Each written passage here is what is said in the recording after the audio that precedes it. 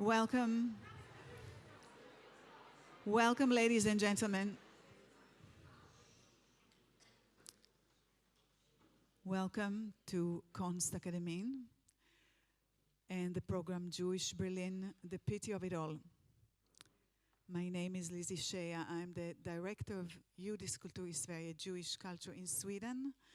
This is a part of a series that we started with in 2014 with Jewish Vienna, the formation of modernity, and then on to Jewish New York.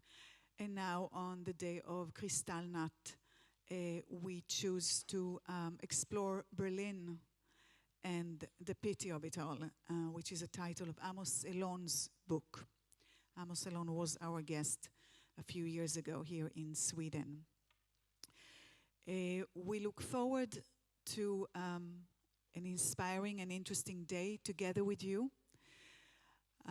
This program was made possible due to general contributions from Barbara Osher Pro Suecia Foundation, Gerald and Monica Nogler Foundation, and Goethe Institute Stockholm. I also want to thank Kulturrådet Stockholm Stad and region of Stockholm. Just a few logistics before I leave the floor is that we are many here today. And so in case of emergency, in case of an evacuation, do not use that door. There are two galleries here on the left-hand side and right-hand side. If we need to get away, these are the two exits that we're going to take and not that one. There will be a lunch intermission. So because we are many, I have to say we ask the kitchen to prepare wraps. It's easy to buy, so you don't have to stand in line wait for Grita or whatever. So just go and get a wrap. I hope that the galleries, not sure, will be open. They will be open so you could spread out a bit because it's very crowded here. So you can take your wrap and a cup of coffee and look at the beautiful art also that Kunstakademie has to offer. This program is cooperation with Goethe Institute and Kunstakademien. I would like to invite the director of Goethe Institute, Arpad Solter, to say welcome as well, because he's our partner in this program. I also want to thank the German embassy and ambassador. I'll be back, but first, Arpad, please. Thank you very much, Lizzie. Good morning, distinguished guests, ladies and gentlemen. It's an honor. It's a delight. And I'm so grateful I can salute you. I promised Lizzie only to take 2 minutes of your time because there's so much to say. I'll start with a confession, Lizzie. Jewish culture in Sweden is one of my favorite partners in this entire country because you run a powerhouse. It's vibrant, it's energetic, and it's fun to work with you, with Lasse, with Monica, Gerald, and all of you. It is always a real, true pleasure. And the beauty is, we just don't talk, we get things done. We had a wonderful event on Wagner, on Heidegger, on the Frankfurt School, on the politics of restitution, which now will finally translate into a body which will help to bring the Washington Agreement that Sweden has signed into fruition. So this actually matters, what we do together, and that is so much fun, as I've said. Today we will travel in time to an era that no longer exists, but we will cherish the beauty of it. And it's an era of immense cultural and intellectual creativity and Jewish productivity in Germany. I've actually had the pleasure to read Amos Elon's book, and there's one figure I would like to share with you. I had no clue about it. No one ever told me about it. I just got it from Amos Elon. In 1933, the very year that the Nazis erected their brutal tyranny and dictatorship with the plans to execute a genocide, the rate of intermarriage between Jews and Germans reached a record high of 44%. Did you know that? I didn't. Some of you will know the story of Rosenstrasse. But the compassion and the solidarity of these individuals wasn't enough to prevent fascism. And neither was the good tradition in Germany, which is German Humanism, universalism, cosmopolitanism. It was too weak. It wasn't widespread enough. And this brings me to the very day, to today.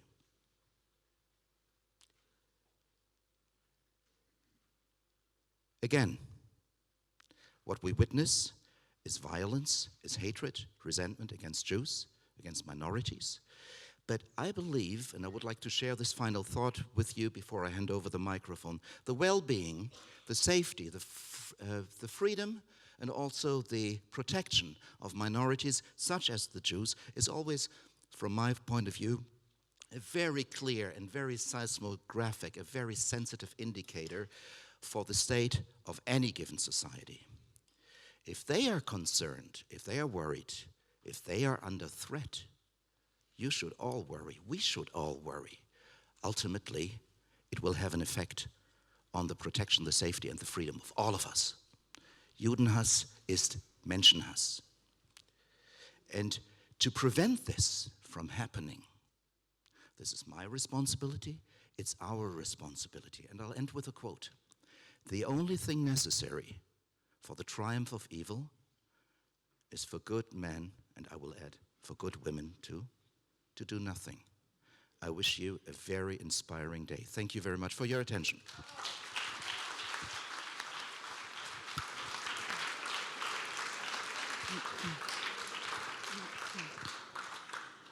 Thank you, Arpad. And before we start, I just want to acknowledge our program group. I want to thank Monika Nogle-Wittgenstein, Lasse Denzig, Ricky Neumann, Alexander Freudenthal, and Jaki Jakubowski. I would like to thank our wonderful co-workers, and it's Gunilla Lefebure, Birgitta Bredskog, Miriam Meltzer, and Noah Jakubowski, and of course Thomas Frank, who's been my right hand for many years now, and the technical staff here. I would like to invite Hannah Schutz, who's a curator at the Neue Synagoge Zentrum Judaicum in Berlin. She will begin with the beginning of it all. Welcome, Hannah.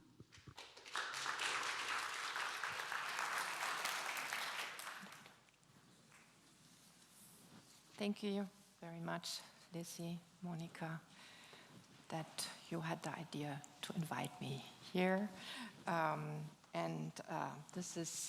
This is, of course, a very special day. I'm sorry. This is a very special day, and because we are commemorating the 9th of November pogroms of 1938. I came on Friday, I came from Berlin. We always have a ceremony with the head of the state and so on. But I have to say that this is here, that you are here today, is much more meaningful, and I think it's much more in the idea what you just confessed, that we have to be very much aware what's going on around us, and to be very conscious and to know what happened in order not that this will not happen again.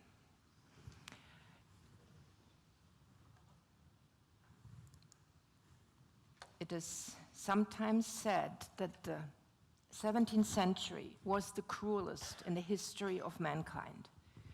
To whom does this apply, if not to the Jews of Europe?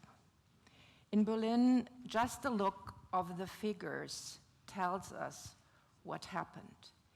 In 1905, the Jewish population in Berlin numbered 130,478 people, which amounted to 4.3% of the entire population only. It reached its peak in 1926, numbering 172,672 people, again 4.3% of the entire population. On the 1st of April 1945, there were around 7,000 Jews left in Berlin, most of whom had survived the Holocaust, because they were married to non-Jews or children of so-called privileged marriages. You just mentioned this group at the Rosenstraße. Starting in 1941, approximately 7,000 Jews, 7,000 of Berlin's existing Jewish population tried to go underground, but only 1,500 survived hiding in Berlin, with a further 1,500 people managing to make it back from the concentration camps. In all, more than 54,000 Berlin Jews were murdered, a devastation to such an extent that when the Soviet army liberated Berlin in May 1945, there was next to nothing left of the city's former Judaic pulse. It became a place in which nobody believed in a Jewish future. And this is why I show this picture here of the most beautiful synagogue, once most beautiful synagogue of Germany, the synagogue in Oranienburger Straße. And the future was indeed difficult, especially so for most of the survivors who had a much more distinct recollection of the tremendous diversity of Judaism in Berlin than those of us who have only read about it in books. In the past 20 years, I have had the privilege to work at the Neue Synagoge Berlin Zentrum Judaicum Foundation as curator. In this lecture, I will try to give you a portrait of Jewish Berlin using Amos Elon's book, The Pity of It All, a portrait of Jews in Germany between 1743, that's the year Moses Mendelssohn entered Berlin, until 1933 as my guide and my compass. But The Pity of It All is a wonderful title, but the title in Hebrew is even more striking. Requiem Germani, it's called. The new synagogue was and still is situated in the center of Berlin. And until the 1930s, the new synagogue was the Jewish center of Berlin. The synagogue opened its gates in 1866.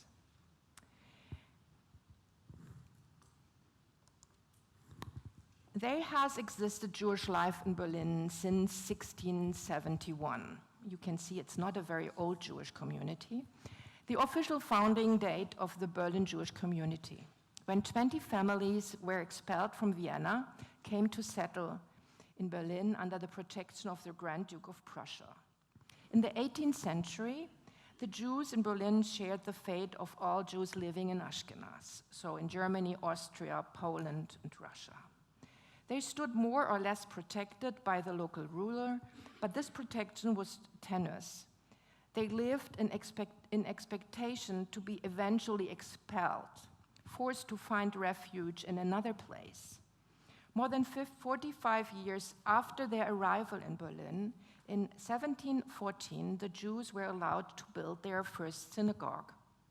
The synagogue in Heidereuther Gasse was a small, humble building, but it was situated in the center of Berlin, close to the palace of the kings of Prussia. So actually, this is a wonderful etching from the time, but it looks more like the Portuguese synagogue in Amsterdam than actually the small little synagogue in Heidereuther Gasse. Moving to the city of Berlin was a matter of strict regulation. The community was responsible that nobody would enter who was not supposed to enter the city. So we have here a Judenherberge at the side. This was under the responsibility of the Jewish community, and only if you had the permission to pass, then you could enter. It didn't mean that you had to live there, but you could enter. When 14-year-old Moshe Midessau, Moses Mendelssohn, his name later, passed Berlin's city gates in 1743, his entrance permit stated, as I said, we don't know if it's true, but I quote, 6 cows, 7 pigs, and one Jew. Moshe Dessau followed his teacher, Rabbiner Frenkel, who had recently become chief rabbi of Berlin.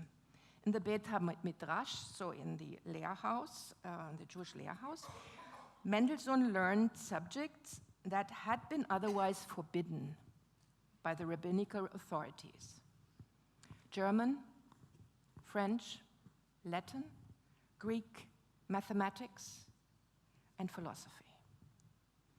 As a later teacher in the house of the silk manufacturer Bernhard, Moses developed into a very successful businessman. This is often forgotten. He was really a very, very successful businessman. And this gave him the freedom to pursue his studies. Moses Mendelssohn eventually became the most important Jewish philosopher of the 18th century, during which he established Berlin as the center of the Jewish Enlightenment, also called the Berlin Haskalah, marking Berlin's first significant appearance on the Jewish map. And here we see him. Of course, this is an etching by Chodowiecki, which was done in 1791, where he was already praised as the most famous Jew of Berlin. And it probably has never happened like this, but you can see already that what happened to the poor Jew who entered, he became a respected a man where even the guards are lifting their heads. Mendelssohn's translations of the Psalms and the Pentateuch into German, published between 1780 and 1783, were printed in Hebrew letters. As most of the Jews at the time neither understood Hebrew nor spoke or wrote German. So these translations meant nothing less than a return to the spiritual roots of Judaism, as well as a revival of the Hebrew language.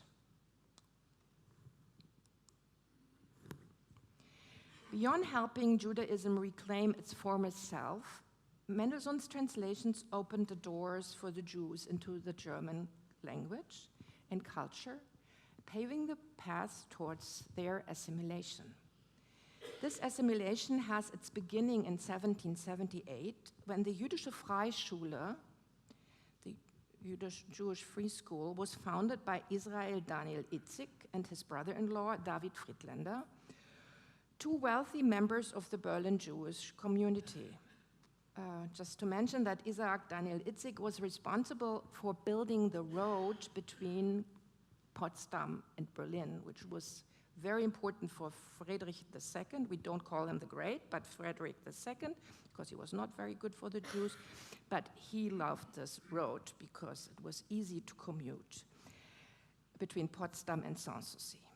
The Jüdische Freischule had Jewish and non-Jewish teachers, and their subject included German, French, Hebrew, religion, ethics, geography, mathematics, weights and measures, bookkeeping, drawing, and calligraphy for Latin, Gothic, and Hebrew characters. So you have this here. The school also admitted Christian children. In return, Jewish children were admitted to Christian schools. In 1779, the reader of the Jewish children Lesebuch für jüdische Kinder, we just saw, was published, and the Hebrew printing shop and bookshop were opened. And I just learned today that the bookshop here is one of your closest partner in your work. So Moses Mendelssohn, here you can see him. Of course, he is our hero in our institution. This is like the entrance to the synagogue. So Moses Mendelssohn is considered the founder of modern Judaism. Mendelssohn was a controversial figure in the Jewish world.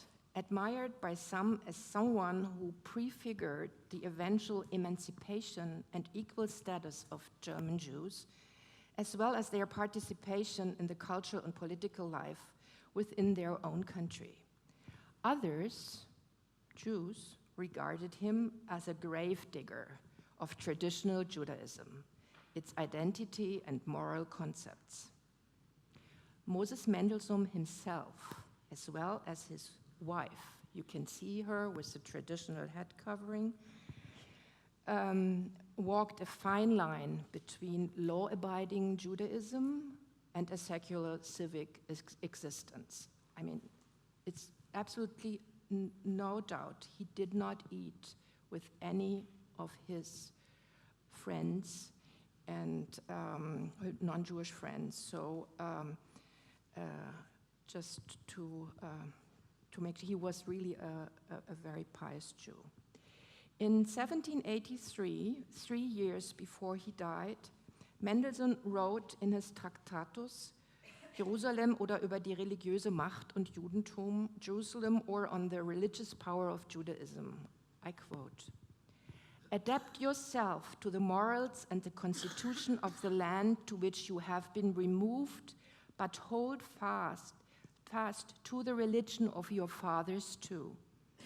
If civil union cannot be obtained under any other condition than our departing from the laws that we still consider binding on us, then we are sincerely sorry to find it necessary to declare that we must rather do without civil union." The end of quote.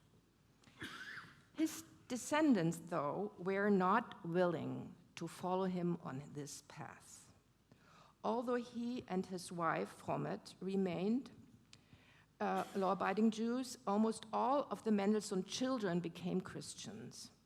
The Mendelssohns merged into the surrounding society by converting to Christianity. Moses Mendelssohn died in 1786.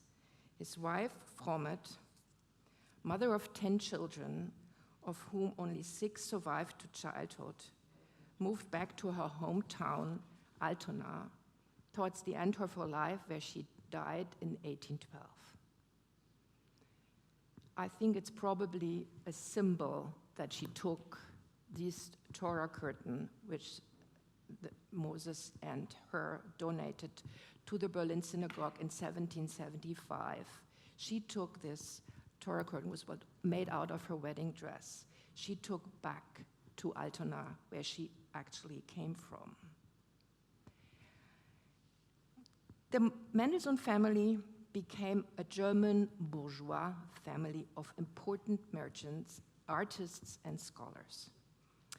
Joseph Mendelssohn, the oldest surviving son of Moses and Fromet, he was born in 1770. He was the founder of the Mendelssohn Bank.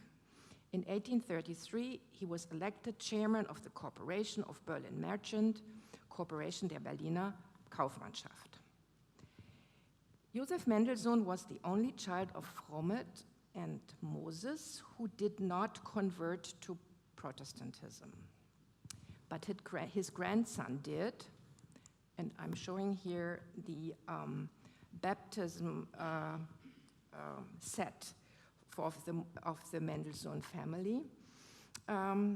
Joseph Mendelssohn's grandson Franz was later the head of the Mendelssohn Bank.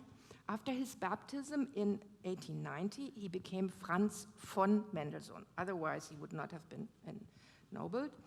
The silver basin bears the names of 27 descendants between 1890 to 1939. Franz von Mendelssohn, he was born in 1865. He was the last chef of the Mendelssohn Bank in Germany. He died in 1935. He was also the member of the Prussian Herrenhaus, this is like the House of Lords was, and the president of the Industrie- und Handelskammer, and he became a very important consultant to the Weimar Republic government. And now we come to Fanny. Fanny Mendelssohn, her name was, her father took the name Bartholdi. Fanny Mendelssohn Bartholdi, a gifted composer like her brother, the entrance picture to the conference are the two Mendelssohn siblings. She was the only member of the generation of Moses' grandchildren who married a Gentile. Why is that important? Because all of the others married into converted Jewish families of Berlin. Only to be reminded that after 1933, that some of them were, according to the racial laws of the Nazis, Jews, they were Jews, because their paternal and maternal ancestors were Jewish. Now we come to Brendel, Brendel Dorothea. She was Fromet and Moses' oldest daughter, and she divorced her husband, Simon Veit. The left painting by Darbé is from 1799. This is when she divorced her husband. And this other painting is by Graf around 1790. So very different paintings. She converted twice. First to Protestantism, and then she fell in love with the writer Friedrich Schlegel, and she converted to Catholicism. Dorothea's children, Philip and Jonas Veit, converted like their mother to Catholicism and became Nazarene painters in Rome. So this is what Philipp Veit painted for the Paulskirche in Frankfurt. And I want to go back. No, I want to go back, I'm sorry. Back here. Here we have the barricades, a very important a moment in the history of Germany, and now I'm very happy, Ruth, that you're here, because I want to mention Johann Jacobi. He's the great-great-grandfather of Ruth Jacobi, who was the German ambassador the Swedish ambassador to Germany a long time ago, and a good friend of ours. So many Jews saw the events of March 1848 as the dawn of a new age for Jews and non-Jews alike, a rejection of the prevailing power structures within the state and society in favor of something more democratic. But now I'm going back to Berlin. After the Edict of Emancipation in 1812, Jews living in Prussia were granted freedom to settle inside the Kingdom of Prussia, wherever they wished. So actually, when we talk about Jews living in Berlin in the mid-1850s, we are talking about immigrants to Berlin from the eastern provinces of Prussia, because these were areas where a lot of Jews lived. It was further east, and through the separations to the Silesian Wars, so there were areas where 70% in small towns, Städtels, we would say, they had the right, because they were Prussians, they were right to move to Berlin. And so also the family of Max Liebermann, which we see here. It's a painting of 1873. And I want to mention it's a great honor to be here in the Academy of Arts. So he became later the president of the Academy of Arts in the 1920s. But here we see him in a self-portrait, and it shows with the utensils of kitchen to cook something, and there's also a chicken here in front of it, and it shows a kosher mark. So why am I showing this? Because going back to what Mendelssohn said, be part of the surrounding and don't really show your Judaism. This was even true for a lot of artists who had nothing to do, didn't want to be considered Jewish artists.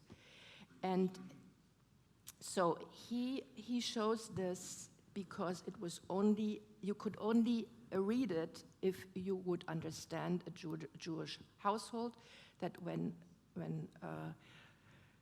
in a Jewish family there's a wedding, there is Emily wrote about it, it's a wonderful work. It's a tradition that the bride and the groom get a good chicken soup. And so this painting was actually done for his brother, who married Else Marquardt, and Max Liebermann. 2 years later, he married her sister, Martha Marquardt, who was the last one of the family and who committed suicide before deportation. 1866 marks the year the new synagogue in Oranienburger Straße was established. Open the gates to let a righteous nation in, a nation that keeps the faith. The Hebrew words of the prophet Jesaja shine in golden letters over the doors of the new synagogue in Oranienburger Straße, and I have to say that after the renovation, it's again there, wonderful golden letters looking over the Oranienburger Straße. On September 5th, 1866, the day of the synagogue's dedication, these words were directed at the roughly 28,000 Jews in Berlin. A self-confident Jewish community that was proud of its cultural and economic achievements and wanted to be seen as citizens of Berlin, Germans and Jews at the same time. These aspirations were shown most clearly by the community's new main synagogue, which was modeled on the magical rooms of Alhambra, looking back to a golden age of Jewish existence in the Spanish Middle Ages, and on the most beautiful monuments of Arab culture. Just imagine today, Sure, some Arabic on the outside of a building in the center of Berlin. Just so much for being tolerant. The new synagogue was not only the largest and most beautiful house of worship in Prussia, but it was also one of the most attractive sites in Berlin. Over 3,200 worshippers could be seated in the largest, most beautiful, and also most expensive Jewish house of worship. Actually, the women sat on the balconies, and it was only possible to build this big building because they used iron cast, which you usually only used for railway stations or exhibition buildings.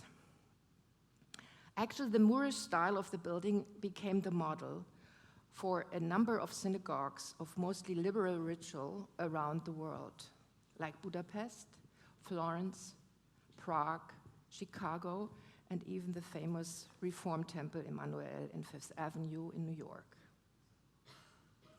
But there was inner Jewish controversy. Some said the synagogue is too pretentious. Some said it looks too much like a church.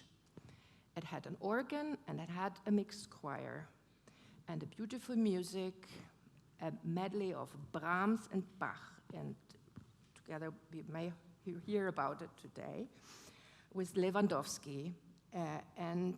So part of the orthodoxy of the Jewish community left in 1869 and founded the Israelitische Kultusgemeinde Adas Yisroel, the so-called Austrittsgemeinde. The new synagogue was visible from afar as a model of an urban Jewish community that preserved its religious traditions. However, anti-Semites regarded its Oriental splendor as a strange, intolerable provocation and demanded that Jews be excluded from city life. So these are these two quotes. One of these anti-Semites was Heinrich von Treitschke, historian, professor at the Friedrich-Wilhelm-University of Berlin. In December 1879, he stated, I quote, "The most beautiful and splendid house of worship in the German capital is a synagogue, so it can hardly be denied that the Jews are more powerful in Germany than in any other Western European country." On the other side of the anti-Semitic spectrum sat another German academic, Paul de Lagarde, Orientalist and professor an der Universität Göttingen, who in 1881 claimed, "The Jews clearly emphasize their foreign nature every day through the style of their synagogue. How can they claim the honor of being German if they built their holiest sites in the Moorish style as a constant reminder that there are Semites, Asians, and a foreign people?" Treitschke, ardent fighter against the growing presence of the Jewish bourgeoisie, as well as full of hate against the modern city as such, combined his opposition against the Jews of Berlin with his opposition against the city. I quote, "One knows," Treitschke claimed, "when one enters a city, when one sees a synagogue." Berlin was and is a very large city, a metropolis, the only one Germany ever had. In 1900, 2.7 million people lived in Berlin. It was the fourth largest city in the world and had the fifth largest Jewish population.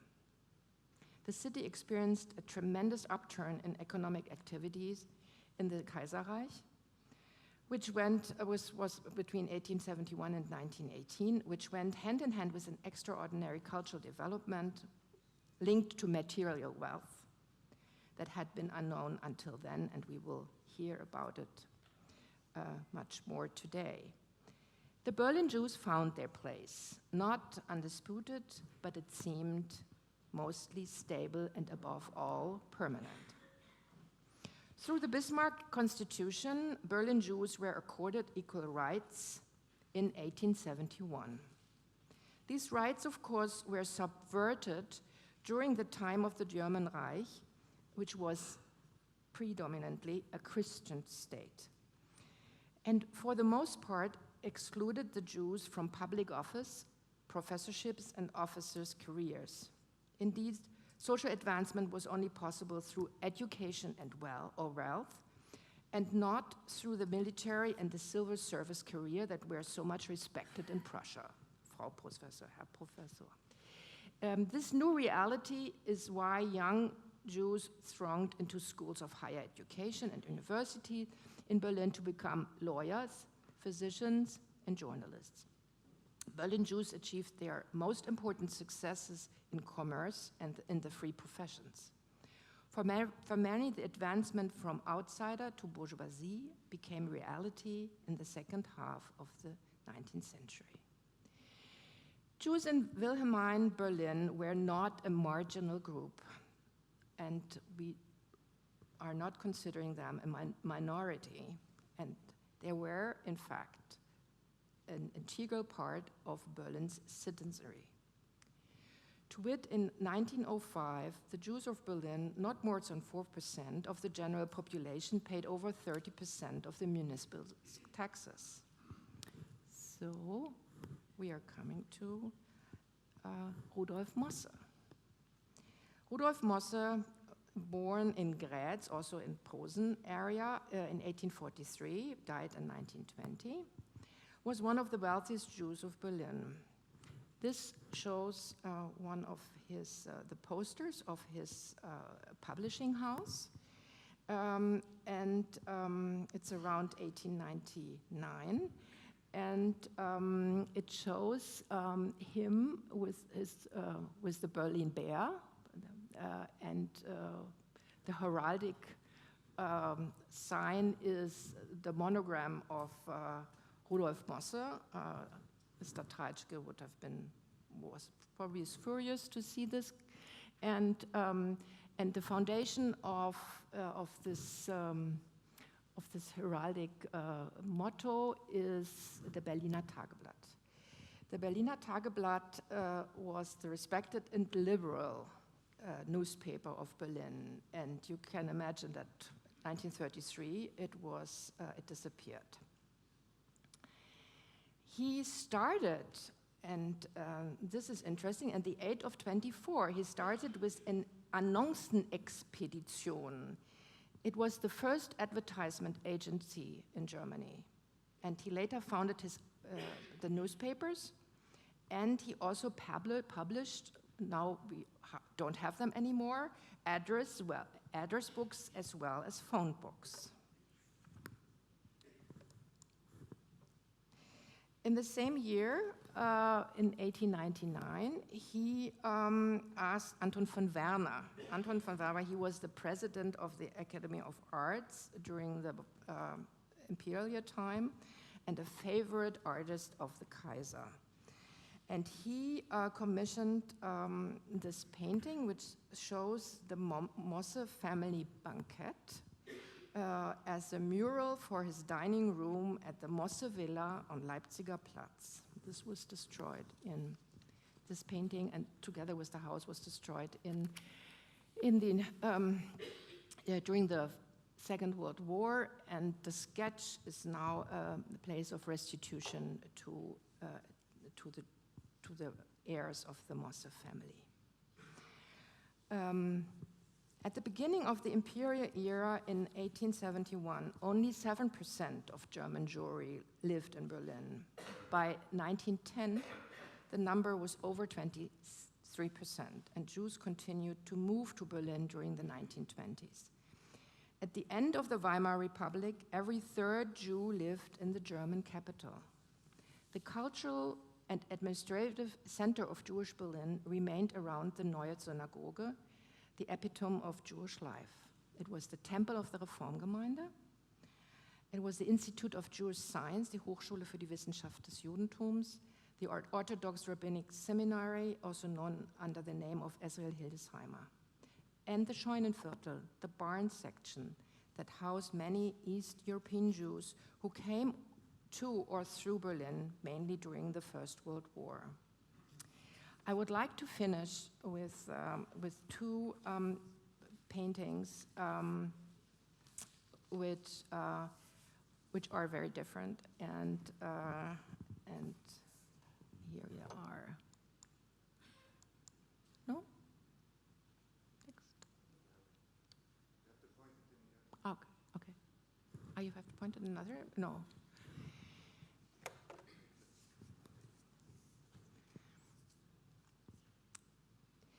So this is a painting by Edvard Munch. It shows Walter Rathenau. It's painted in 1907, and it's in Bergen in Norway.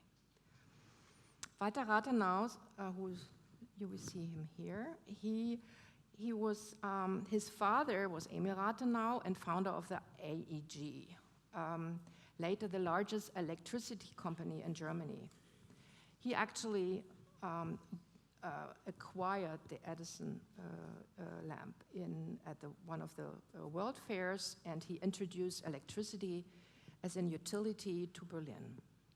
His son Walter, born in 1867, took over the AEG after his father's death. From 1914, he worked for the German War Ministry, after the war for the Rebuilding Ministry, and in 1922, he became Germany's foreign minister. On June 22nd, 1922, he was murdered by right-wing radicals. Rathenau was a great admirer of Edvard Munch, whose exhibition in Berlin in 1893 caused a great scandal. The German emperor was furious about it. But he really was not only the most richest one, but he was friends with Harden, and he was a writer, but he felt this Jewish dilemma, I would say, and I quote, "In the youth of every German Jew, there comes a painful moment which can never be forgotten. It is the first time he's conscious of the fact that he is a second-class citizen and that no talent or service will ever be able to free him from this situation." I want to come to the next one, to my last picture. This is a painting by Jakob Steinhardt, the prophet of 1913, so on the eve of the First World War. He painted this. He was part of a group called Die Pathetica together with Ludwig Meidner. Who was I think one of the first ones who showed the apocalypse as an apocalyptic landscape of the city. And Jakob Steinhardt's Prophet, it's the only painting of the Old Jewish Museum which actually we have in Berlin, and it's very prominent in our exhibition. And I want to finish with a quote by Albert Einstein. "How I Became a Zionist," published in the Jüdische Rundschau, June 21, 1921. I quote, "Eastern European Jews are made the scapegoats for certain defects in present-day German economic life. Things that in reality are painful after effects of the war. The confrontational attitude towards these unfortunate refugees who have escaped the hell that Eastern Europe is today has become an efficient and politically successful weapon used by demagogues." And this is what we're experiencing now. The pity of it all, until 1933, Jews were fully accepted citizens of Berlin. And at the same time, they were loyal to the inner circle of the Jewish community.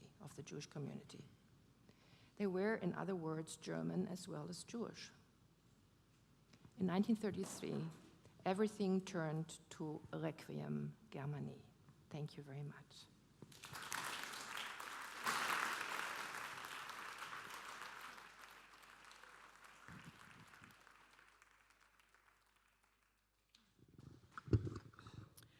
Thank you very much, Hannah. Our next speaker, Emily Bilski, is an independent curator, and scholar, and she has organized many exhibitions in the United States, Europe, and Israel. And she will speak about the emancipation of women. If you read Eva Excelsius' enlightening article at Donges Niet a couple of days ago, Emily is going to definitely elaborate on that. Thank you. So thank you very much, Lizzie, for that introduction. To Monica, initially, for the invitation.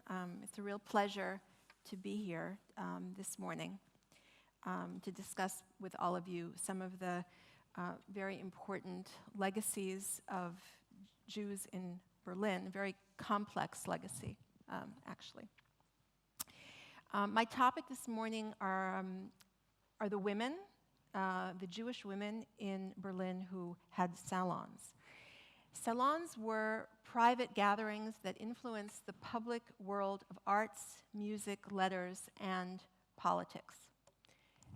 Initially led by aristocratic women, salons thrived on a mix of regular habitués and new guests. Though salons attracted the educated and moneyed, they also drew the ambitious and talented to their doors, encouraging the rise of new elites. They were a tremendous engine for all kinds of new social mobility and change. They fostered this social change by bringing together people who would otherwise not meet, men and women of different ranks, religions, and nationalities. Face-to-face conversation in the drawing room had the power to erode stereotypes and class privilege, instituting a new dynamic of egalitarian sociability. These salons, therefore, were central to the development of modernity, social modernity and cultural modernity. They shaped the reception of new cultural movements and advanced early feminism and, as we've already heard a little bit just now from Hannah Schutz, Jewish assimilation. The salon also provided women who could not attend university, could not vote, could not hold public office, provided them with a higher education and a forum to develop their talents. The domestic space of the home became a base of influence, both for the women who hosted salons and the guests who attended. Women who headed salons, we refer to them as salonières, emerged as power brokers and impresarios, and many took their contacts and prestige that they got through their salons and helped create their own careers. For Jewish women who had been excluded because both of their gender and their religion, the salon was therefore doubly liberating. Jewish hostesses served as powerful catalysts for change. They welcomed political radicals and aesthetic revolutionaries, providing a haven for those who challenged the social, sexual, and artistic status quo. Though Jewish salonières became the ultimate outsiders on the inside, as we shall see, they nevertheless experienced the painful chasm between social power and lingering prejudice, between their individual accomplishments and ongoing political persecution. So, as you probably all know, the salon originated in France, probably sometime around 1618. Madame de Rambouillet began to welcome friends and public figures into her Paris residence, far removed from the official court. And this was really the first salon, although both that term and the drawing room interior where it took place were later inventions. Initially, aristocratic women would receive guests in their formally appointed bedrooms, which was a space both of intimacy and also confidentiality. The gatherings were usually held weekly at a regularly appointed hour, which is something that continued into the practice into the 19th and actually even into the 20th century. And they included members of both sexes, and this is really an important distinction. Unlike the men-only coffee houses and or literary societies in other European countries. As a result, French sociability was considered unequaled for its civility, which is something which is interesting to bear in mind today. And the painting that I'm showing you here is by Lemonnier, and it depicts an evening at Madame Geoffrin's in 1755, painted in 1812, which in itself is interesting because already in the early 19th century, there's a looking back and a beginning of a kind of nostalgia for these kinds of gatherings.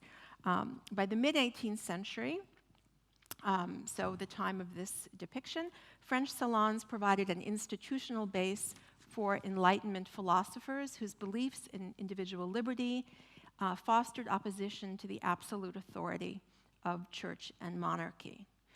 So now the emphasis was less on witty dialogue and witty conversation and more on a kind of reasoned dialogue and really a sphere to promote the progressive interests to help create a liberal public sphere. And that's what we're seeing here. We see several prominent Enlightenment philosophers as well as their revered female hostess, and the walls of her drawing room display paintings by many of the renowned artists who were her guests.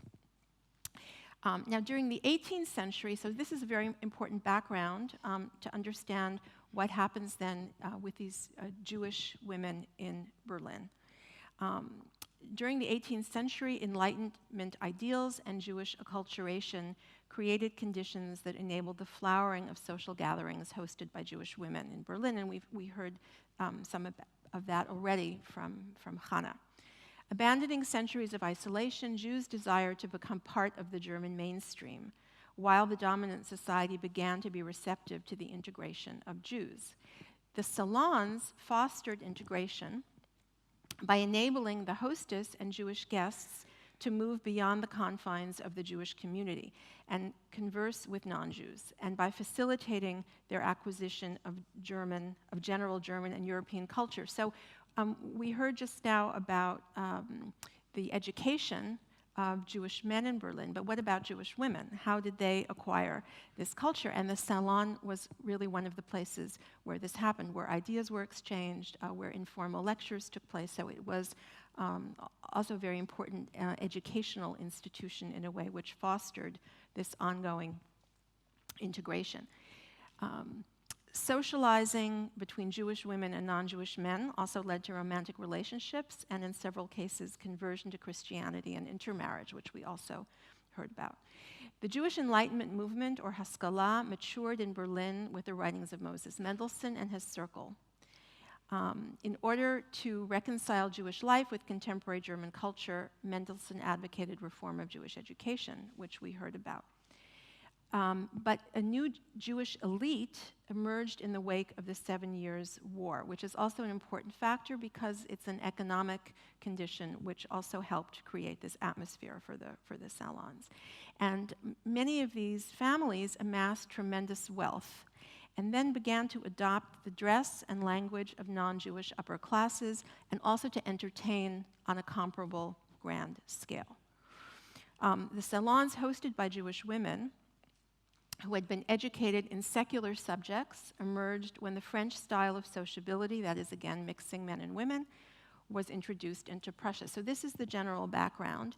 And I'm showing you now a portrait of Henrietta Hertz, who is generally considered to be the first Jewish salonière, though actually here she is still technically Henrietta de Lemos, because, which was her maiden name, because this was a portrait that was painted shortly before her wedding.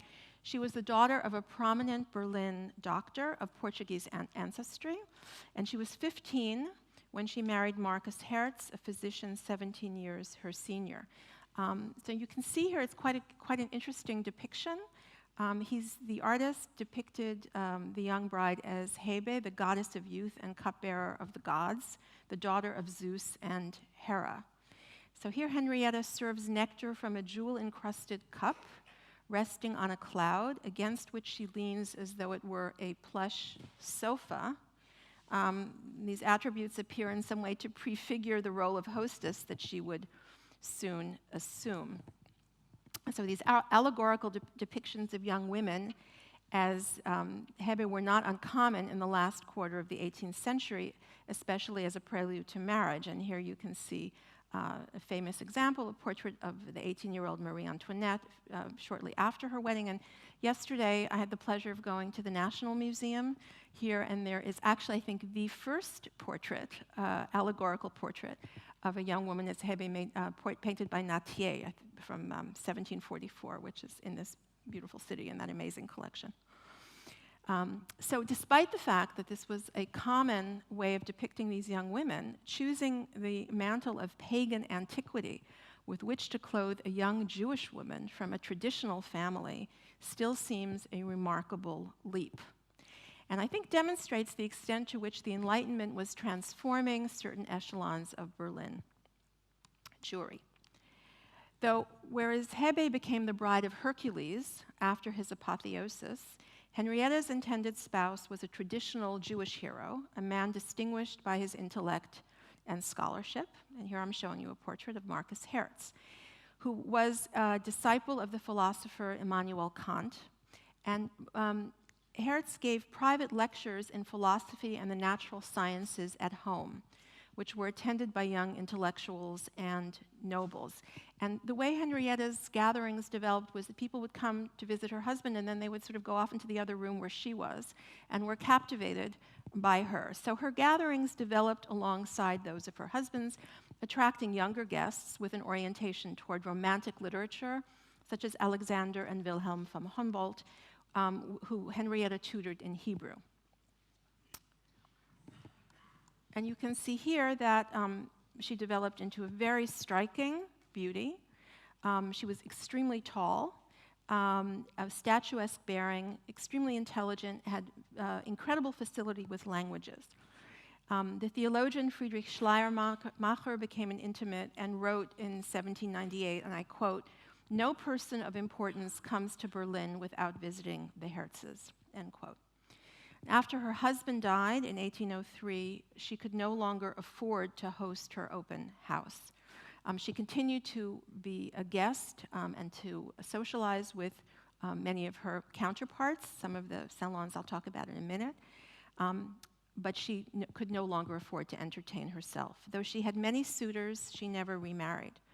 She waited until her mother's death in 1817 to convert to Protestantism. In her memoirs, she recalled how difficult it had been for her guests to transcend the differences of class and also of religion, yet how these obstacles were sometimes surmounted through the power of conversation and intellectual engagement. And I'm quoting from the memoir, "The mind is a powerful equalizer, and love, which now and then does not refrain from meddling, often entirely changes pride into humility," end quote. Now, probably the most famous of the Jewish Berlin hostesses was Rachel Levine, later Rachel Varnhagen. Her father was a banker and jewelry merchant, and he had entertained in the family home a diverse group of business associates that included actors, nobles, and musicians, both Jews and non-Jews.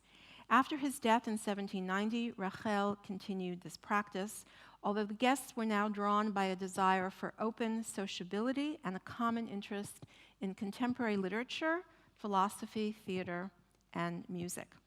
One of the young men who attended her gatherings was the sculptor Christian Friedrich Tieck. He was the younger brother of Ludwig Tieck, who may be known to you, was a great romantic writer and famous translator of Shakespeare into German, among many other accomplishments. So Christian executed this bronze portrait medallion in 1796, and it's quite a different approach to the subject than the portrait that we saw of Henrietta Herz. She's seen here in three-quarter profile, looking out to the right with very lively eyes, as if into a brighter future. The smooth planes of the face contrast with the animated treatment of the hair. The swirling curls are alive with movement, drawing the eye away from her face, focusing attention on her head.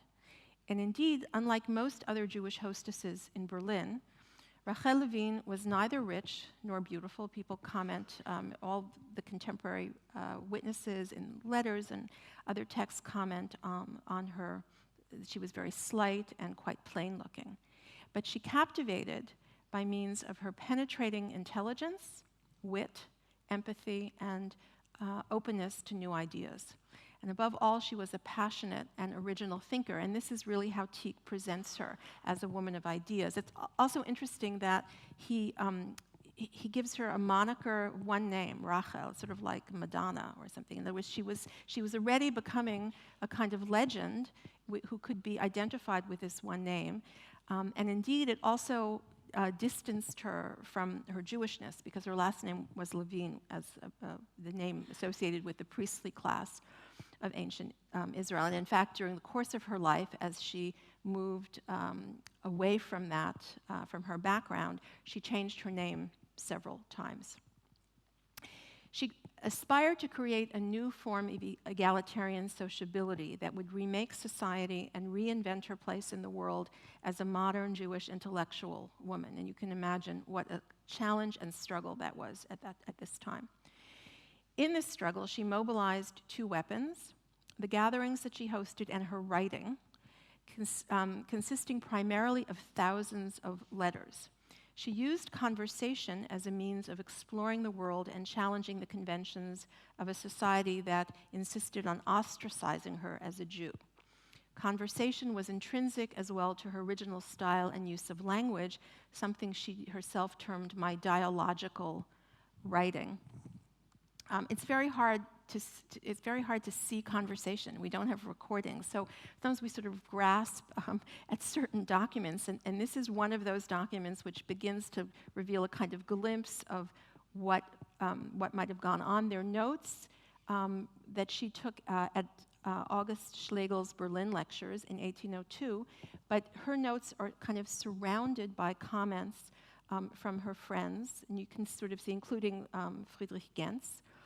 One can really see this dialogue at play in the notes that she passed with her friends Gentz and also Prince Louis Ferdinand during this series of lectures. She herself wrote to Gentz much later in 1830, and I quote, "My writing often resembles aromatic strawberries to which sand and roots still cling. You said this once to me, and I am in agreement. Nonetheless, I consider myself one of Germany's premier critics. I must express one more thing about my way of writing. I would never like to write a speech. Rather, I prefer to write down conversations as they actually take place among people full of life." And I think in that quote, you also see that she had a good sense of her worth as a writer, as a critic, as an intellect. Now, the Swedish diplomat and poet Carl Gustaf von Brinkmann was a regular at her salon, and in fact, he was one of the people who introduced new guests to her gatherings. He was very, very central to her and a very good friend. It's interesting sometimes to read between the lines of even what some of these close confidants had to say. And there are many examples, I'm just going to bring one of them now, in which Brinkmann writes to the Countess Louise von Voss, so a non-Jewish friend of his. He expressed an admiration of Rachel that was nonetheless tinged with prejudice. And you can see the quote here, I'll just read it again. "I can assure you that in the presence of this Judensofa, this Jewish sofa, more wit, understanding, and flashes of brilliance are squandered in an evening than in 3 of our gatherings." And this combination of, first of all, the term, Judensofa, and the word squandering, it's a kind of idea expressing a kind of excess or lack of discipline or a measure, which is both admiring and also, in a certain way, critical and ultimately demeaning. As this quote reveals, many of the guests who enjoyed Rachel Levin's hospitality and relished the stimulating evenings at her home nevertheless looked down on her as a Jew. This did not escape her attention, and she expressed her pain at being ostracized in a letter to her friend, the Jewish medical student David Veit. This is another portrait of hers, and just an excerpt from this letter. "I have a strange fancy. It is as if some otherworldly being, just as I was thrust into this world, plunged these words with a dagger into my heart. Yes, have sensibility. See the world as few see it. Be great and noble. Nor can I take from you the faculty of eternally thinking. But I add one thing more. Be a Jewess. And now my life is a slow bleeding to death." After a series of failed romances, Rachel Levin converted to Protestantism and married the author and diplomat Karl August Varnhagen von Ense in 1814. And of course, 1814 is already after the Emancipation Edict, which we heard about already in 1812, but it's also a period now of reaction against liberalism. There's the experience that Germany had of the Napoleonic Wars, and there was a real retrenchment, including many of the people and thinkers who had been Rachel's guests, became very involved in German nationalism and anti-Semitism in their writings as well. So her salon shrank a bit. She moved around. She continued to entertain, but on a much reduced scale. Throughout her life, she was well aware of the worth of her writing and took care to reserve her letters, preserve them. Part of the Varnhagen archive that was donated to the Berlin Library by her husband long after she died, and was there on Unter den Linden. It seemed to disappear after the war and was only rediscovered several decades later in Krakow, in the library of the Jagiellonian University. It was sent there by the Germans for safekeeping, with many, many other things, including extremely rare musical manuscripts. It sits there in Krakow, and it's in a bit of a limbo, and it was actually one of my great experiences as a researcher to go there and to actually look at these books copied out of her letters. It's a huge, really, archive of a certain kind of philosophy and approach to life. After her death, Karl Varnhagen published many of the letters in Rachel, ein Buch des Andenkens für ihre Freunde, Rachel, a book of commemoration for her friends. I also want to take a look, these are mainly salons that involved philosophy and literature. I want to take a look before I conclude, at two music salons, which were extremely important as well for all of the themes and ideas that we are looking at. In what's known as the long 19th century, the salon provided an important venue for music, influencing styles of composition and performance as well as habits of listening. In an era when there were few public concerts and before the birth of the recording industry, the music salon was a critical site for premiering new works and reviving classical repertoire, introducing fledgling performers to the public and providing musicians and composers with a stage and a discerning audience. Music making was participatory rather than passive. The salonière and many of her guests were often well-trained amateur musicians. By hosting performances in domestic settings, emancipated Jewish salonières were emulating an aristocratic style of sociability and music patronage. And for Jews, the language of music was key to acculturation and integration, since they could embrace music without threatening their Jewish identity, participating as equals. In music, one had no accent. And it's interesting that throughout the 19th century, even extremely successful, one would even say integrated Jews, writers, were criticized for the way they spoke German, as if this was something that could be recognized in their speech. So music was a way of evading this. In music, one had no accent, and listening together allowed for human communion. Salon performances that featured celebrated composers and musicians brought people inside a Jewish home who otherwise would not have approached the door. Fanny Mendelssohn-Hensel, we already saw a portrait of her, described the glittering audience that attended one of her Sunday musicales with guests including, quote, Franz Liszt and 8 princesses, end quote. The salons helped Jewish women negotiate multiple identities, attain social position and professional success, both for themselves and, as we'll see in the case of the next two women, also for members of their families. This is a portrait of Amelie Baer, who was the daughter of the richest Jew in Berlin. She married Jakob Herz Baer, a wealthy sugar refiner and financier.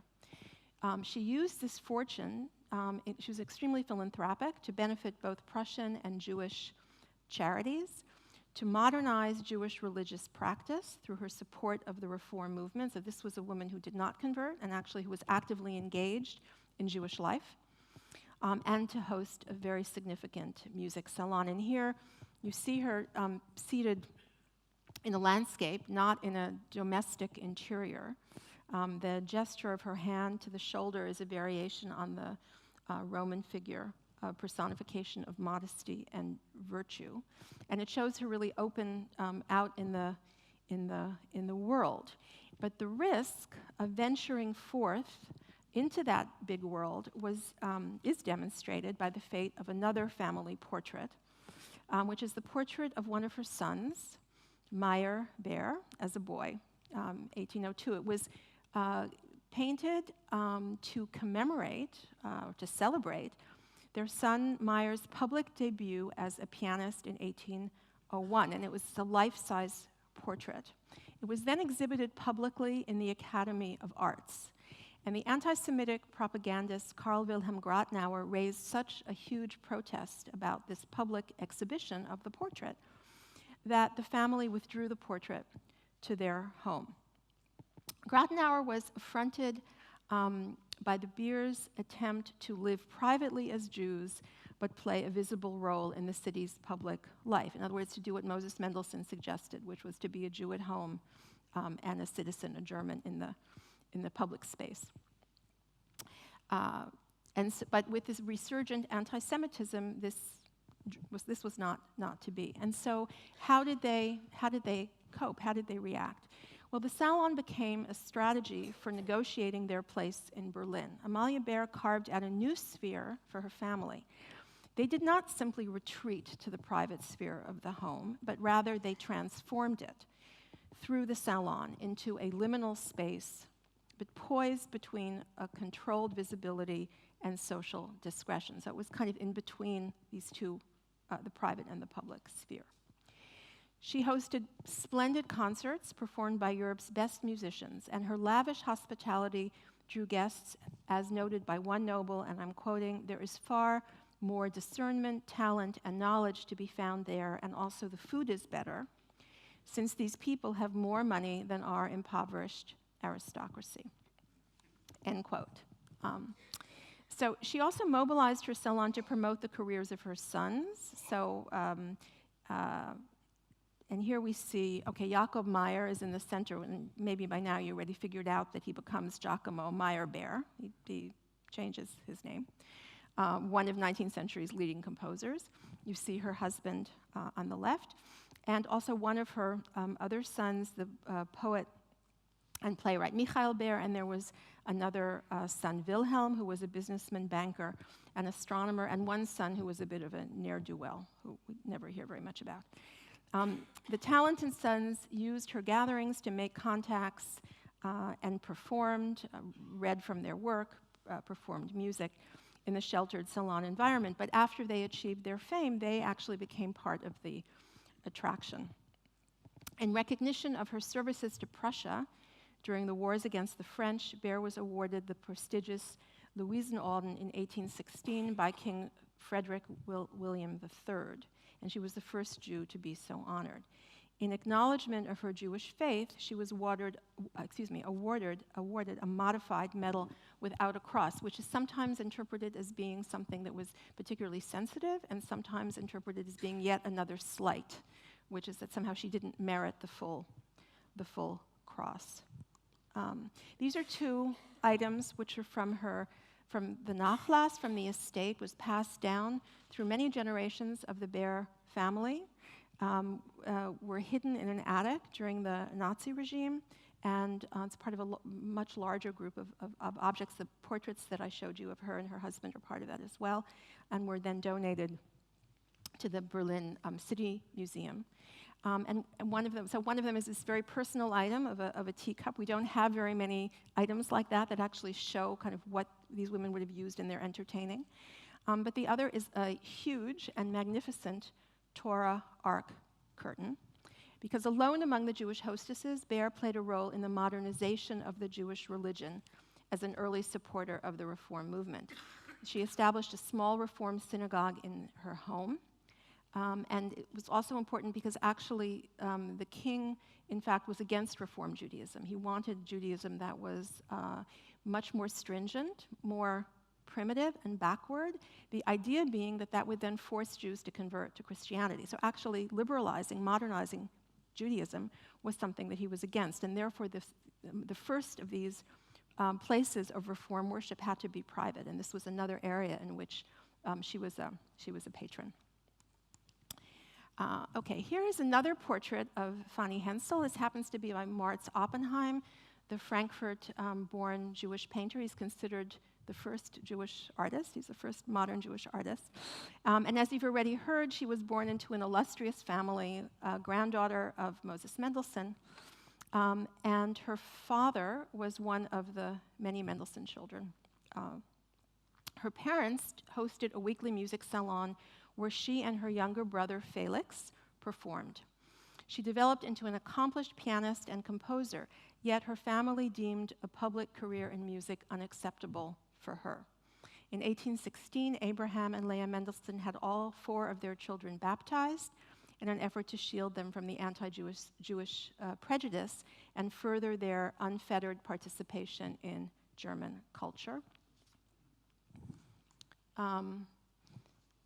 She married the court painter Wilhelm Hensel in 1829, and they had one child, Sebastian, who was born the following year. So we actually have quite an amazing visual record of Fanny Hensel's life and of her salon because of the talents of her husband, Wilhelm Hensel.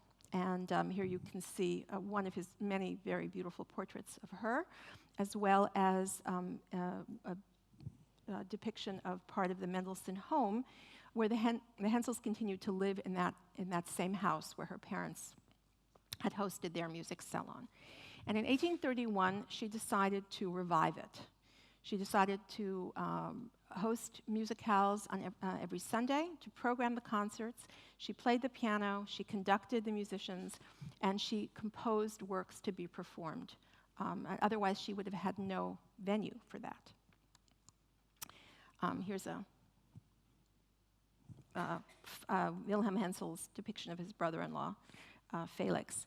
He wrote to her when the news came to him that she was thinking of reviving this practice of the music salon. He wrote to her, "I cannot tell you, my dear Fanny, how pleased I am by your plan for the new Sonntagsmusik. It's a brilliant idea, and I implore you in God's name not to let it slip into oblivion. Instead, you must ask your nomadic brother to compose something new for you." End quote. While restricted by gender, class, and family background, Hensel brilliantly mined the potential of the salon to realize her musical ambitions and stimulate her creativity. Unlike her brother, she had been barred from having a public career in music, but her salon provided a platform for her musical talents, both as a composer and a performer. So in a way, this salon, we hear about women as muses, but actually for her, the salon was a muse. It inspired her, it made her creativity possible.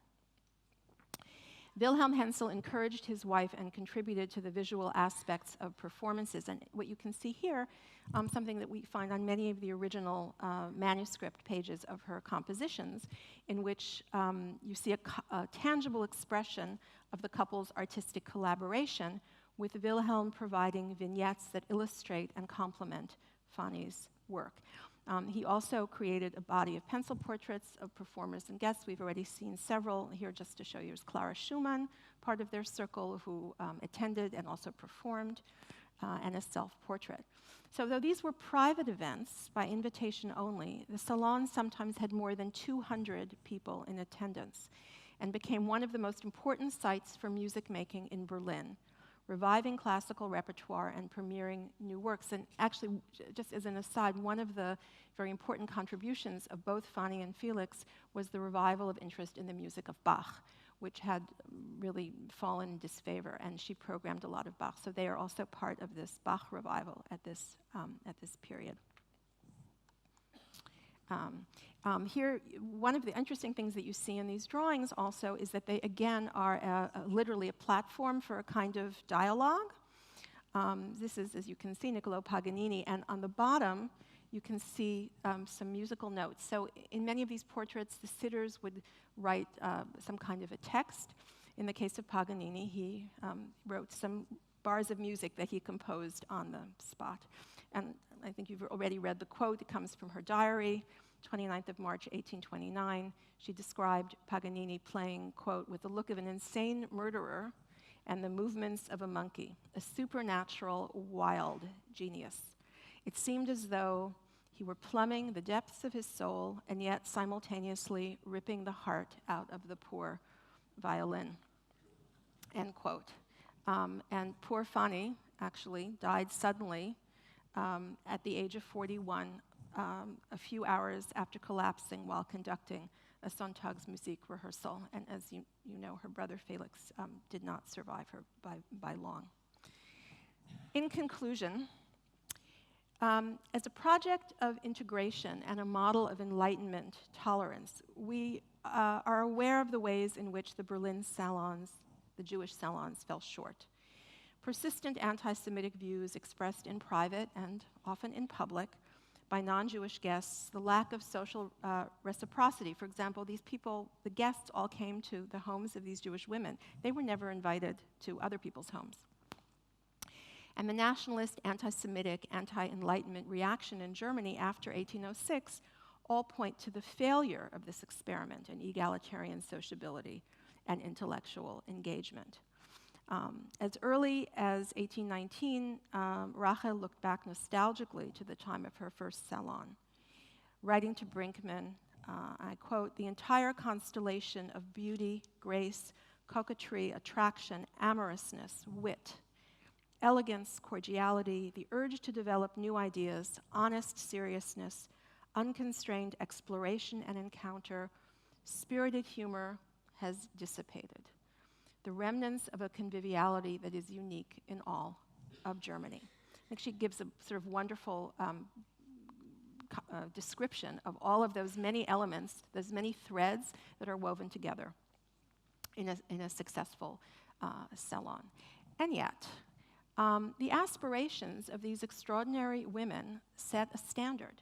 They inspired an ideal of sociability and integration and a model for the role that Jewish women could play in shaping intellectual and cultural life in the modern world. And we know, for example, one of the people who was influenced, touched by this, was the leading 20th century woman of letters, Hannah Arendt, philosopher Hannah Arendt. One of her first pieces of research and publications was about Rachel Varnhagen.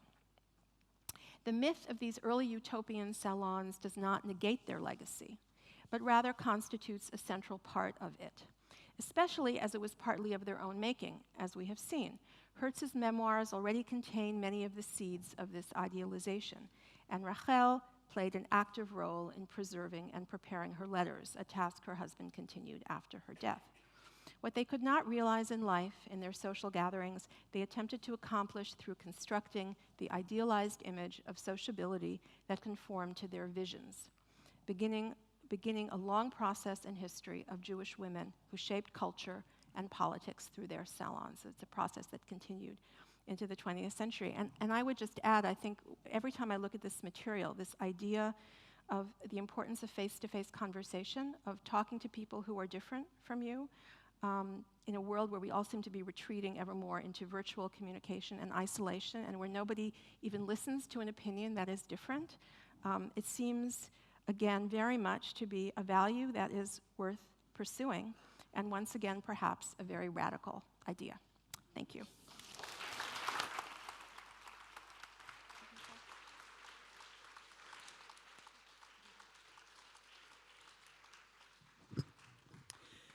Thank you, Emily, and we will proceed. We're running late, but nevertheless, we will proceed with our panel. And it will deal with the cafes as spaces for emergent ideas, philosophy, politics, utopias, and the press. I'm very happy to introduce on stage Lasse Denzig. Our moderator will do an introduction, but either you sit or you stand, maybe. Okay. Christina von Braun, Orne Rud, Peter Jelevich, and Lasse Denzig, please take your places.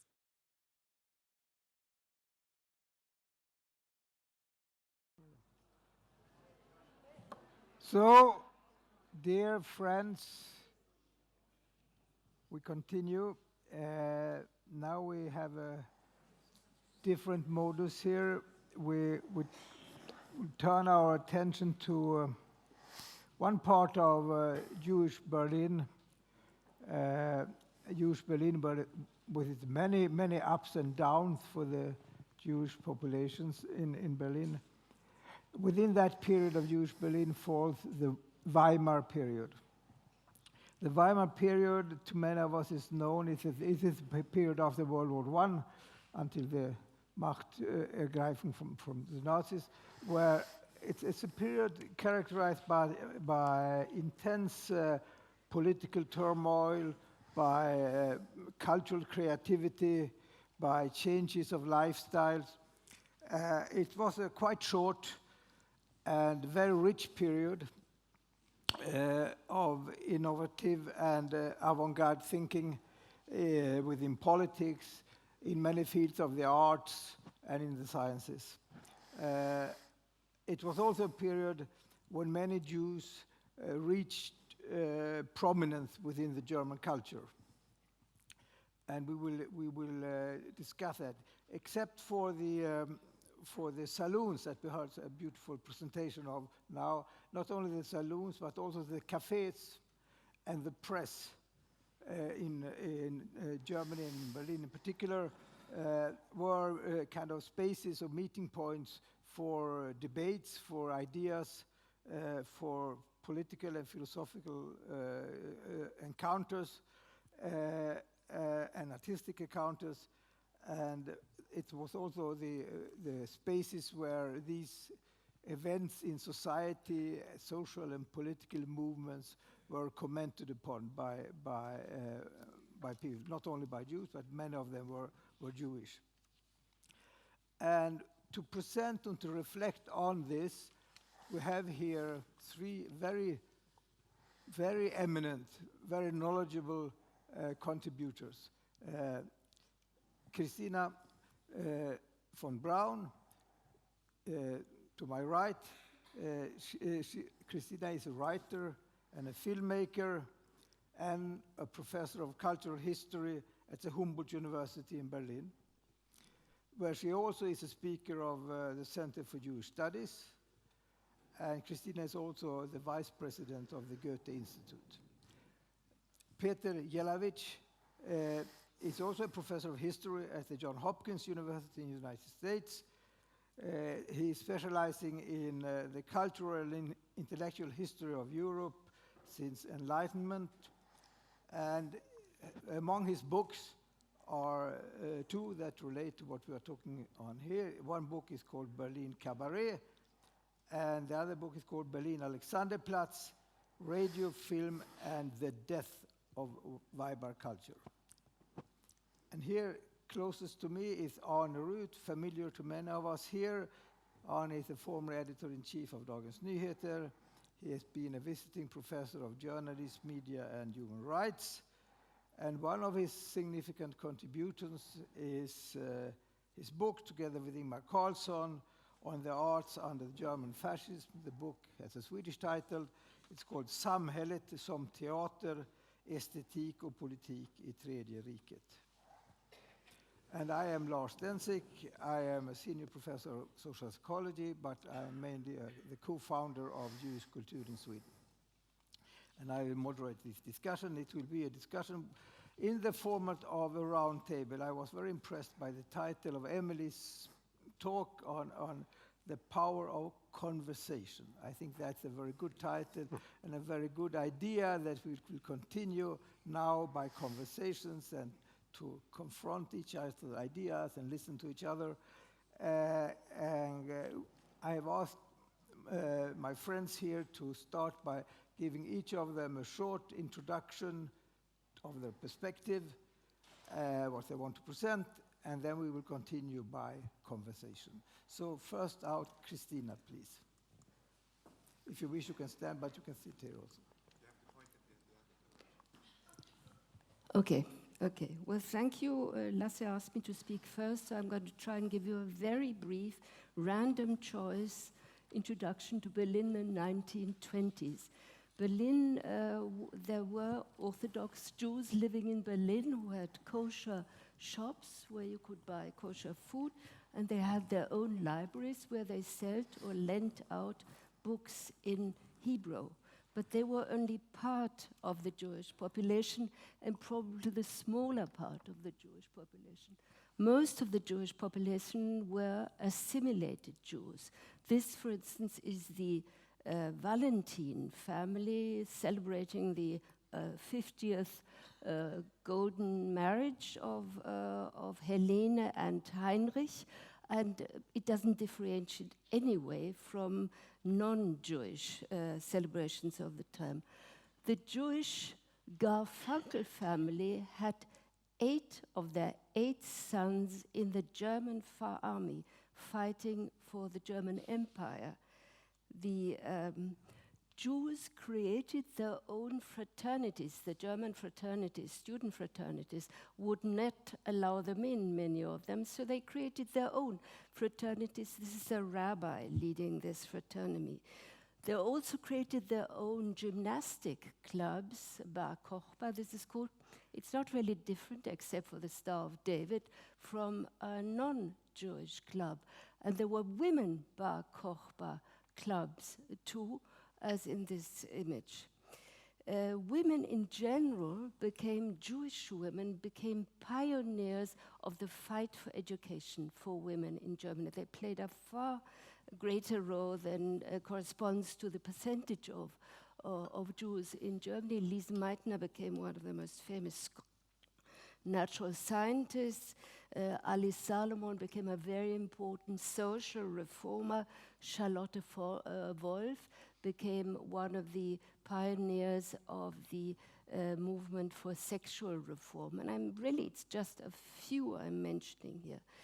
Henry James Seaman is representative of the economic success of Jews in Berlin and Germany. He was already successful in the Empire times and then continued to in Weimar Republic, but he was not only a very important businessman, he was also a great patron of the arts, and Nofretete was a gift he gave to Berlin. The Tietz family created one of the big department stores in Germany, the biggest of Europe, and the Kempinskis created wine taverns and restaurants, and the very famous Haus Vaterland, where there were restaurants and cinemas, and this was very, very popular at the time. The Mosse I'm jumping here. It's Max Liebermann. Liebermann and Martha in this image. Max Liebermann was an assimilated Jew, and he even received the Medal of the Prussian Empire for his merits. The Mosse brothers created one of the most, or the sons rather, of old Mosse, created one of the most important publishing houses in Berlin. The Ullsteins became a whole dynasty of publishing houses. They published not only newspapers, but also books. Samuel Fischer was the address to go if you wanted to publish literature. And here you see him with Thomas Mann and Jakob Wassermann. And again, we have among these intellectuals, we have women like Vicky Baum, a very successful writer, Gabriele Terget, whose reports were read widely and whose books are being rediscovered right now in Germany. All these Jews were what was called assimilated, and yet they still made a point of being Jewish at the same time. And this is the painter Lotte Laserstein, who I think one knows in Sweden. And so this is Valeska Gerd, the dancer and actress, and I just mentioned that these assimilated Jews at the same time made a point of being Jewish. This theater, for instance, the Kaftan, only showed Jewish plays, and this publishing house, the Jewish publishing house, applied the same. In the middle you see Chaim Weizmann, who was to become the president of Israel later on. Einstein played in the synagogue for benefit concerts, playing the violin, although he was one of the paradigmatic figures of an enlightened modern science. And Hermann Kohn, who wrote very interesting text trying to transfer Jewish thinking into modern Kantian rationality. The same applies to Ismail Ellbogen, a historian who was head of one of the school of Jewish Wissenschaft des Judentums. Now, you could wonder what was Jewish about these people. And this is what I would like to conclude with a short thesis on this question. Yeshayahu Leibovitz, the Israeli, the Israeli philosopher, once said, the Jewish Messiah is defined, his essence is being expected. He did not say Jews are waiting for him to come, Jews are patiently waiting for him. He says it's the essence of the Jewish Messiah to be expected. Christian Messiah arrived. He came to the world, as you all know, and so the basic difference of Jewish religion, of Christian religion on the one side is fulfillment, of Jewish religion on the other side is a patient expectancy, but also to fight the very idea of fulfillment, to remain skeptical towards the idea of fulfillment. And I think this is what was transferred in the process of secularization from Jewish religion to Jewish intellectuals and Jewish people, continuing in a certain spirit of irony, of skepticism, and which you find in many, in a different form, in many of these different writings. Thank you. I hope I was short enough. But while the other guest coming up here, I just want to put a question to you before we continue. This being expected, isn't it also so that these Jews were assimilated and still expected to become part of the German culture? It was very much so that the idea of a symbiosis of the Jewish background and the German, this symbiosis, how would you judge it? Did it ever take place? Did it occur? No, I will talk about that later on in the afternoon. It's actually when symbiosis started taking place that the Germans became very violent against Jews. They were much less violent against Jews who were wearing a kaftan or wearing the curls.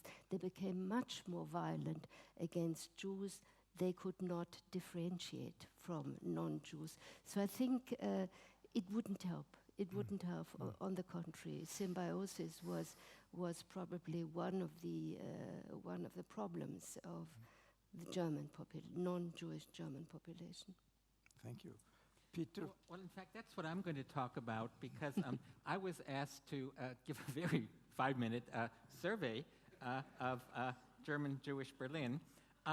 And one of the things I'm going to stress is people who call into question the whole project of assimilation and who believe that a symbiosis, in fact, did not exist. So now we go very fast. Germany was unified in 1871, and on paper, in terms of law, Jews finally gained civic equality, but they didn't do so in practice. Jews, and often people of Jewish descent, were not allowed to become officers in the military. They were not allowed to serve in the higher ranks of the civil service, nor could they become professors in universities.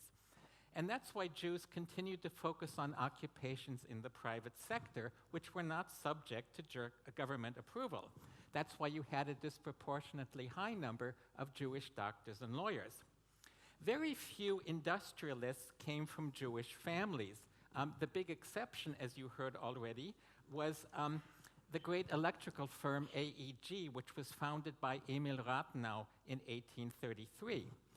By contrast, the most public examples of Jewish entrepreneurship were department stores and newspapers.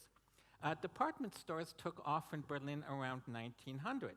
The first one was the Wertheim department store, founded on Leipziger Platz in 1896. That was followed by Hermann Tietze's department store nearby on the Leipziger Straße in 1900, and then the Alexanderplatz in 1904. And finally, in 1907, Adolf Jandorf founded the Kaufhaus des Westens. In terms of newspapers, there were two major newspaper chains owned by Jews. Leopold Ullstein created a newspaper empire that eventually included the Berliner Illustrierte Zeitung, founded in the early 1890s as the first mass readership newspaper with photographic illustrations. His empire also included the BZ am Mittag, which was launched in 1904 as Germany's first tabloid newspaper. So Jews were in the forefront of these new forms of mass publication, the photojournal, the tabloid. The newspaper chain founded by Rudolf Mosse included the upscale Berliner Tageblatt, but also the Berliner Volkszeitung, which also mutated into a tabloid. Now, in terms of content, these were not Jewish newspapers. That is, they did not have Jewish themes. But the values espoused by these publications were generally those of Jews who had assimilated into the German middle classes. And the major organization of assimilated Jews was the Zentralverein Deutscher Staatsbürger Jüdischen Glaubens, and the name said it all, the Central Association of German Citizens of Jewish Faith. That is, people who considered them essentially German citizens who happened to go to a different type of church on Friday evening and Saturday, but otherwise they considered themselves fully German. Now, over the course of the empire, the Jewish population of Berlin shifted significantly. It grew substantially in size. In 1871, there were 36,000 Jews in Berlin. By 1900, 100,000. By then, Jews constituted 4% of Berlin's population, and a quarter of Germany's Jews lived in Berlin. Much of the Jewish influx came from Prussia's eastern provinces, namely Posen and Pomerania. Moreover, an increasingly large group of foreign Jews came from the east, mainly Jews fleeing pogroms in Russia, as well as Jews from Austrian Galicia. Of the 13,000 foreign Jews that lived in Berlin in 1910, some 6,000 hailed from Galicia and 4,000 from Russia. Many of these Eastern Jews lived in the so-called Scheunenviertel, north of the Alexanderplatz, and they engaged in manual work like shoemaking, tailoring, watchmaking, and cigarette manufacturing. Now, these Eastern European Jews had basically no contact with Berlin's assimilated German Jews. But their presence did inspire young men like Martin Buber and Gershom Scholem to question the whole project of assimilation. People like Buber and Scholem came to believe that Eastern Jews represented a more authentic Judaism, whose values could lay the basis for a Jewish Renaissance. And these ideas were laid out in the journal Ost und West, which was founded in Berlin in 1901. Now, another group that challenged assimilation were the Zionists, who expressed their views in the Jüdische Rundschau. The Zionists were a relatively small group in Imperial Berlin because they claimed that Jews were not part of the German people, but had their own separate nationality, who should seek a homeland in Palestine. The Zionists were met with great hostility by the assimilated Jews. And in fact, in 1907, the young rabbi Emil Bernhard Kohn was stripped of his rabbi position for having espoused Zionist beliefs in public. And in 1913, the Zentralverein issued a proclamation explicitly disassociating itself from Zionism. Now, one reason for both the calls for a Jewish Renaissance by Buber and Scholem and the calls for Zionism was the rise of a new and virulent form of anti-Semitism. The anti-Semitic movement gained prominence and respectability through the writings of Richard Wagner and Heinrich von Treitschke. Now, Wagner was obviously a great composer, but he also was the biggest schmuck of the 19th century, and that's saying a lot. In 1850, he published his essay, Jewry in Music, anonymously. He published it under his real name again in 1869. At the time, he was the most famous composer in Germany. What's noteworthy is that Wagner was one of the first to espouse racial anti-Semitism, that is, the belief that Jews could never cast off their supposedly harmful qualities, even by conversion to Christianity. Heinrich von Treitschke was the professor of history at the University of Berlin, an outspoken Prussian nationalist who provoked a very heated debate in 1889 when he published an essay that concluded, "Die Juden sind unser Unglück," the Jews are our misfortune, which became the slogan of the anti-Semitic movement. You know, today we have political stickers all over the place. Well, they also existed in the 19th century. And here you have the political sticker of the anti-Semites, which they pasted all over the place in the 1890s. Anti-Semitism also gained political support. The Christian Social Party, which was founded by the Protestant pastor Adolf Stöcker in 1878, was Germany's first openly anti-Semitic party, and it had close ties to the Kaiser and his court. And here you have already in 1881 a caricature where you've got Stöcker preaching against the Jews in 1881, and that leads to pogroms in Posen in 1881. A decade later, the powerful Conservative Party, the bulwark of Prussian monarchism, adopted an explicitly anti-Semitic platform in 1892. German Jews responded as best they could. Most remained optimistic, but the tipping point came during World War I.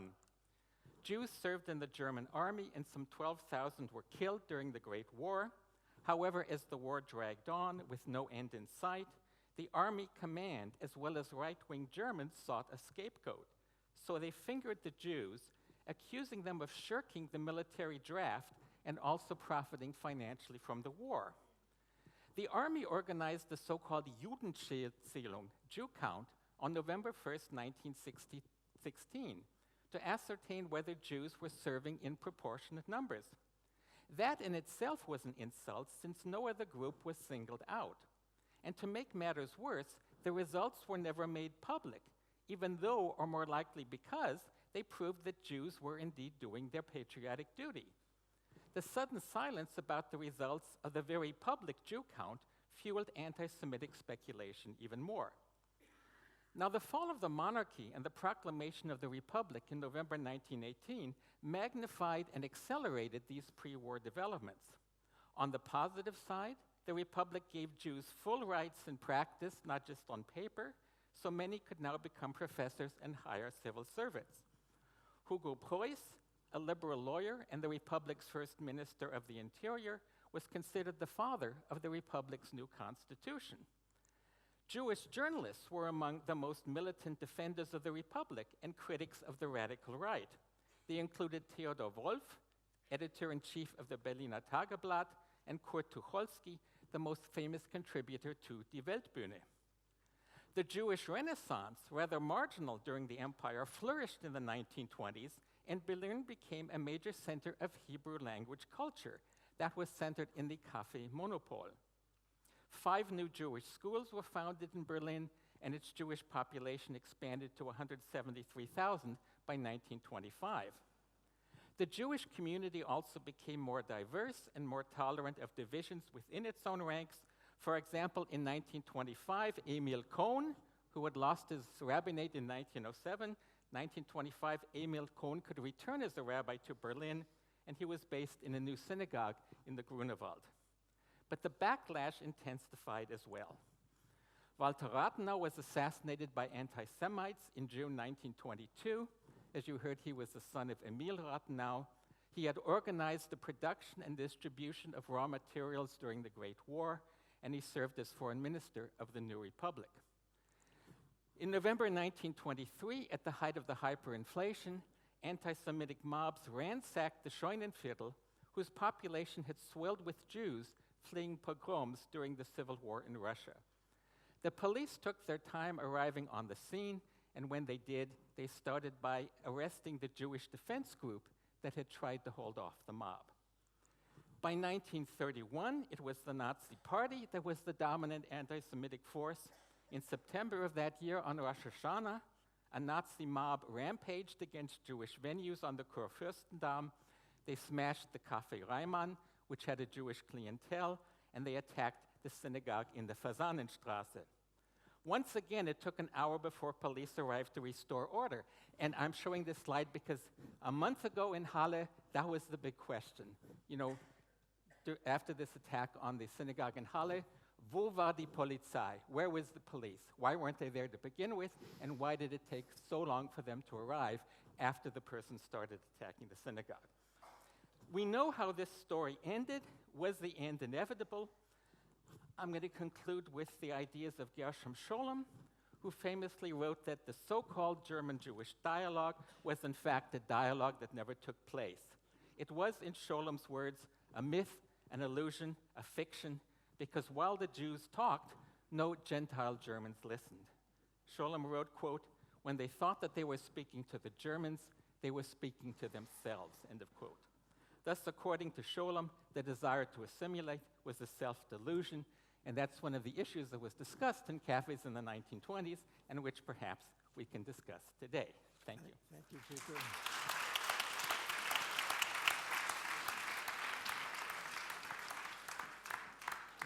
Where is this? The clicker's there.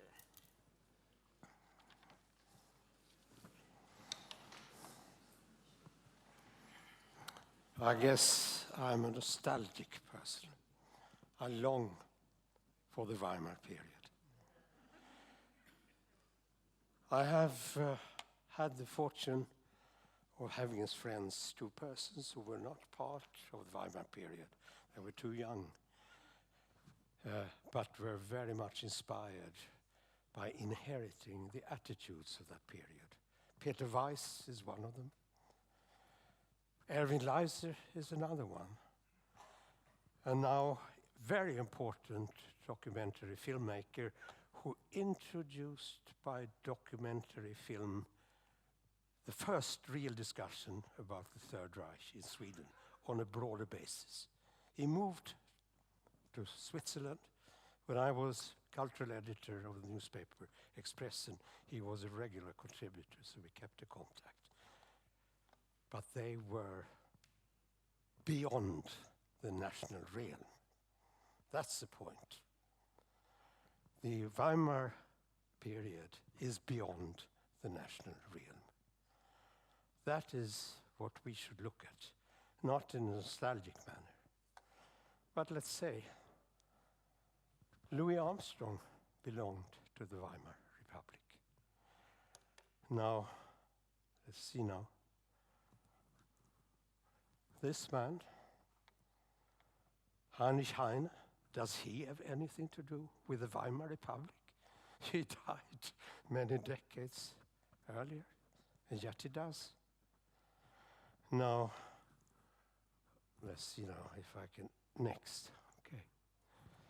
I mean, he belongs in the company of artists like George Gross, Otto Dix, John Hartfeld, and Max Beermann, because he has an attitude to arts creation which is different from commercial and political structures.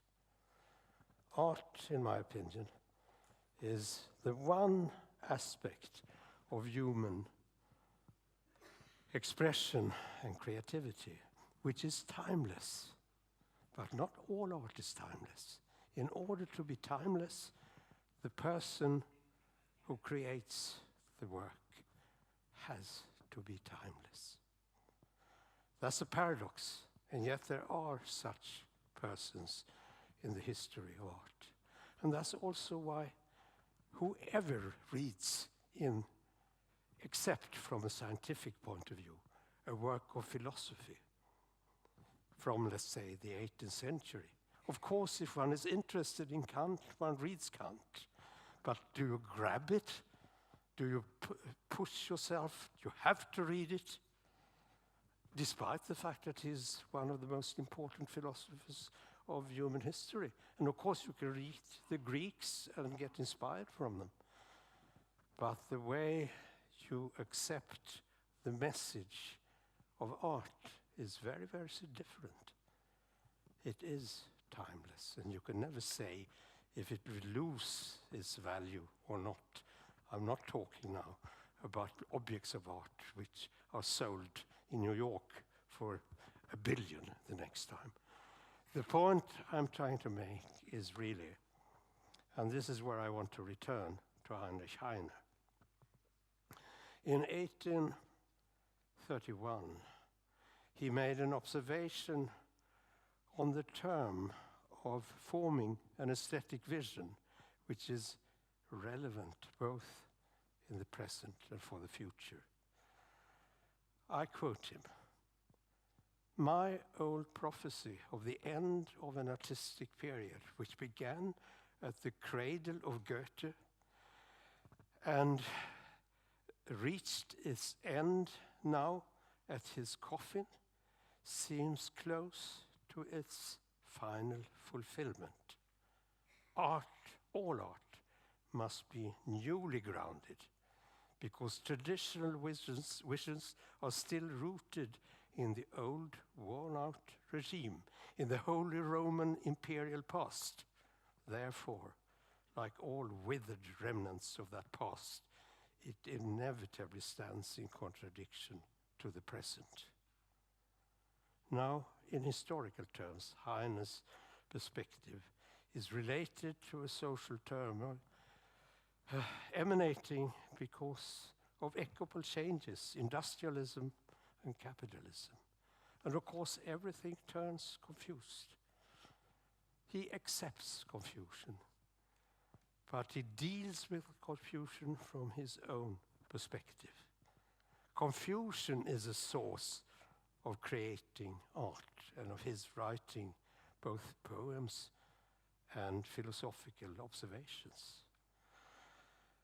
And I will quote him finally in an observation relevant to this theme.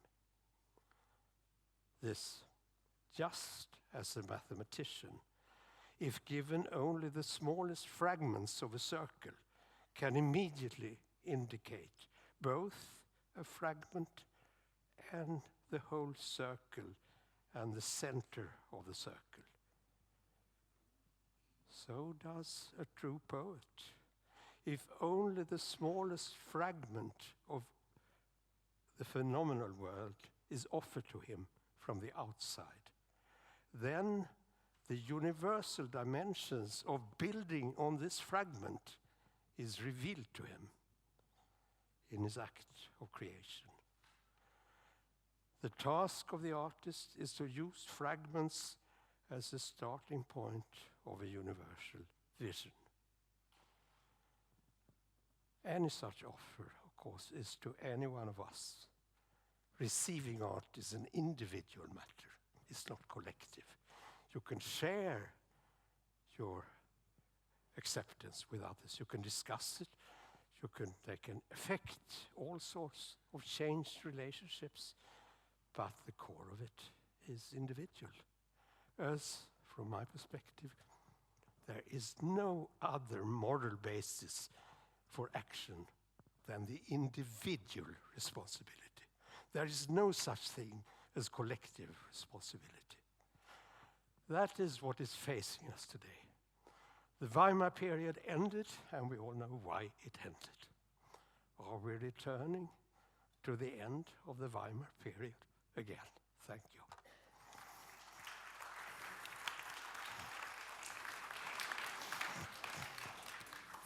Thank you, Arne.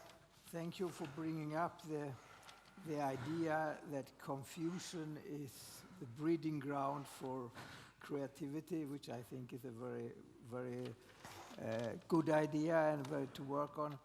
And certainly we live in confusing times again. I want to ask, we have many topics on this tab, but I want to address now Peter first for your presentation there.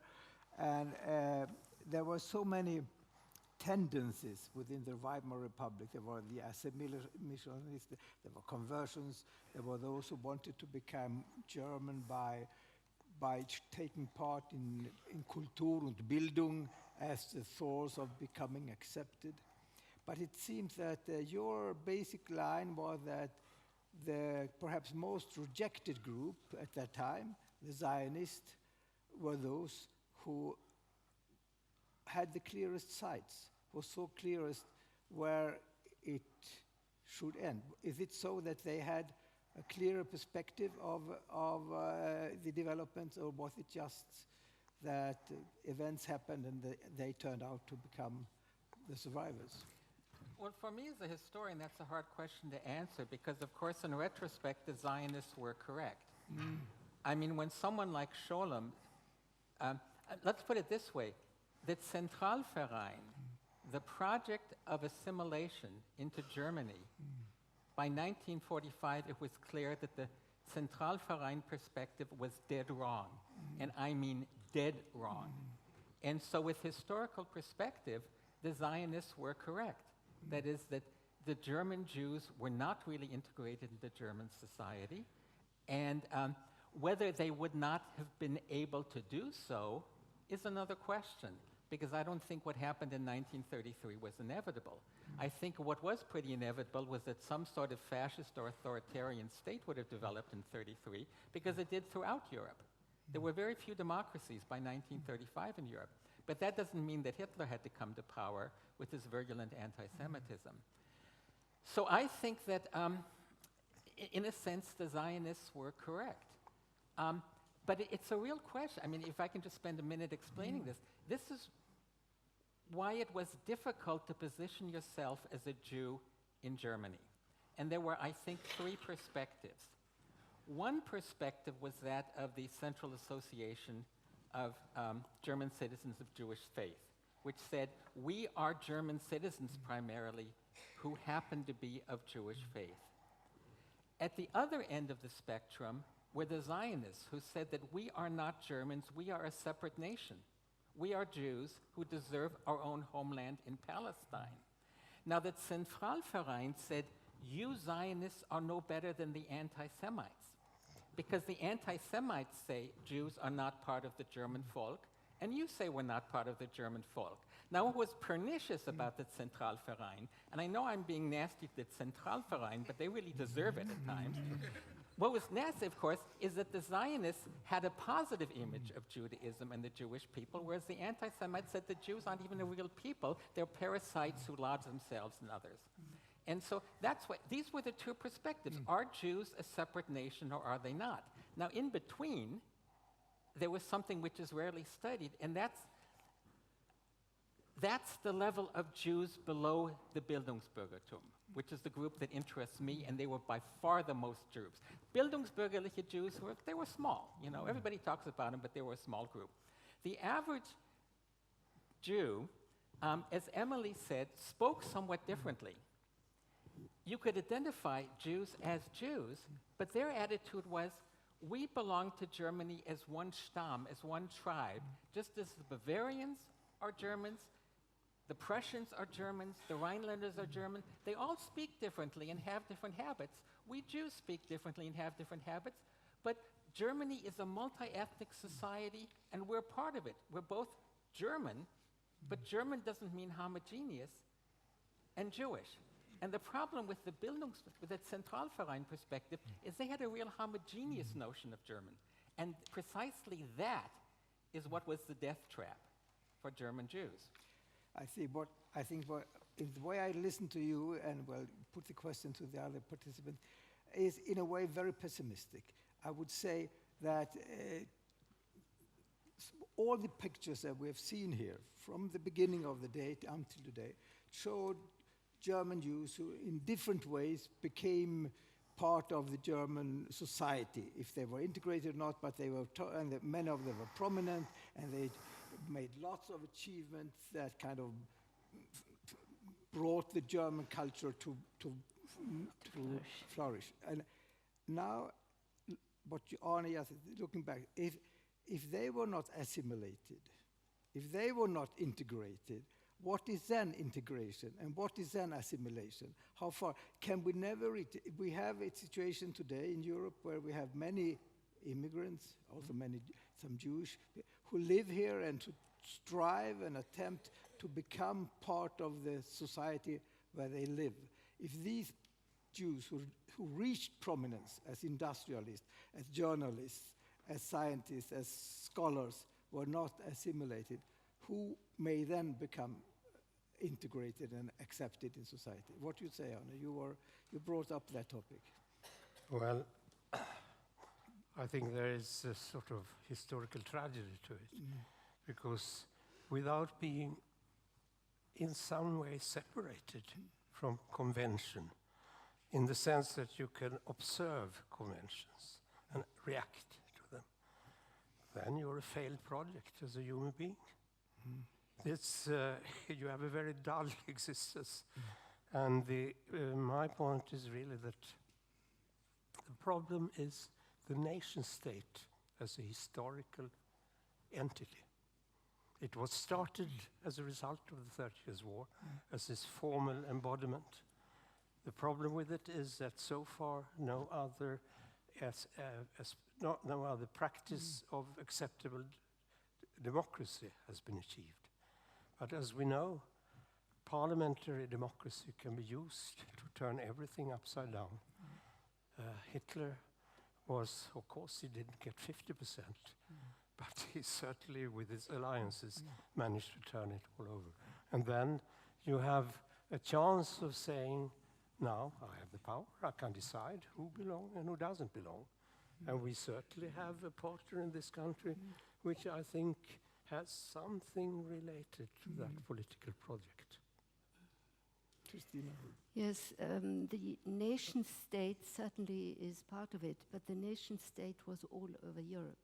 Yes. France was built on a nation state, and in the Marseillaise, it goes, may the impure blood of the enemy, the impure blood of the enemy be shed on the fields where we will beat them. So the idea even of this nation state being a group of blood is already in France and in other places too. So there was something additional in Germany which made this racist idea so important, the blood idea so very important. And that you can not only, the nation state is one explanation, but it goes beyond that the racist idea became so very important is probably linked to the fact that Germany itself was a pure migration state. They came from the east, from Latin countries, from the north, from everywhere. Germany was never a homogeneous country. It isn't today, and it wasn't then, and it wasn't 200 centuries before, and this was something which the empire, the Reich, would just not tolerate as a self-image. And I think those two factors led to the idea of the blood becoming so very important in Germany.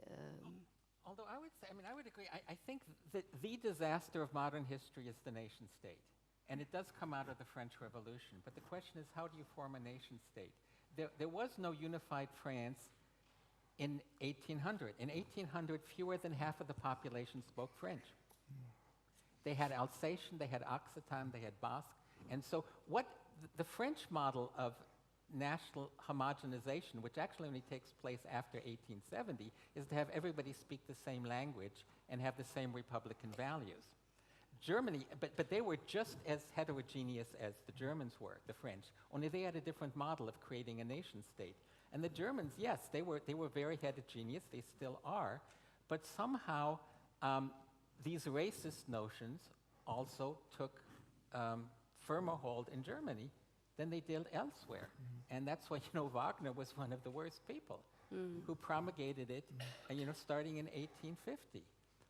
He was the one that said, he writes this book in 1850 on Judaism in Munich, and he's attacking two people without naming them, Meyerbeer and Mendelssohn. Meyerbeer was Jewish. He's buried in a Jewish cemetery. Mendelssohn, as we heard, was baptized. He's part of the Bach revival. He writes these Christian oratorios, and yet Wagner says he cannot cease but to be a Jew. And he's one of the first people who says Jews will be Jews to the 10th generation, no matter how much they seek to assimilate. And that's why, getting back to it, yes, most German Jews who were assimilated thought that they were Germans. The problem, as Scholem said, is the Gentile Germans did not consider themselves German. The problem wasn't with the German Jews. The problem was with the Gentile Germans who did not accept Jews as Germans. There is this story where there was a certain, or not only a certain, there was a strong love, I think, from the Jewish side towards German culture. They really wanted to. It was a love, perhaps it was a one-sided love affair. Yes. Yes. But and That's then Schoen's point. yeah. But and there is this story about when I think it was Emil Ludwig in exile who enters Columbus Street in New York and sees a bust of Goethe, and is so moved by this bust in New York by Goethe that he breaks out in tears for that. And then shortly after, Erich Maria Remarque, who was also in exile, was asked, don't you long for Germany? And he said, no, I'm not Jewish.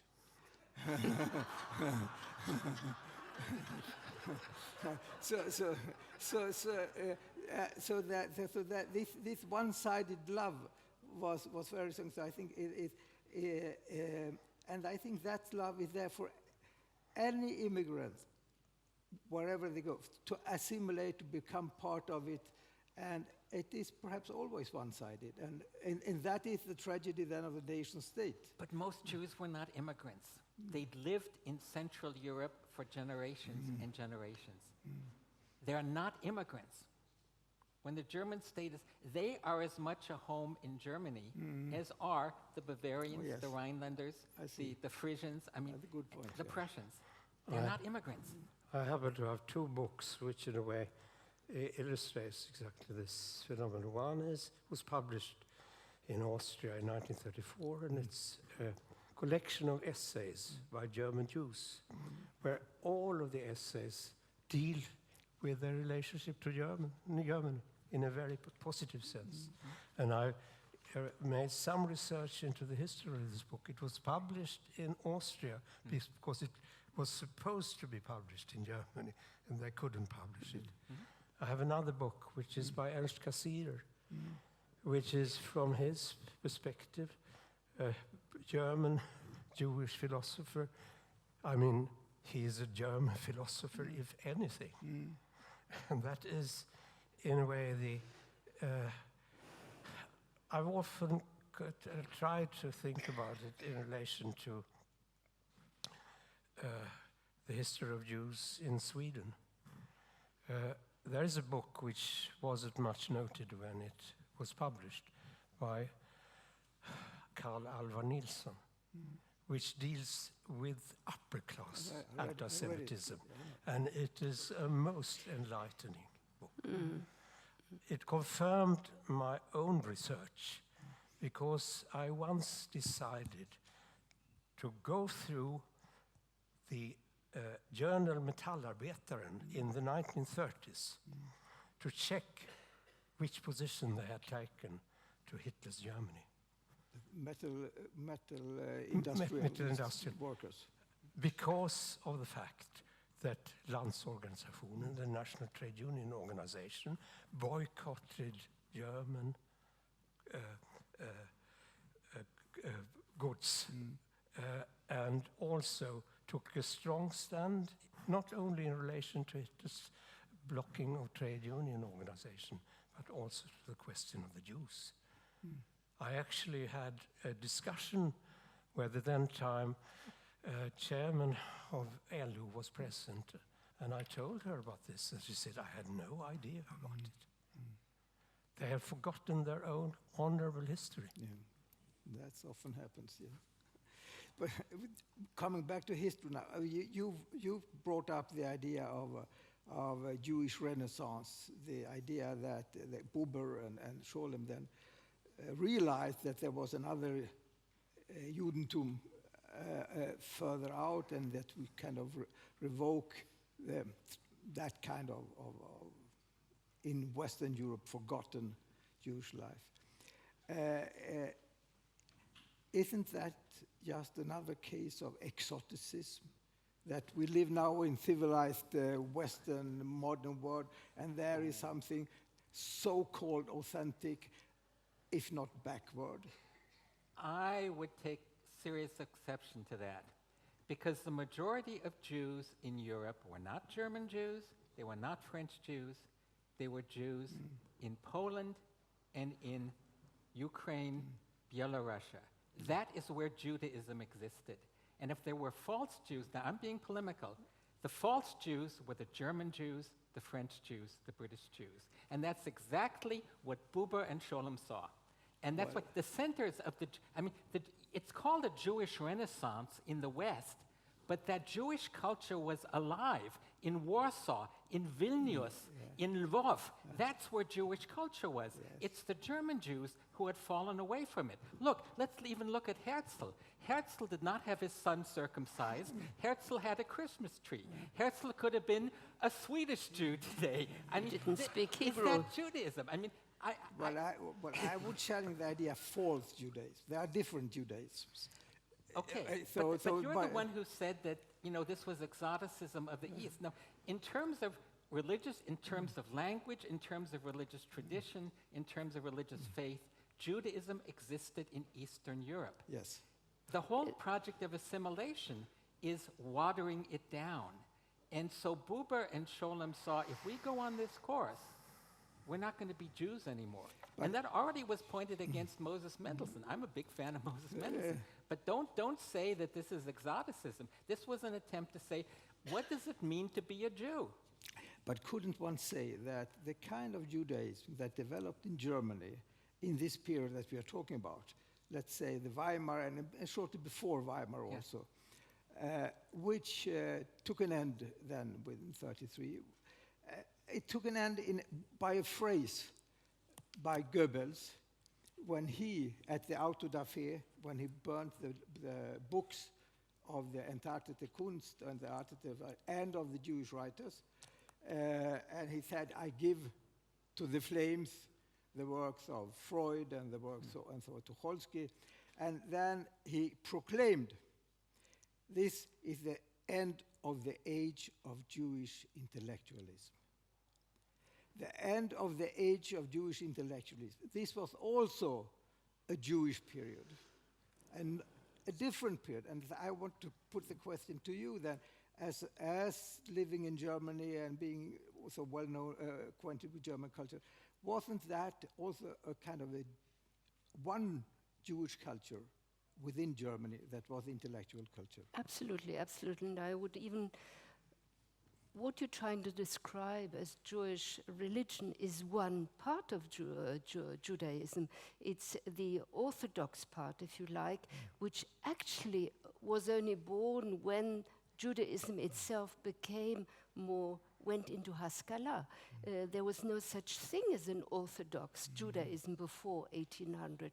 After 1800, it developed, and of course, it was rediscovered, you're quite right, this was a pious Judaism in Eastern Europe, but I think the reform movement that developed in Western Europe, especially in Berlin and in Breslau, this Reform Judaism has just as much rights as you have for Christianity to have a secularization process. So why say these are not real Jews? I think it's problematic I'm just to responding, make first a of all, difference between the to two. your comment that this is exoticism, and it's not. I would also take serious exception to quoting Goebbels, because for Goebbels, everything he didn't like was Jewish.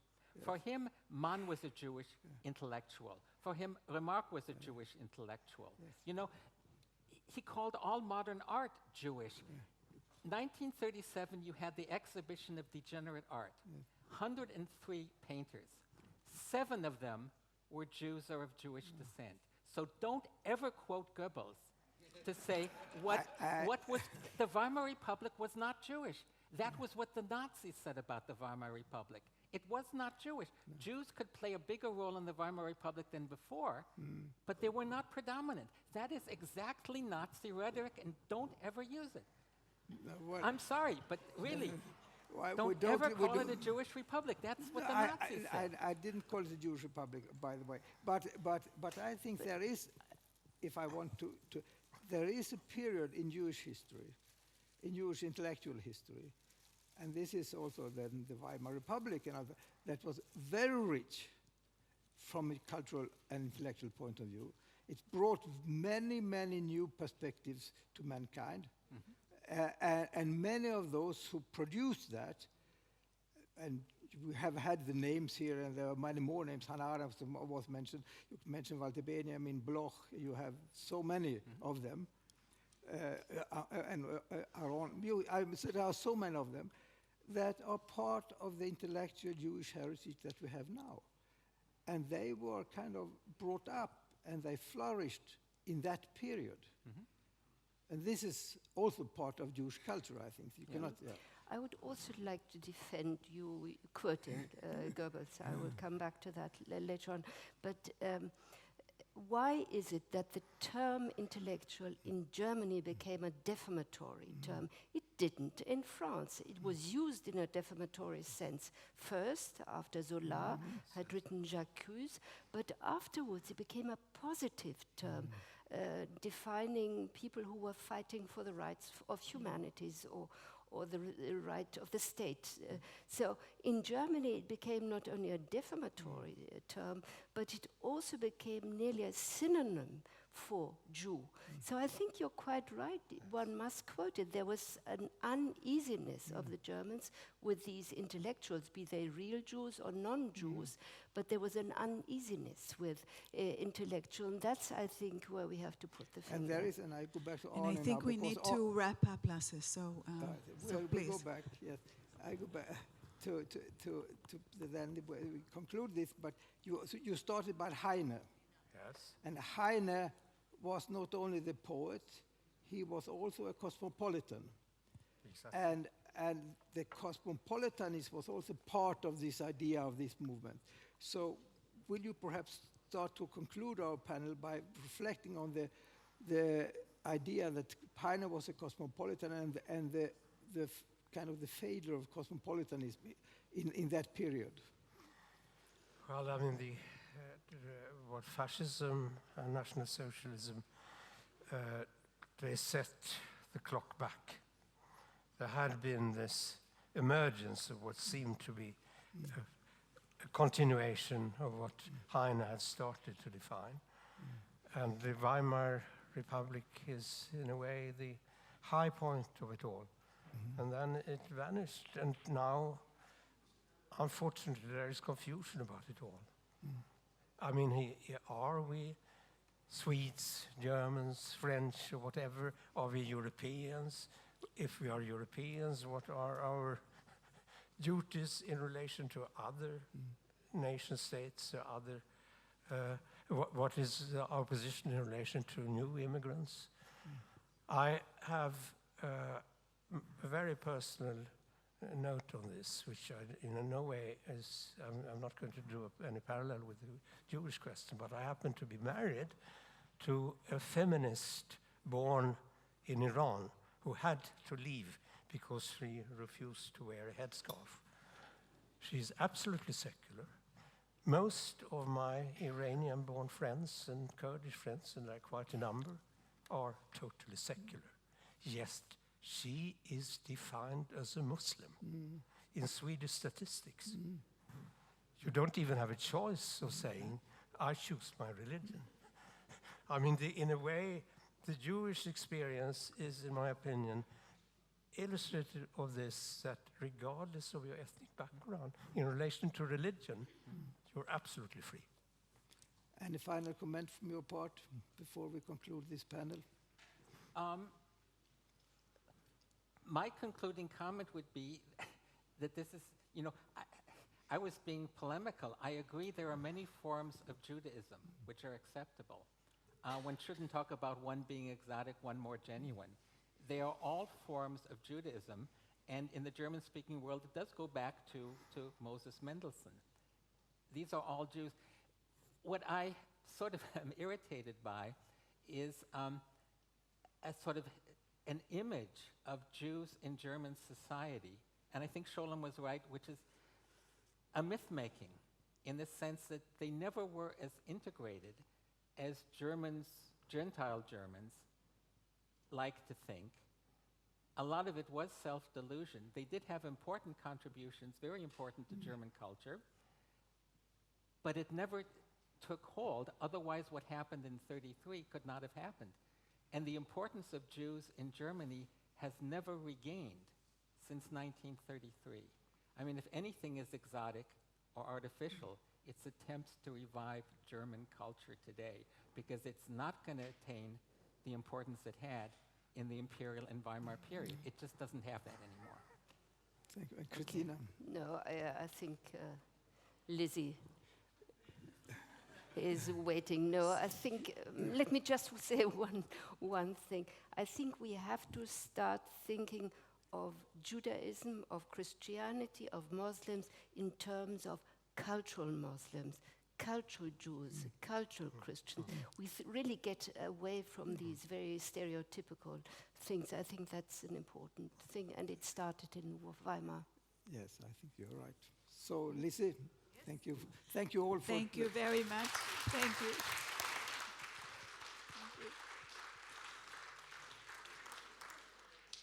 We take a break, lunch break. We'll be back with the scene, with the theater, with music, and we will speak about the Jewish contribution, cultural contribution to German society. And well, we did say an hour, but I think 40 minutes are enough because we're running really late. Thank you very much.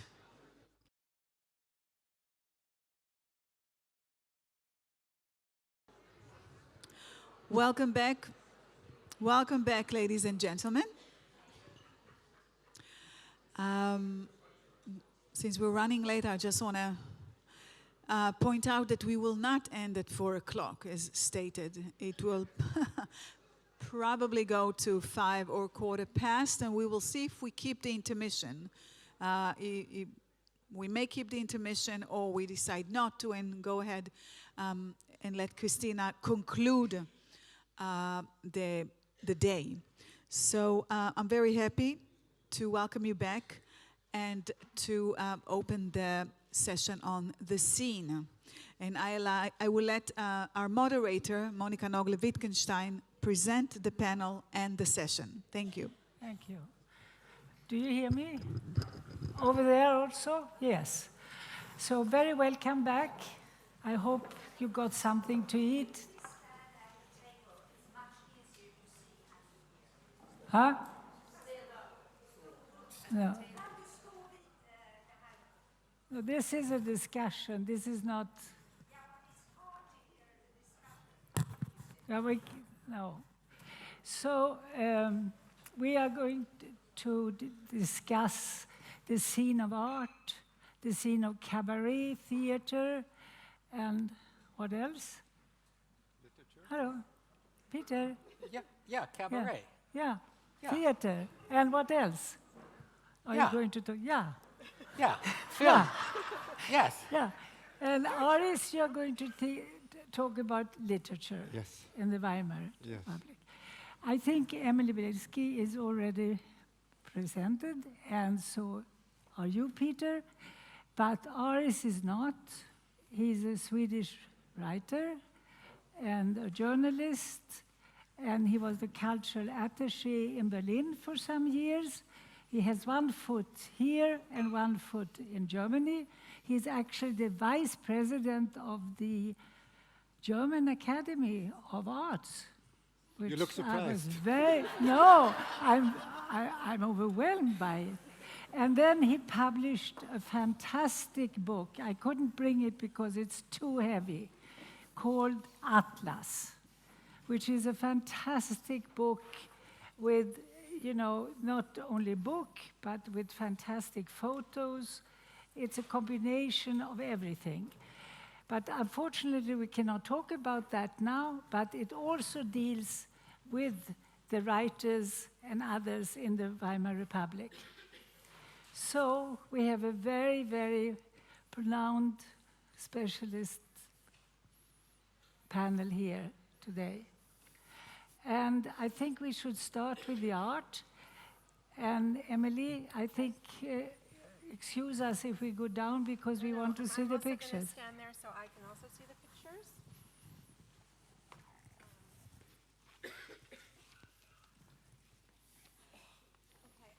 I'm going to do something a little bit different now because a little bit of the time.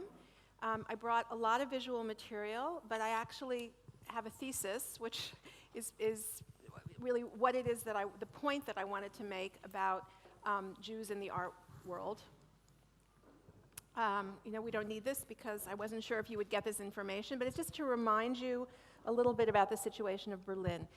As you can see from these numbers, Berlin really was transformed from what was fairly much a backwater to a major metropolis. We call it, one of the cities.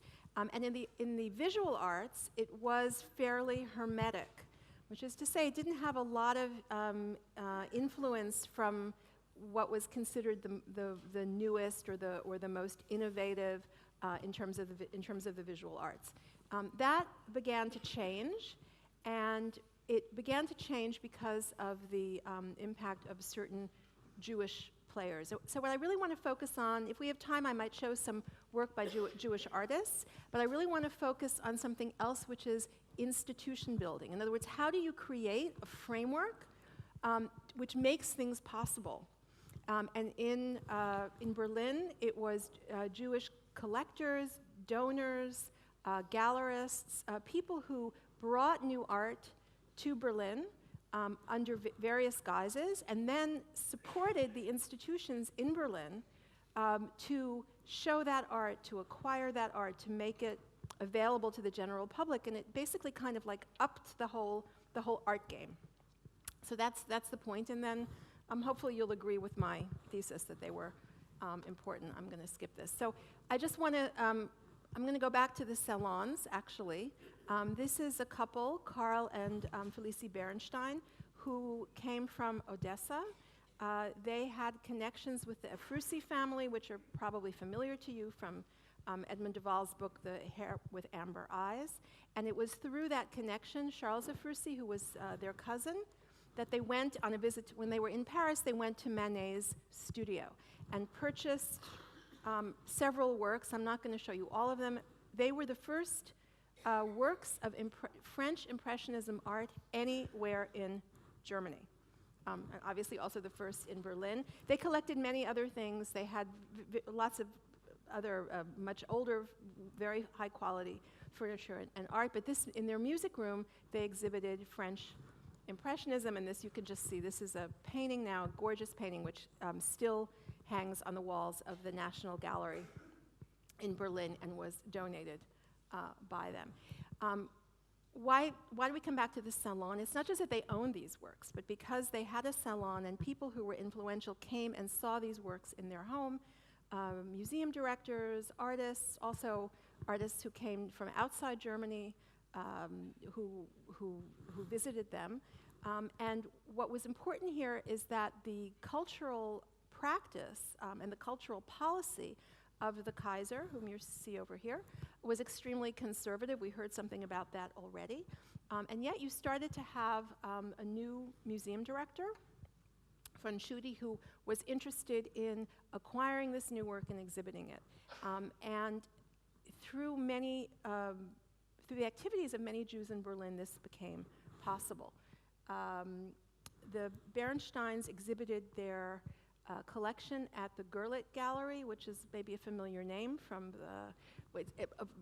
but actually an ancestor of the Gurlitt who is famous or infamous, and that had a big resonance. At the same time, many Jews who were passionate about French Impressionism helped the state acquire these works because the budget of the state would never have agreed to it. But what is interesting is that as a result of that, they went ahead leaps and bounds. So you can see this is the first museum to ever purchase a work by Manet, the first Cézanne to ever enter a public collection, all done as a kind of collaboration between Hugo von Schutte and this group of collectors and dealers. So this is just a few things you can see, like what's going on in the Berlin art world around this period. I'm really talking about still the Wilhelmine period, the imperial period.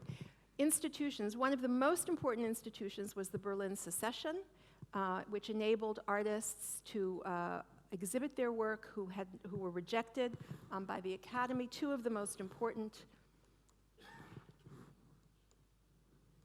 sorry, I thought I had pointed them out. Two of the most important people in that were Max Liebermann, the painter, you've already heard quite a lot about him, and Paul Cassirer, who was looking straight out at us in the top hat.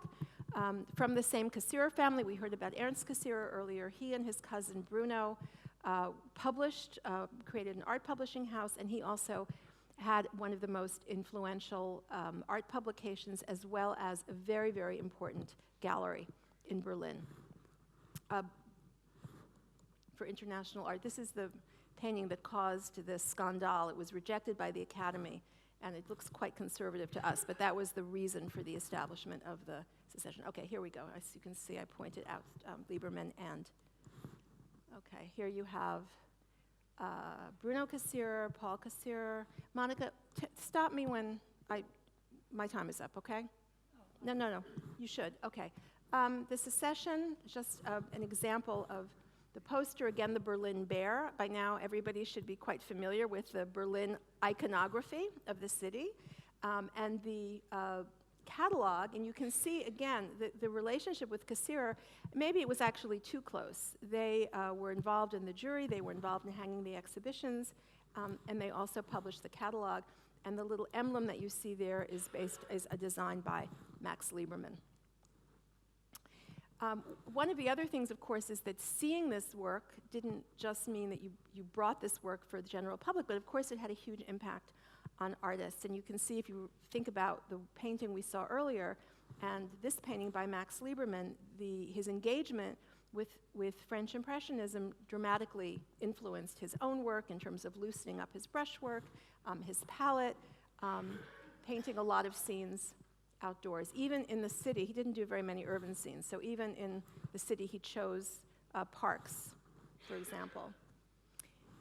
Again, Max Liebermann, we saw a different view of this room, but here you can see he also collected Manet. You can see the two paintings there. But at a certain point, Impressionism was no longer the very avant-garde art. At a certain point, when you start to get into the 20th century, 1905, 1910, it's become quite conservative. And so there was a new movement associated with Expressionism, and the person who did the most to bring that to Berlin was Herwarth Walden.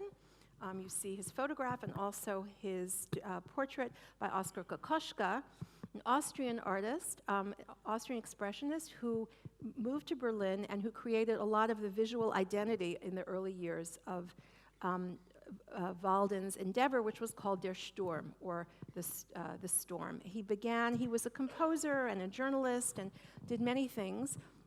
His name was Georg Levin. It was not Herwarth Walden. The poet Else Lasker Schuller, who was his first wife, gave him this name. And actually, he started Der Sturm as here you see them sitting in the cafe, and there you see her.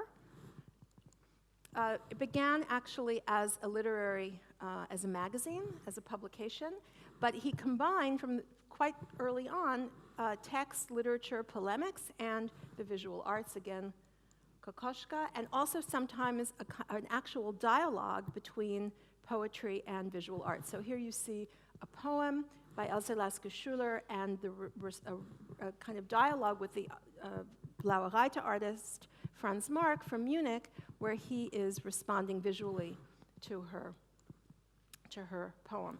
The other thing that was important, if Cassirer brought Impressionism to Berlin, Walden brought other international avant-garde. And one of the first exhibitions that he showed was the International Futurist Show, which had been traveling around Europe. He was the first person to show it in Berlin. And it had a huge impact on Berlin artists. He also organized one of the most important exhibitions in the history of the 20th century, which is the Erste Deutsche Herbstsalon. And just, you can see some of the a list of the kinds of art movements that were represented: Expressionism, Cubism, Futurism. And I just kind of pulled it out there. You can see the statistics, how many artists and from how many different countries. And one of the other things that he did that was really important, apart from all of the artists that he brought to Berlin and that he showed there, were he had incredible instincts as a publicist. And so some of the things that we now take for granted that museums do, like producing postcards, selling postcards, public programs, public education, were all done at Der Sturm, which was a private gallery, but it was in a way an absolute engine for important art movements and for modern art in Berlin. Here's again more Chagall.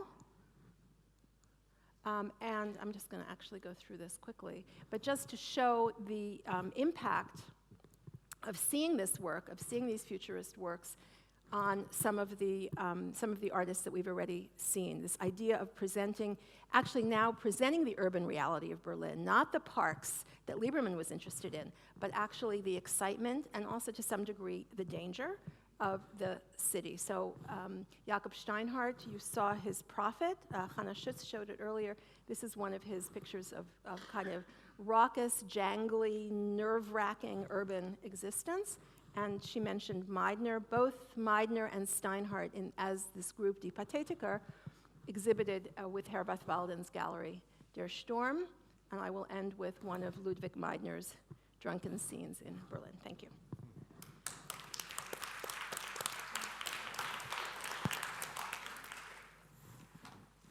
Yes. Okay. Now, I'll just put a question to you. Yeah. So, what was the difference at that time? First of all, Walden also exhibited Siri Hjertén, a very famous Swedish painter. Yeah. And also he exhibited actually many. And even Strindberg. Yes. At the time. Yes. Yeah. So, maybe some other Swedes, I don't know. He did, yeah. So what I want to ask you is, what was the difference between Paris, Vienna, and Berlin at that time? Well, I think obviously the difference in general, Walden was unique. I mean, he distinguished himself by this tremendous international focus in terms of the artists that he was interested in. I might also add that he showed many, many more women artists, many of whom only specialists know today, if that. Many, many women artists from many different backgrounds. But he showed Hungarian artists and Polish artists and Russian artists. And he did something else, which is he sent his shows and his artists on the road, on tours. And not just through Germany and Europe. He sent work to Tokyo. He really was a kind of cultural impresario. And he had a vision. I mean, I used to love this quote. Now it's a little bit sad, but he talked in the 20s. He said, there's the United States of, it's now not verbatim, but he said, there's the United States of America. We need a United States of Europe. I mean, he had this, whatever, we talk about the European Union or something about this vision. He had it in the 20s. We see maybe it isn't one that's sustainable. That's a kind of, maybe it's turning into a utopian idea. But so I think he was an entrepreneur. He was an entrepreneur, but he was really a visionary, and he had an idea about the power of art. And he, by the way, wasn't only visual art. They had a theater school. He himself was trained as a musician, was a composer. I mean, that's a whole other aspect. I mean, one could really talk for over an hour only about Walden. There's so much to say. But so in terms of distinguishing him, maybe I'm wrong. I can't actually think of a comparable figure as in Paris or in Vienna. No, was there a difference between the secession in Vienna and the secession in Berlin? They both broke out from the authoritarian, old-fashioned, conservative school. Yes, but I think there were differences. The Vienna secession had, I think, a more holistic approach to art. There was much more marrying of decorative arts and architecture as well as painting and sculpture. which was not the case so much in Berlin. Also in their exhibition practices, the building that they commissioned, that they built, the kinds of exhibitions that they did, for example, Secession. the Vienna Secession, for example, the famous exhibition where the centerpiece was Max Klinger's monumental sculpture of Beethoven, which you can see if you go to Leipzig. It's quite an amazing... Klimt. No, Klinger. Max Klinger did the sculpture, and the other artists responded to the work. And among the responses was the so-called Beethoven frieze by Gustav Klimt, which was actually intended to be just a temporary work of art that would be, when the secession was over, it would be destroyed. But as we know, luckily it was saved, and we still have it. But just that gives you an idea of the mindset. In other words, here's this sculpture, they want to honor Klinger, they bring the sculpture, and then all of these artists make work. It's actually very contemporary. We see that now. All these artists made works in dialogue, in response, in homage to this work. One example. I mean, so there's similarities. The impetus for founding it, the dissatisfaction with the academy and with how people are accepted for exhibition, that was similar. But in actuality, or the way it was realized, there were certainly differences as well as similarities. Thank you. So, Peter, take the floor, please. Okay. Let's see, the clicker. Yes.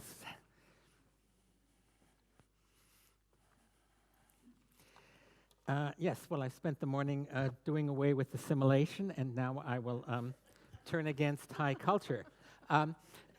Most scholarship on the culture of German Jews focus overwhelmingly on their contributions to high culture. Socially, the producers and recipients of this culture belong to the educated upper classes, the so-called Bildungsbürger. But with all due respect to their works, the contributions of Jews to German high culture was rather limited. Where Jews made a hugely disproportionate contribution to German culture within the realm of the popular arts, in particular popular music, musical theater, and film. Now, this should not be surprising, since that was exactly the case in the United States. Think of Hollywood for film, Tin Pan Alley for popular music, and Broadway for musicals. And I assume that when you did New York as Jewish New York, you talked about that. Well, the situation in Germany was exactly the same from the 1890s to 1933. The biggest arena of Jewish influence on culture was in the realm of popular music, popular theater, and film. Now, I should also note that this popular culture was definitely not that of the Bildungsbürger. It was the culture for the population at large that did not enjoy advanced education, and it encompassed a wide economic spectrum, ranging from successful businessmen down to the lower middle and working classes. The Bildungsbürger often deplored this popular culture as being, well, uncultured. But the proponents of popular culture fought back by parodying, ridiculing, and making fun of high culture and its advocates. And there's actually, we've been celebrating high culture, but there were elements of German high culture that were really repressive and exclusivist. And this was sensed by the population at large, and they fought back against it. So what I'm sort of saying is that, just as assimilation wasn't always good, high culture wasn't always good either. And popular culture was what fought back against it. And that's where the Jews had the biggest contribution in Imperial and Weimar Germany. Now, Jews and German popular culture is a huge subject. I'm trying to write a book about it now. So I can give only a few examples in a few minutes. I can elaborate in discussion. But let's start with cabaret, about which I've written a book. The German cabaret movement was launched in Berlin in January 1901 by Baron Ernst von Wolzogen, who founded the Buntes Theater, also known as the Oberbrettel. Now, Wolzogen was not Jewish, and in fact, it soon became apparent that he was an anti-Semite. But his cabaret was successful due to the music of the in-house Austrian composer, Oskar Strauss, who within a few years would gain worldwide fame with operettas like Der tapfere Soldat, known as The Chocolate Soldier in English, and Ein Walzertraum, a waltz dream. Even the young Arnold Schoenberg composed songs for Wolzogen's Cabaret, which were the only songs that he ever wrote that are actually singable. And I have to, the reason why I've got this slide, the last time I myself appeared on a cabaret stage was as master of ceremonies to Marnie Nixon singing Schoenberg's cabaret songs with Leonard Stein, a student of Schoenberg, at the piano. But that was 30 years ago. Now I'm just an academic. 2 years later, in 1903, the first Berlin Review was launched at the Metropoltheater, which is now the Komische Oper. Julius Freund, the major scriptwriter of the Metropole Reviews, and Victor Hollander, the major composer, were both Jewish. Their annual reviews, staged between 1903 and 1913, touted the latest fads and fashions of Berlin. And that was indeed the major theme of Jewish contribution to German and to American popular culture. Namely, they promoted commercial and cultural modernity. The first review was significantly entitled Neuestes aller Neuestes, get the latest, the very latest. And it provided a tour of the newest sites of the German metropolis, such as the Wertheim department store.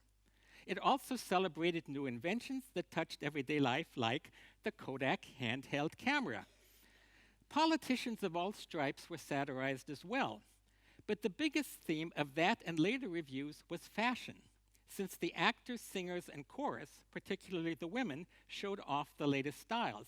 The absolute star of the Metropole Reviews was Fritzi Massary, a wonderful operetta singer, who also would always show off the latest styles in women's fashions, but you even had the chorus girls, as they were called, showing off the latest styles in things like underwear.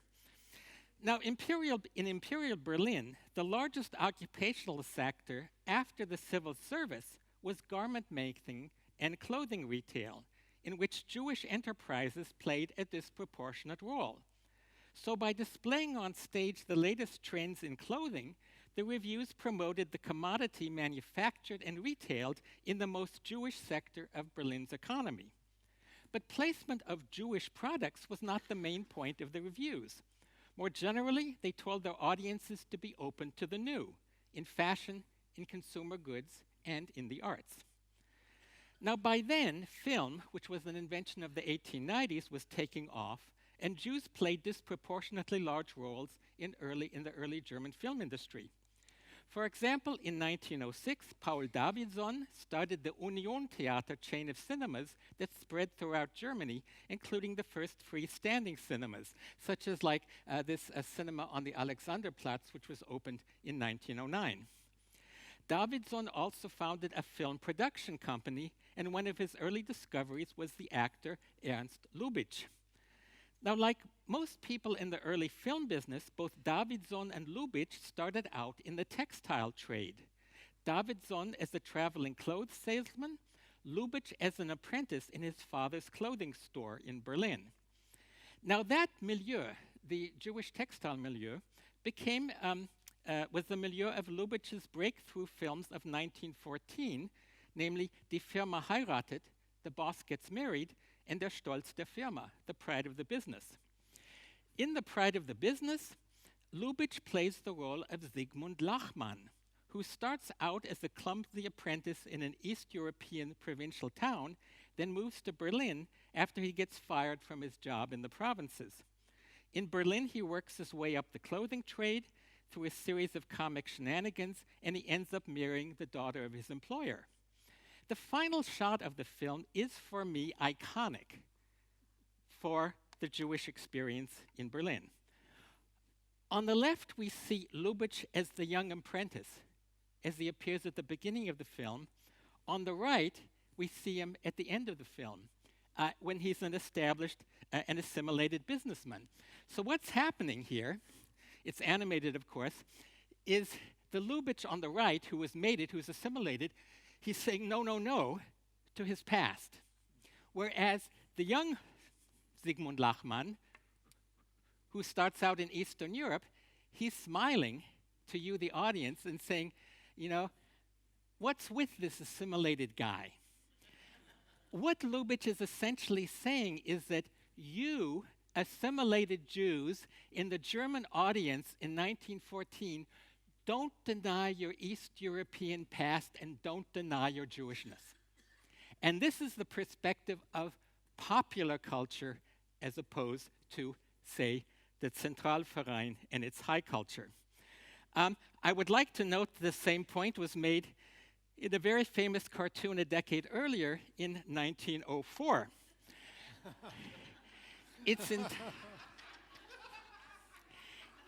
It's entitled Darwinism, and the caption translates as, "The Chanukia of Cone, a goatskin salesman from Posen, evolves into the Christmas tree of commercial counselor Konrad in Western Berlin." Again, making exactly the point. By the time you get to the point on the right, you're going to try to deny that these were your Jewish and East European origins.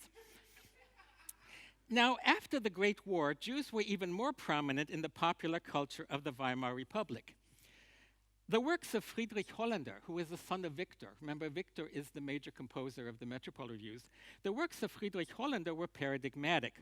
He penned not only the music, but also the lyrics for numerous songs in cabarets, reviews, and eventually sound films, most famously The Blue Angel of 1930.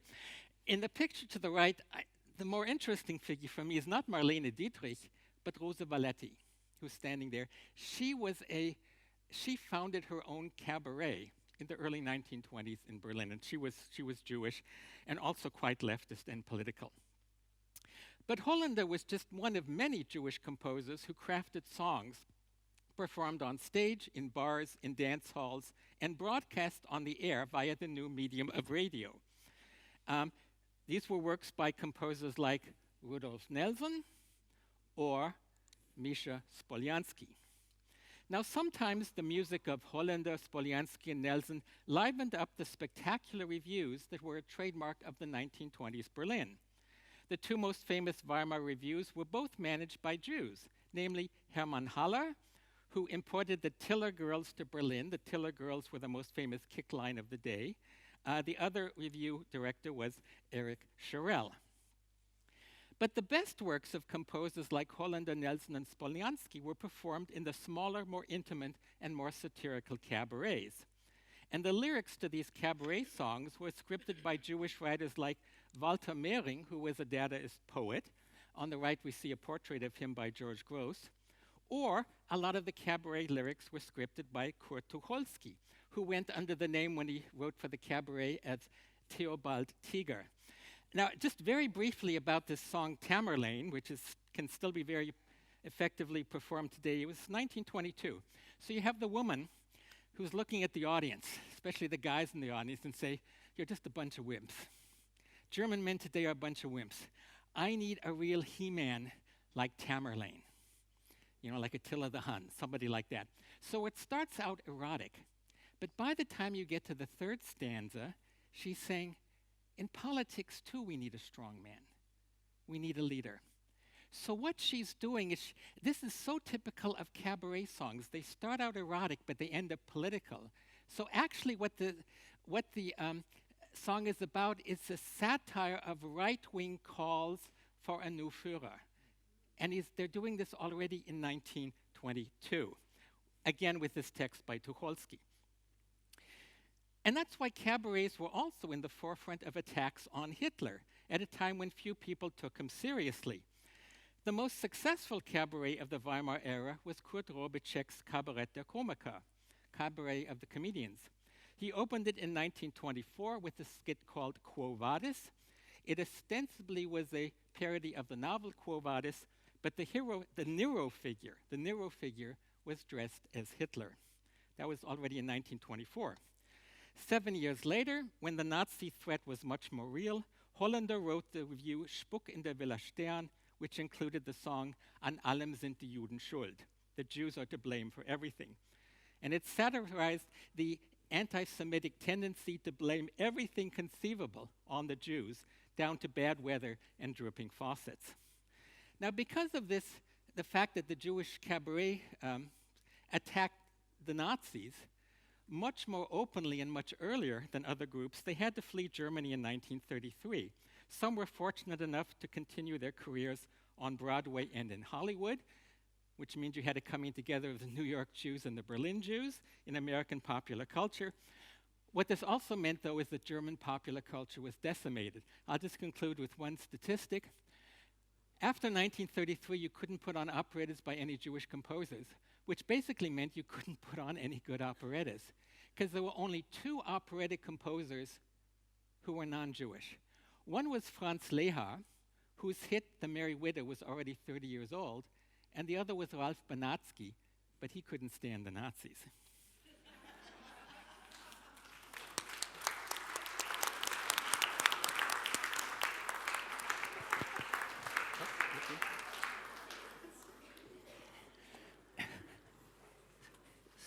So tell me something, what was so specific about the Berliner jokes and so on, the Berliner Schnauze?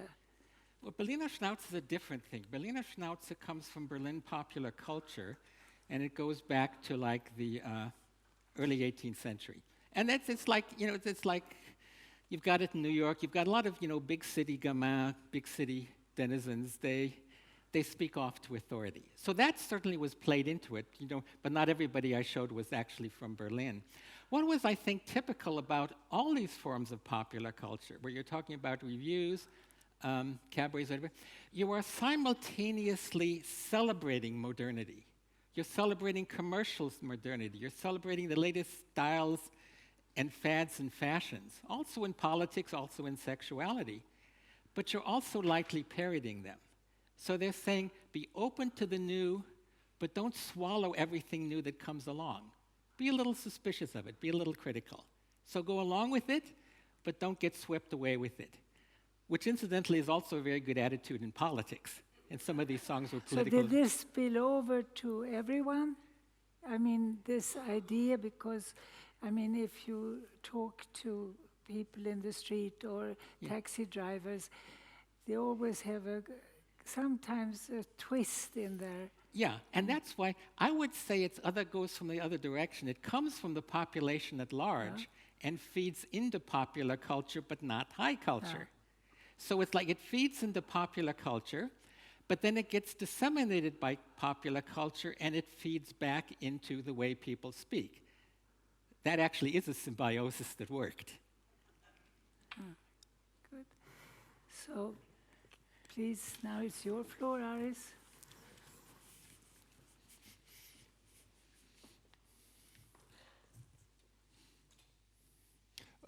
Yes. Well, it's sobering to be the last one after two so eloquent talks. And a caveat, I wrote down some thoughts on this topic, Berlin and literature, on the flight coming back from Frankfurt. Seriously hungover, seriously sleep deprived, which certainly happens when you spend 3 days with Academy members who are all octogenarians and who like their potables. And to make matters worse, I was asked to cut things down, so my imagery is even less coherent than I would wish it to be. Nevertheless,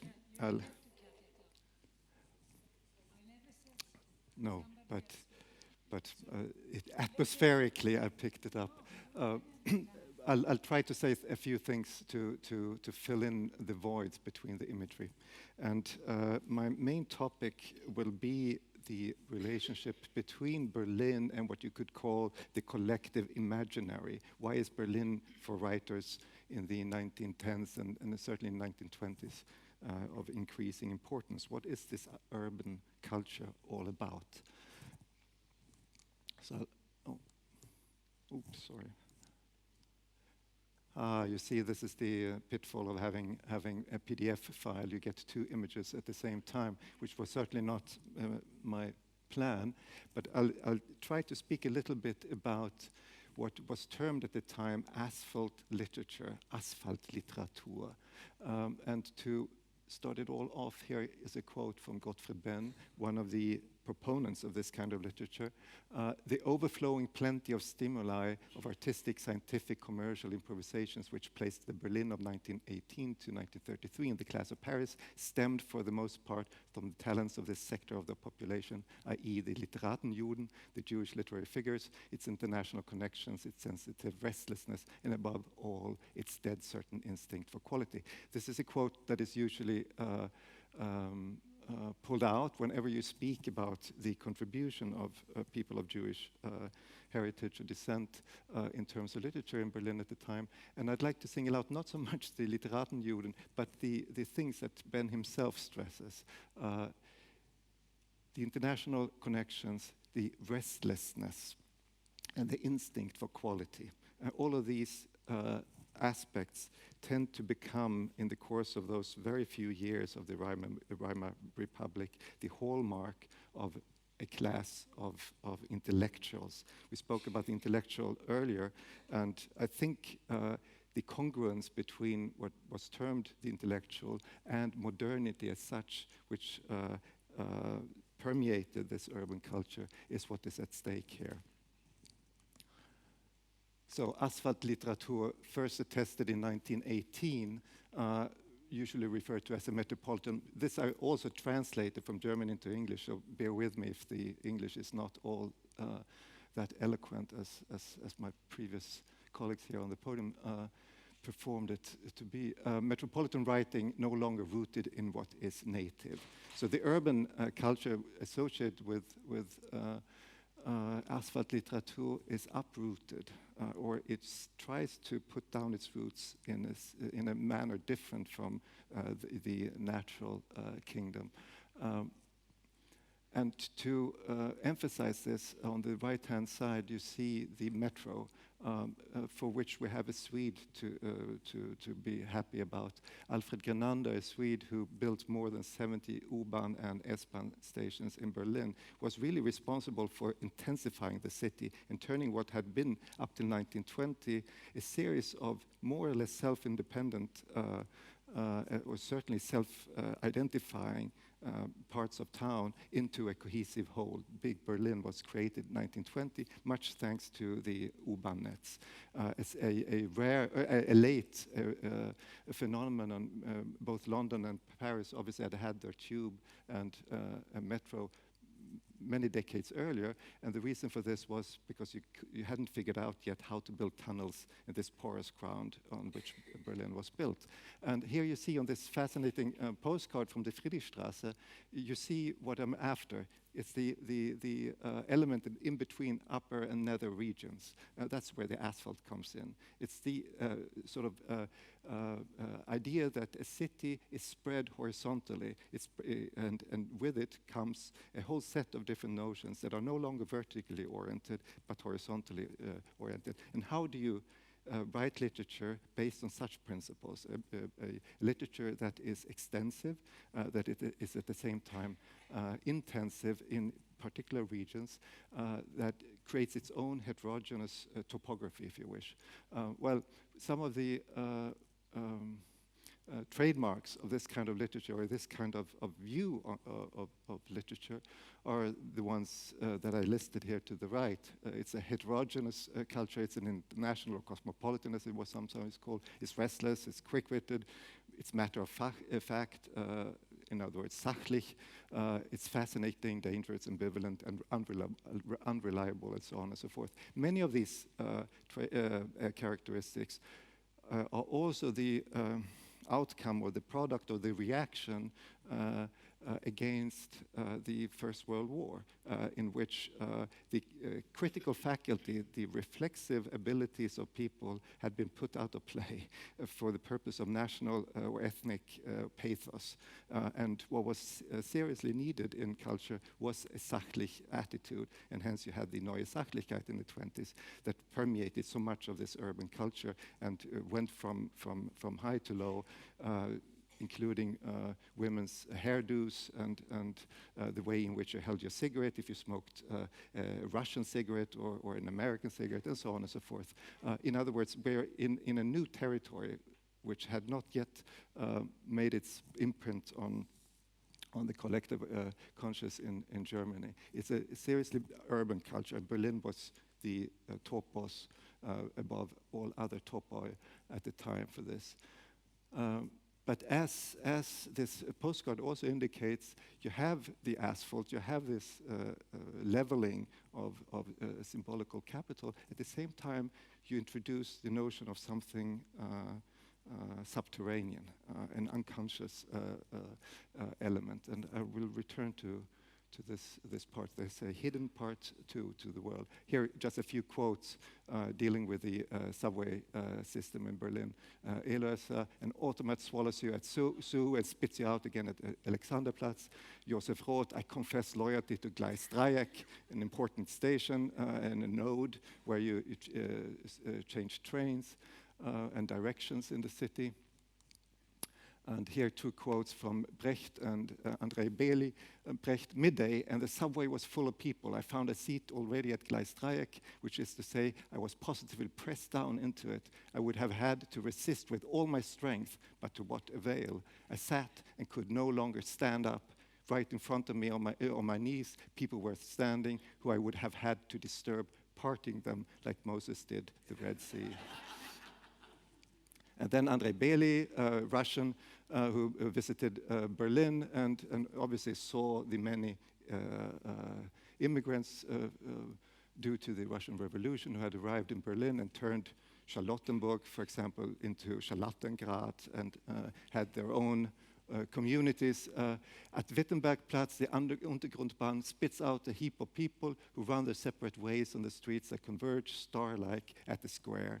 At night, the electricity of different establishments sparkle and gleam. Here at the Russian Bear, you are served by waiters holding officer's rank and coming from aristocratic families. In the Rushko Cafe, innumerable Russians from Lodz speculate boldly. The black market is in full swing. In other words, former hierarchies do no longer hold sway over the situation. And more important even, you have a sense of simultaneity. Things happen at the same time at different locations. And there's no structure to mediate between these various hotspots that outranks other ways of conceiving of this milieu. An important aspect of this kind of literature. To the right, or to the left, a number of writers not necessarily associated with asphalt literature and not necessarily always Jewish, but a few aspects then to perhaps seize hold of. It's a kind of hybridization of culture where literature functions along other trajectories than those who had been important until this time. Race and gender, class, languages and media all have a say in this matter, and creating then a sort of world where differences matter. Differences in a different way, understood in a different way than the former fairly stable society where difference was a matter of distinction. You belonged to a certain class and you had certain distinctive markers to maintain your privileges or to dissociate yourself from other such strata in society. And here, suddenly, the matter of differences and what is distinction is renegotiated in literature. So you have a world that suddenly becomes very disturbing, but also intense, critical, contradictory, transformative. This is really shorthand for things that we could expound on during our discussion. Well, a famous word introduced by a French philosopher, a heterotopia. And two intensities, two such instances. We've already heard about the cafe, which was one such place where you found this in a concentrated form. The other one would be the movie theater. In both cases, these were cheap places to spend many hours. Certain cafes would allow you to stay there for I think, 10 hours before they put a card on your table saying that you had to refresh your coffee. So they were cheap. They were easily available. You didn't need an introduction from somebody who was already part of this community. They were warm. And mind you, many people lived below what we would consider, the line where poverty begins. And so you go to the cafe, so you don't have to pay for the coal to heat up your little dinky room. And you meet people. It was a marketplace for communication. It was a place where you could read all the newspapers, and including international papers. Obviously, you could work there, and you met people. You networked, as it were. And here's a quote from Döblin already in 1922. As you know, his famous novel Alexanderplatz came out at the end of the same decade, where he says, "Berlin is wonderful. The horse tracks went under, whereas above the streets, electric wires were drawn. The city spread out underneath a swinging charged net. And it rebels, conspires, breeds right, breeds left, demonstrates. Tenants, house owners, Jews, anti-Semites, poor, proletarians, class fighters, 20,000 organizations, 10,000 newspapers, 20,000 reports, 5 truths. It gleams and sizzles." What's fascinating with this passage, apart from the many things enumerated, are the mixture of grammatical forms. You don't have only nouns, you have adjectives interspersed, and you don't have a syntax that allows you for a sort of cohesion that orders the whole thing along the so-called traditional and proper ways. He has found a new style that he deems appropriate to the kind of literature he wants to go on to write. A literature where social classes are a matter, obviously, of making them conscious, but where they are no longer really functioning according to the old lines, and language needs to somehow perform the same trick. And this is also, I think, why he himself maintained until the very end of his life the position that he doesn't have a style. For him, style comes out of matter. Whatever topic you choose, that's what gives you the particular style in which you will write. It was really a matter of moral for him not to have a style. And here you see how the city suddenly becomes style, as it were. And this is what is usually referred to his famous, as his famous Kinostil, a movie style. So mobilizing the sudden new medial possibilities, or the sudden possibilities of one medium in another form, taking the characteristics of movies and introducing them in the case of or into literature. He termed Kino das Theater der kleinen Leute, the theater of small people. You didn't need a wardrobe to go to the movies. You didn't need a lot of money. You didn't need to have an education necessarily. You went there and you experienced this integrative space beyond the bourgeois culture of distinction, which was dark. So you partook in a sort of collective experience, while at the same time maintaining your narrative, your individual point of view. Which, of course, since there were many in the same space, provided a number of, or innumerable points of vision, conflicting perspectives, simultaneity, and so on and so forth. It was also the place, obviously, where you acquired the latest news, and until 1918, also the propaganda from the war or from the front.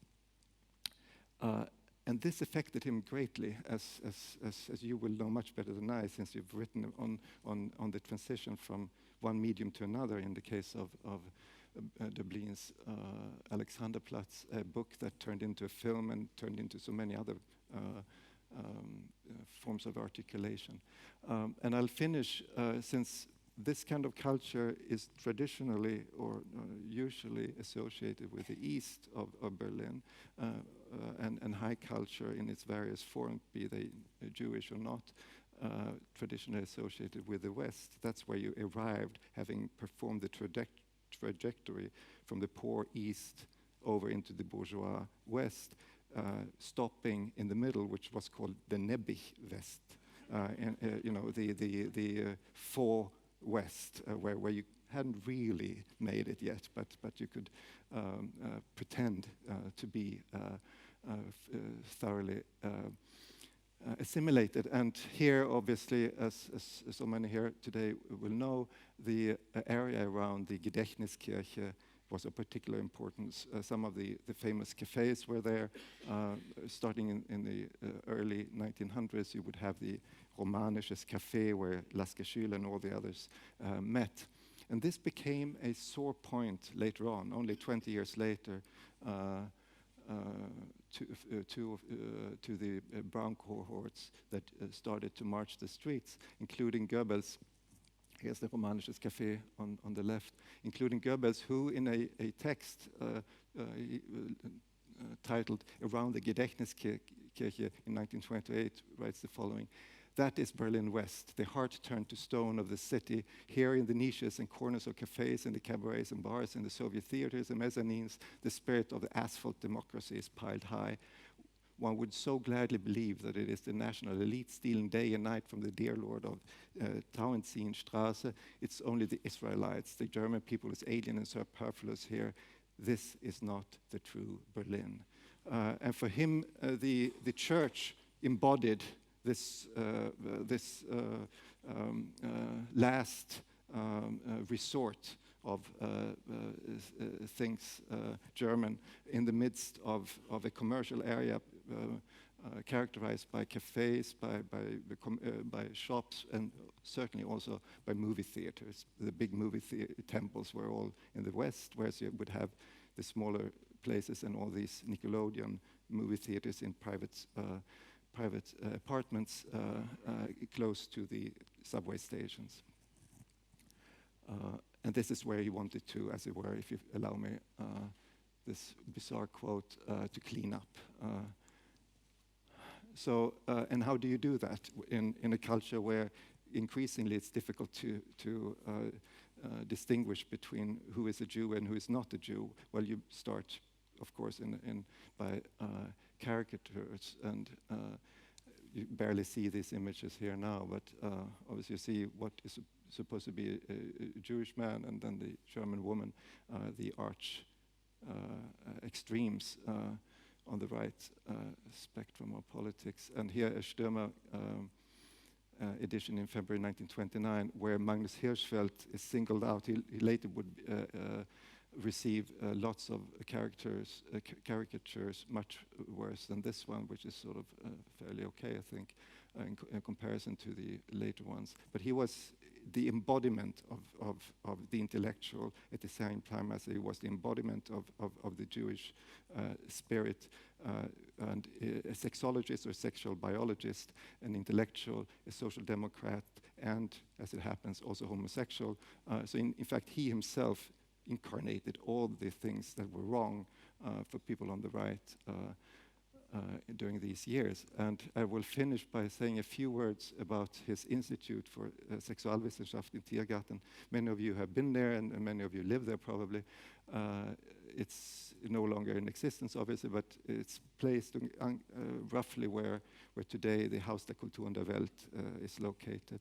And it opened in 1919, was closed in 1933, and it devoted itself to the human body and to human sexuality in its various multifarious forms, all believing in the belief that eventually sexuality should not be part of medicine, because in 8 out of 10 cases, sexuality is nothing sick or pathological. It doesn't need a cure, and hence it shouldn't really belong to medicine.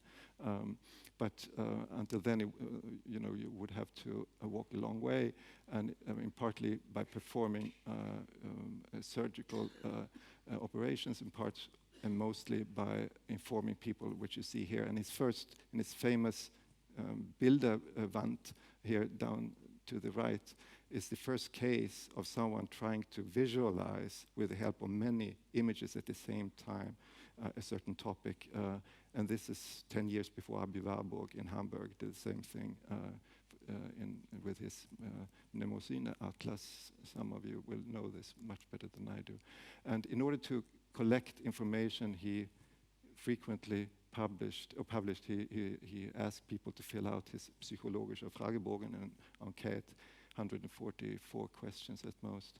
And I won't bore you with these things, but I will show you some of the images that so... Yes, I will stop. Give me 30 seconds, because I will stop with these gentlemen here and some of the women on the right here who are more seriously men. But yes, well, here 2 cases of how to perceive over the body. On the left, Adolf Koch and his cross-generational attempt to celebrate nakedness. On the right, on the left here, Hans Syrén, which was a homosocial and fairly homosexual, I would imagine, way of understanding the body. And I mentioned this, and I bring in Hirschfeld only for the purpose of telling you that most of the books that were burnt on the Opernplatz in 1933 on May 10 came from his library. He had probably what was the biggest private library of sexualia and erotica in the world, at least known. And of the 25,000 books, some 20,000 came from his library. And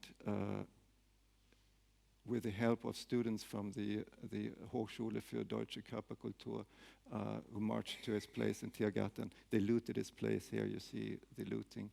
And 3 days later, they were burnt on the Opernplatz, and Goebbels held his infamous talk, which was quoted earlier today. And here are some of the images you've all seen. And I would like to end with a photo, not from the book burning, but from the day thereafter, on Opernplatz here on May 11, and you see the book still burning. And a letter written by Brecht, finally absconded and who fled the country. He writes to Leon Feuchtwanger in 1934, why shouldn't we then accept the term asphalt literature, which had undergone a permutation, a transformation during these years from being positive at the first to become a derogative term of the Nazis. And he tries to reappropriate the term for his own purposes. What speaks against asphalt except these unintelligible ones, diese unheilbaren, in other words, all the people who have perished already, who no heil may help. Only the swamp raises accusations against its big black brother, the asphalt, patient, clean, and useful.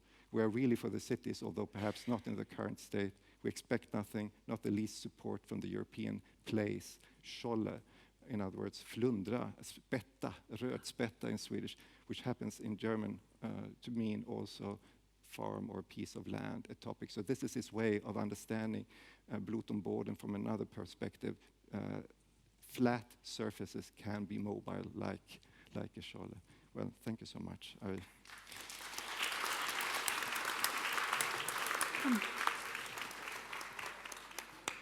So we have to go up again.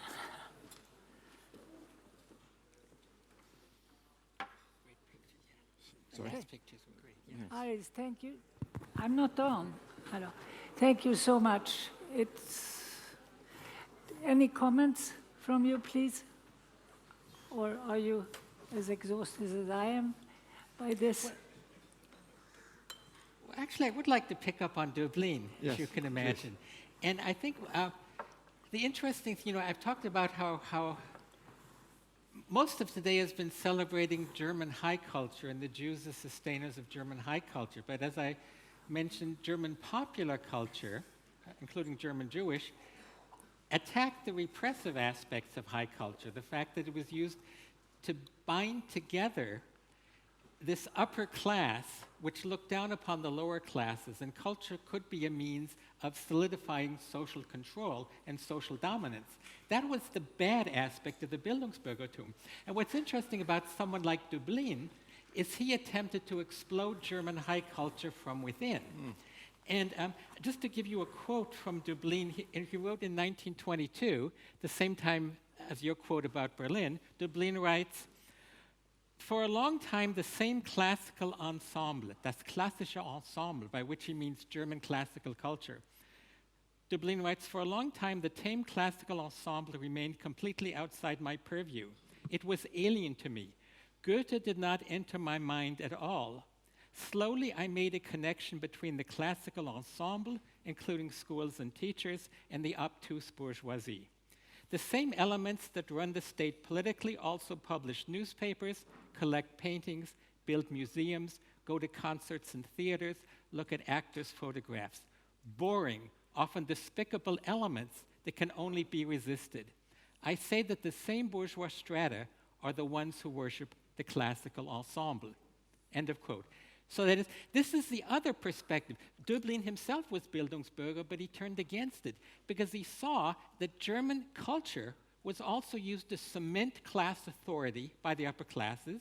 It was rammed down students' throats in the schools, and totally deprived of its spirit. That is, so what you have with Döblin is a German Jew who both explodes the German classical tradition and revolutionizes it from within. And by the way, he goes on to say that there's one word which he does not want applied to his work, which is Kunst. For him, Kunst is a dirty word. This Germanic worship of art as something holy made him throw up. I'm using his own words. I mean, this is not what art should be. It should not be holy, it should not be sacred. It should be alive, it should be vital, and it should be open to criticism.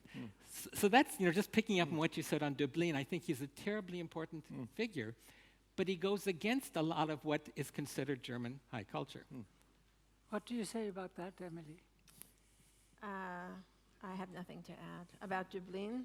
No, but about Kunst and German culture. I have to say that the thing that immediately came to mind, maybe it's the tiredness, but the Yeah, we are brilliant, it's stopping not now. Berlin, no, the brilliant Munich figure, Kurt Valentin. Such a great humor, so he said something like, Kunst ist schön, macht aber viel Arbeit. Is that correct? Is that just right? Okay. Everybody laughed, you understand, art is wonderful, but it's a lot of work. That's how we end it then. I don't know if that's how we end it, but it's what. We have to end. Yeah, I mean, I think that's just. This is at us. No, I mean, but just to say that art, I guess that also part of it has to do with this dichotomy. Artists work hard, also. I mean, it's Arbeit. It's a craft. It's a craft. It's a Yeah, I mean, labor. writers, visual artists. Okay, I'll leave it at that. Thank you. Oh, thank you. No discussion. That's exhausting. Oh, we can talk about it later. That's cool. Thank you very much. And I'm very happy to invite to the stage Alexander Freudenthal and Anders Hammarlund for a little session on music and the music world in Berlin throughout the generation.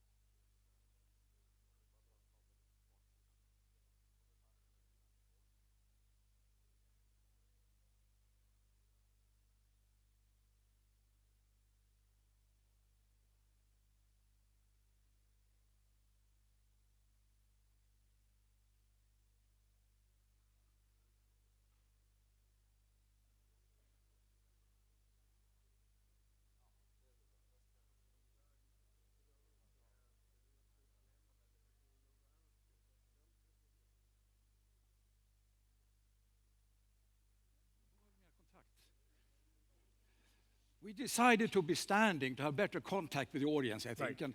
And after listening to so long and interesting discussions, we have the privilege of playing some music. Right. And we may listen to some really existing music from Berlin, from the 1920s, and even before that.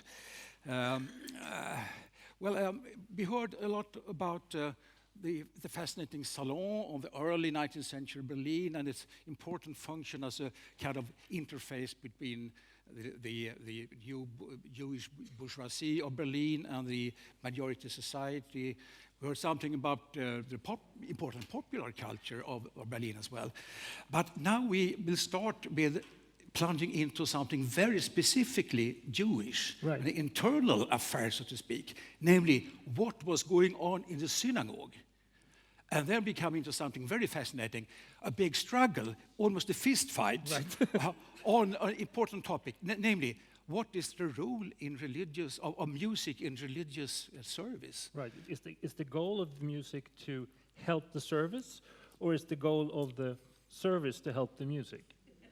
Which is... Yeah, it's mainly, this is a conflict on, between ethics and aesthetics. Is what people are doing in the synagogue, as well in the church, is it mainly has it to do with ethics, morality, reading sacred text, communicating a sacred message? Or could it, or even should it be an aesthetic performance, an aesthetic experience? And that's, Right, so that's the conflict. And this starts when someone in a little synagogue in northern Germany introduces an organ early in the 19th century. In Seesen, right? In Seesen, yeah. That was a kind of reformed community. Very early reform, has to be said. That's really at the start of this movement. It's the Jakobson Schule. Yeah. And how they start with this, and suddenly we have a completely different outlook on what Jewish traditional music and synagogue music should be. Because let's face it, a lot of what we have been discussing just happens to be Jews. I'm not sure it actually is Jewish culture by itself, as you said. And so this thing now is we go back to the roots, so to speak. Where does this Jewish music come from, and what purpose does it serve? So should we start with some music? I could say a few words first, Okay. because when I was working at the State Musical Archives here in Stockholm, Statens Musikverk, a few years ago, we were receiving a fascinating donation of the private collections of late cantor Leo Rosenbluth. And one important part of this donation was a little, I would call it, treasure box with some old 78 records with a famous cantor, Jossele Rosenblatt, who was a very famous cantor in the 1920s. He visited Berlin many times, make gramophone recordings in Berlin. And Rosenblatt apparently regarded these recordings, this way of singing, as the real roots of really Jewish musical expression for the synagogue. Maybe we could listen now to this. Right, so first track.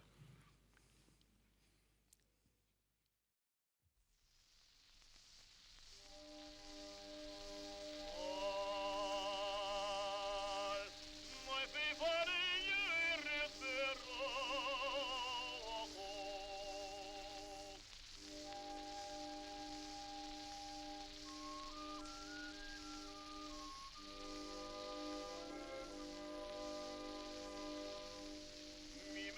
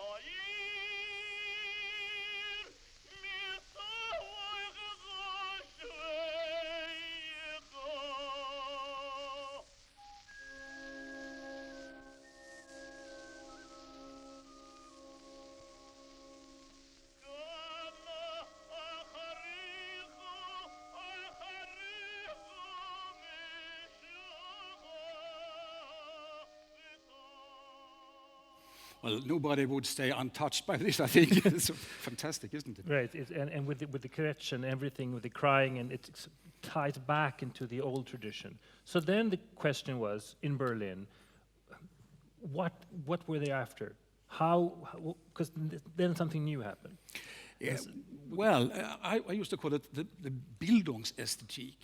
It was introduced to the synagogue, namely what we often call classical music, actually a new form of religion, which, well, music was presented as one important way for mankind to raising the cultural level, the ethical level, so to speak. A new form of religion, which actually got these new temples. I mean, right until the end of the 18th century, there were new musical venues in Europe, new concert halls. Music was performed in palaces, in courtyards, in living rooms, in salons, in churches, but maybe not in synagogues still.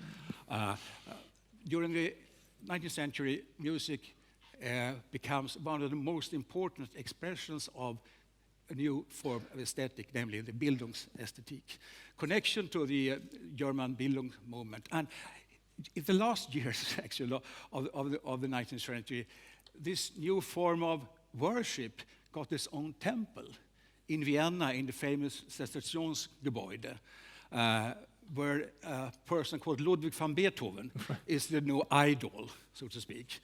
And you can understand that this came into conflict with the traditional concepts of Jewish, maybe call it music making in the synagogue. Right.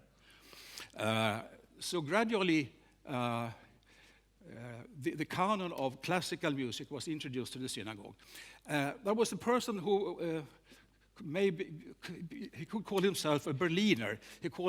His name was Abraham Baer, and actually for many years he was the cantor of the synagogue in Göteborg in Sweden. But actually he was born in Finland, in Province Posen, not very far from Berlin.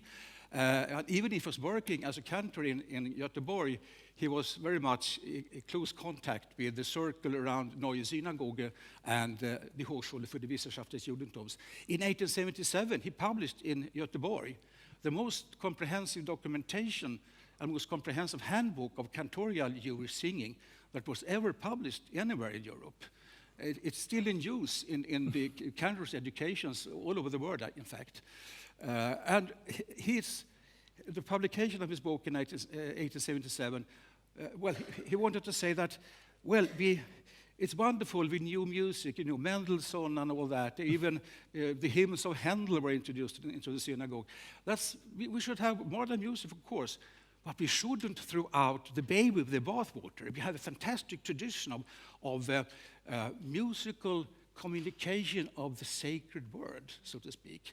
So this should be preserved, and it should be integrated into the modern concepts, musical concepts. Right, and of course, that's not exactly what happened. No. Because what happened in Berlin was that people felt that they wanted to be part of this nice, modern, and classical tradition.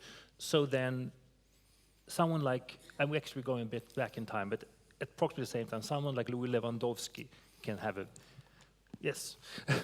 a really big impact. And it still has to be said, he still has. A lot of people going to the Great Synagogue in Stockholm, I assume a lot of people going to synagogues anywhere in the world will remember and recognize Lewandowski, because he wrote music that are still hits. People are still singing them, right? I actually thought, just listen to Lewandowski, especially we're going to listen to his Hashivenu now, which I think all of you, because this shows something important. This was written for organ and choir, mixed choir, but the tunes, so to speak, are so well crafted that they work as just communal singing, but also as choir music. In this case, we will listen to the recording actually made by my grandfather, Heinz Freudenthal, in the Nuremberg synagogue in the 80s with a Hans Sachs choir and an organ and everything, so that this is not going to be in 78. It's probably a bit more better musical quality on the sound, and you'll see how Lewandowski sounded at the time. So let's have the next track.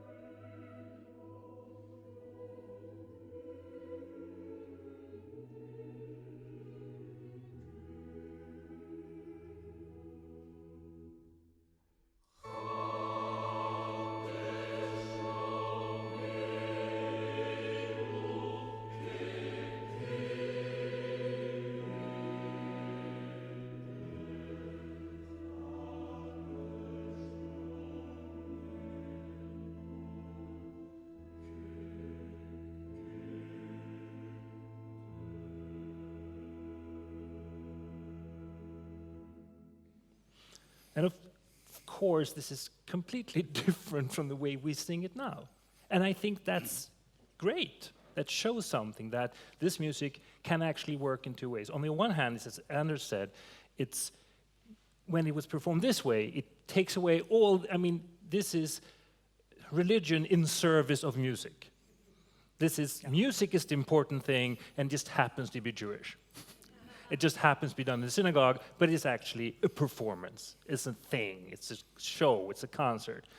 Whilst when the interesting thing is nowadays, we've taken it back to the synagogue, and suddenly the music that was as performance is now part of religion. So it can actually go both ways. It doesn't have to only end up being a performance.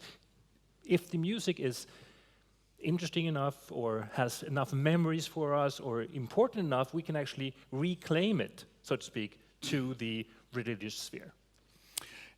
Performing this kind of music was a kind of challenge for many smaller Jewish communities, of course. I mean, you have to have a choir, professional choir leader, an organist, an organ, etc., etc. You have to rehearse, and many of the smaller communities couldn't afford that. And in the 1920s, there was an interesting initiative in order to, in a way, to help the small Jewish communities, small Reformed communities, with having a professional music in the synagogue with the help of the latest technique, sound technique, namely the 78 record.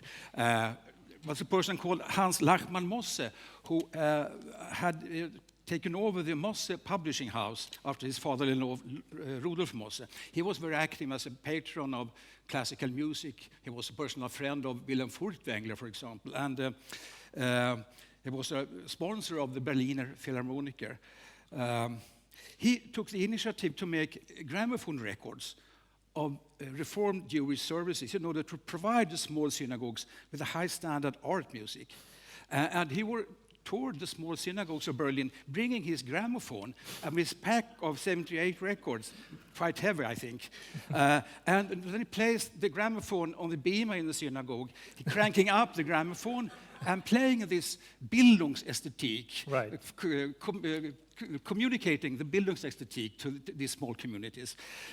It's an interesting example. And in fact, it's a little bit moving because these recordings, which were made, very professional recordings, were made in a studio in Berlin in 1929 and 1930, are in fact preserved.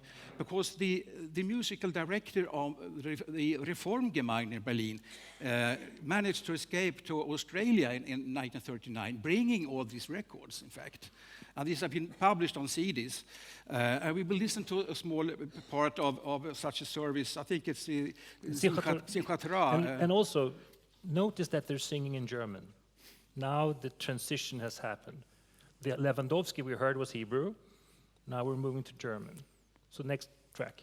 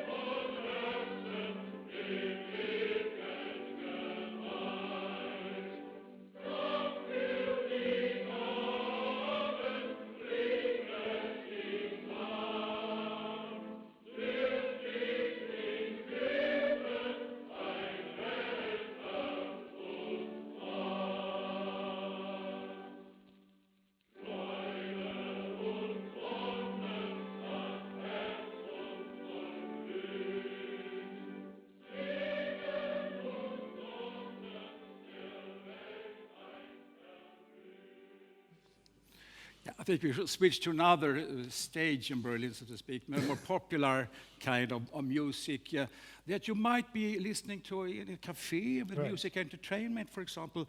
One form of one genre, actually, that was quite popular not only in Berlin in the 1920s and 1930s, was Kunstpfeifen, so the whistling, artistic whistling. And we will listen to a person with the artist name Guido Gialdini, whose original name was Kurt Abramowitz. And now he performs a piece that we have heard about earlier today. The Tamerlan. Yeah. The Tamerlan.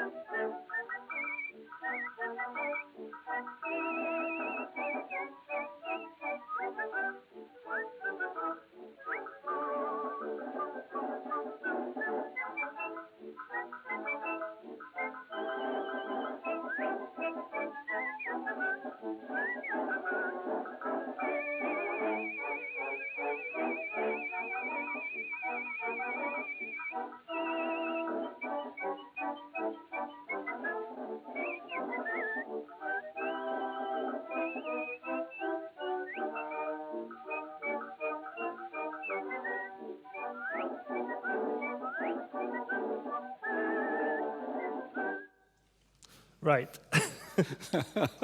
Or maybe, I mean, the audience who heard this, and have heard this piece sung before, Right. they don't know the text.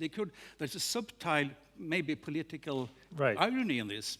That you do whistling, Yeah, of course. yeah. And of course, anyone who knows their Al Jolson will kind of tie into Tutsi, because also the whistling is a nice connection there. And it's also actually made at approximately the same time, in the late 20s.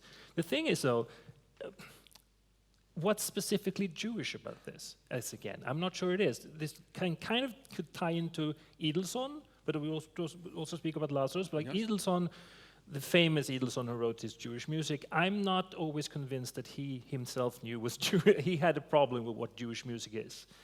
Is it Jewish music or music for the Jews? Because there's a big difference. Or is it both? Or is it neither? So now we're coming into the fact, when we talk about Jewish popular music and Jewish popular culture, I'm not sure we can find a specific Jewish element unless we look at the intention or the performers being Jews. But by itself, this is just entertainment music. But someone who thought about this then would be Lazarus. Lazarus, yeah, really, fantastic man. I think he's the reason why I'm standing here, because I'm an ethnomusicologist, and he was the real inventor, I could say, of this discipline. It didn't exist as a discipline when Lazarus was a professor of philosophy in Berlin in the 1870s. But he had an important student, namely Georg Simmel. And Simmel was a typical Berliner. He certainly, in his upper teens, he visited some beer garden in Berlin.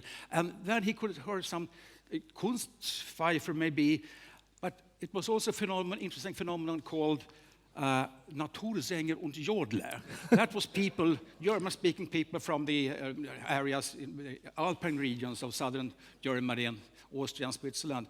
They used to tour the big cities like Vienna, Munich, Berlin, Hamburg, and even Stockholm and Paris, in fact, performing traditional folk music, folk dancing, folk songs. And Simmel became fascinated by this. He heard this yodeling. He was thinking, how in the world can such phenomenon emerge? How is this possible? So he decided to write his doctoral dissertation on this topic, in fact. And he published in the Journal of the Swiss Alpinist Association a questionnaire. This was in the 1870s, 1879.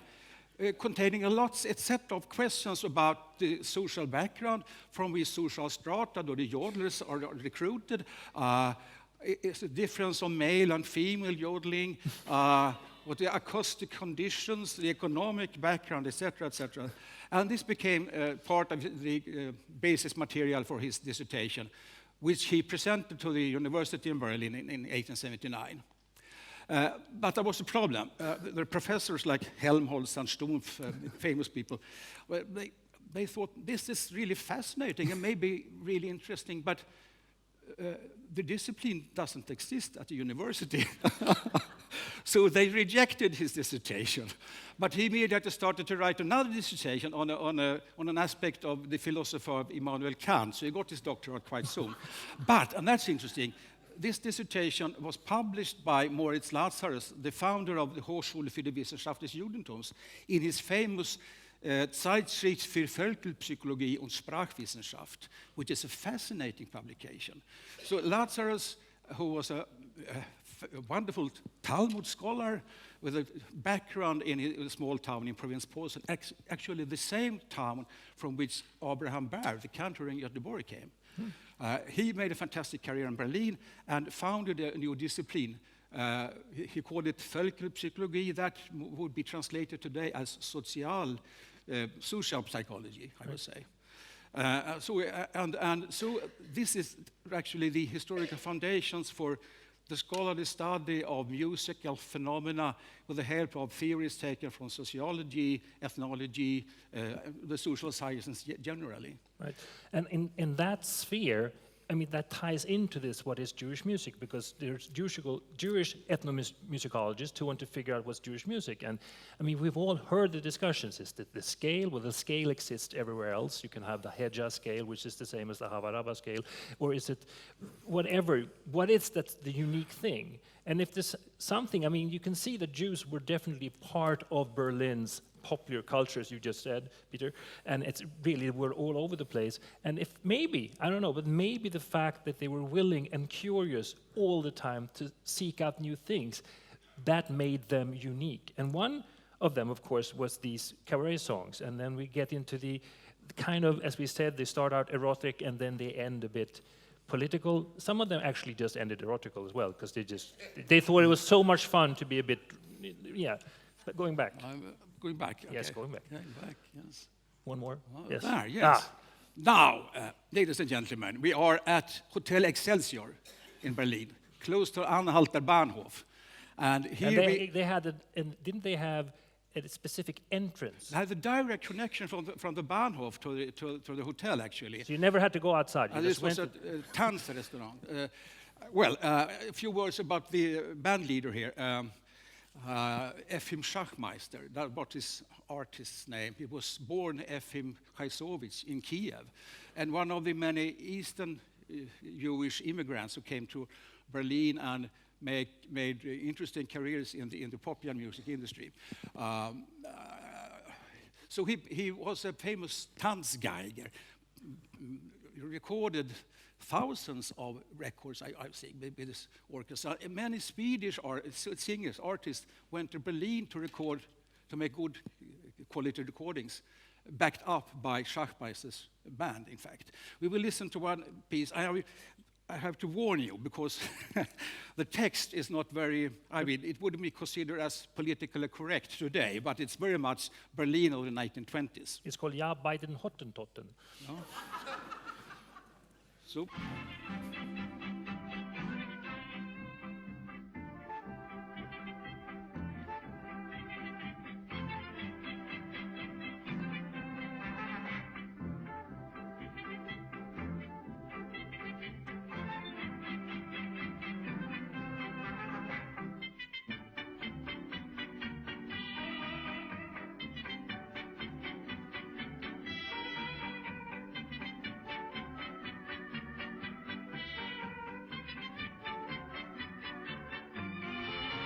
Bei den Hottentotten, da tanzt man den Black Bottom mit anderen Tanzmarotten als bei uns zu Haus.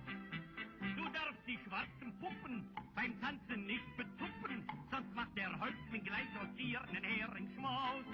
Ganz ohne Hemd und Socken und mit geölten Locken, am Bauch Bananenglocken springt man her und hin. Und wie die Hottentotten, so tanzen den Black Bottom die sehr geehrten Damen bald auch in Berlin.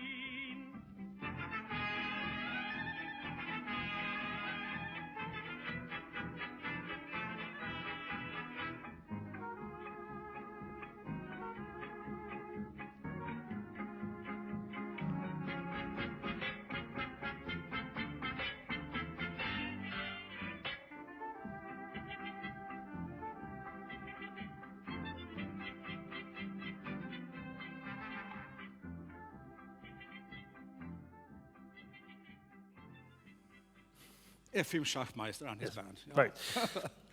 Okay. Yeah. So, of course, it's nothing we would do today, but it was also, I find it typical that they would start to use jazz, because that's exactly, they're interested in different things. And we'll actually, I'll get back to that towards the end, because there's a point to be made. Well, when you have used the jazz, and one other performer who prided himself with using jazz, and was early in his operettas, was Paul Abraham. He was born in Budapest in 1892, I think, but he was mainly famous, he became hugely famous in Berlin. And from 1930-ish until, of course, 1933, he was the most sought after and clever of operetta composers. The thing is, he happily used jazz interludes, which was new at the time, and he added, and his syncopations are less of a military kind. If you listen to Schachmeister, his syncopations are the Prussian syncopes. It's very march-like, whilst the band of Paul Abrahams is actually a bit more jazzy. So, and then of course he also has to write these, nowadays maybe not as politically correct lyrics, so we're going to listen to a bit from his operetta Victoria und ihr Husar, which actually is, the song is called Meine Mama war aus Yokohama.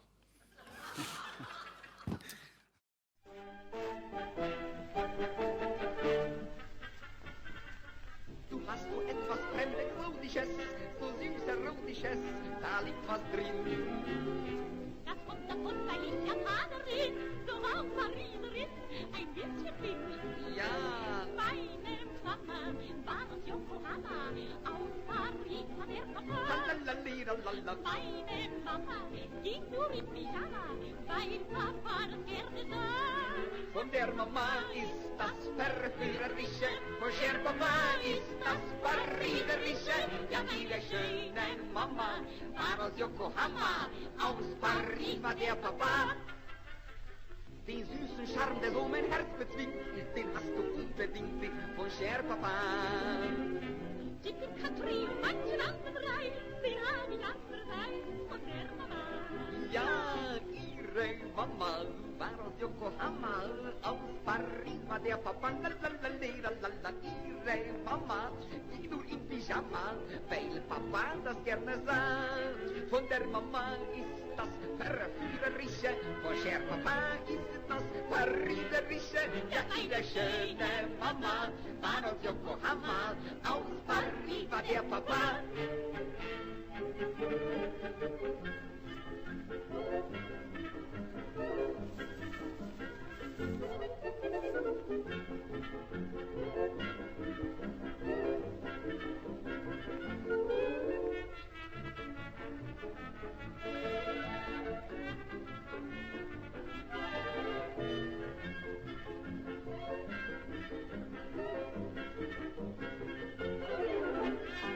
Ihre Mama war aus Yokohama, aus Paris war der Papa. Lalalala, ihre Mama ging nur in Pyjama, weil Papa das gerne sah. Von meine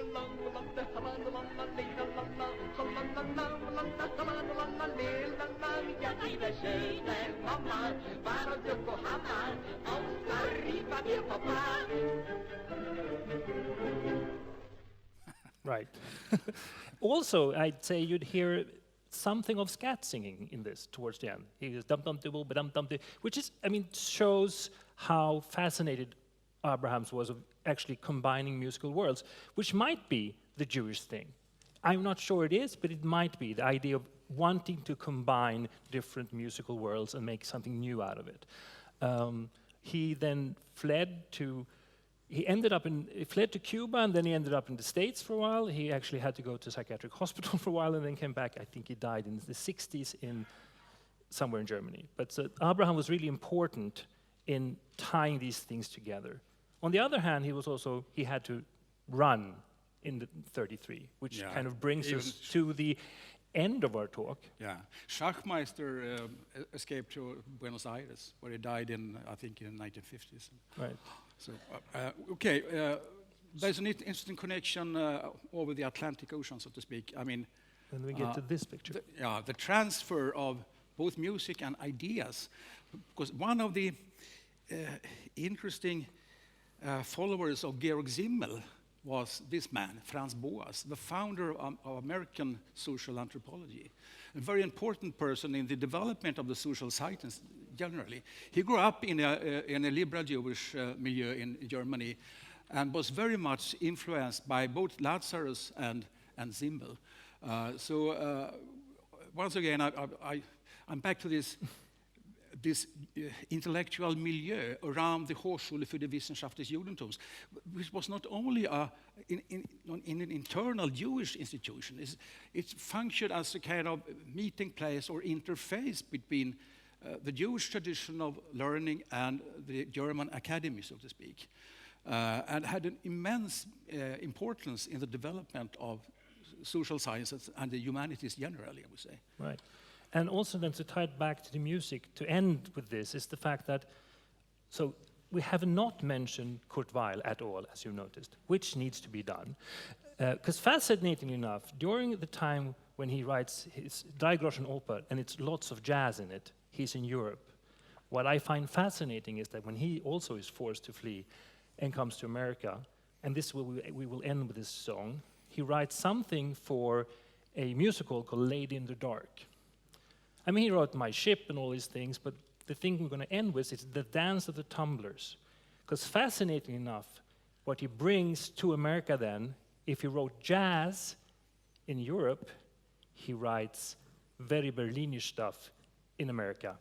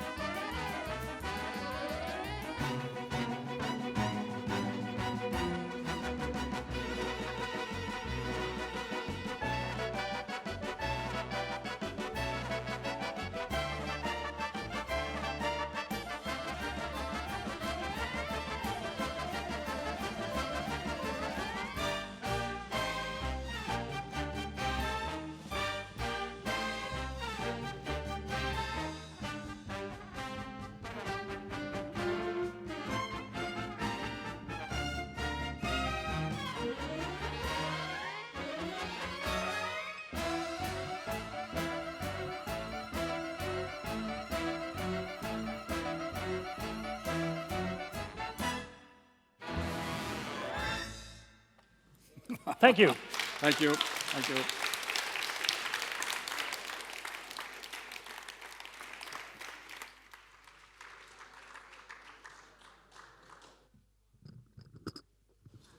So I think that we will just 5 minutes if you need, but I prefer that we move on to Christina and end with the pity of it all.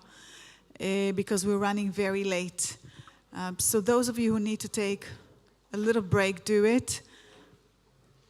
And otherwise, Christina von Braun will conclude our symposium.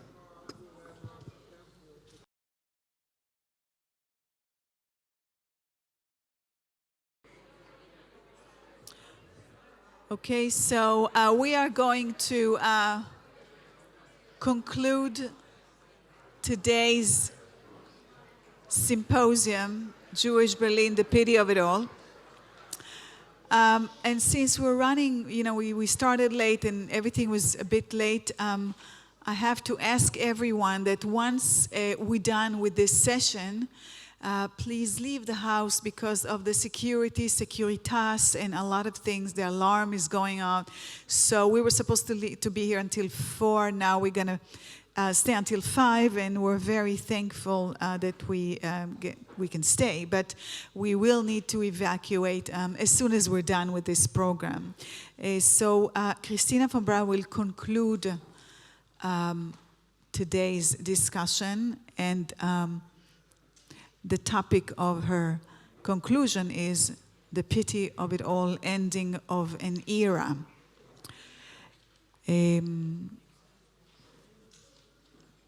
Please follow our website, judiskultur.se, for follow and coming programs.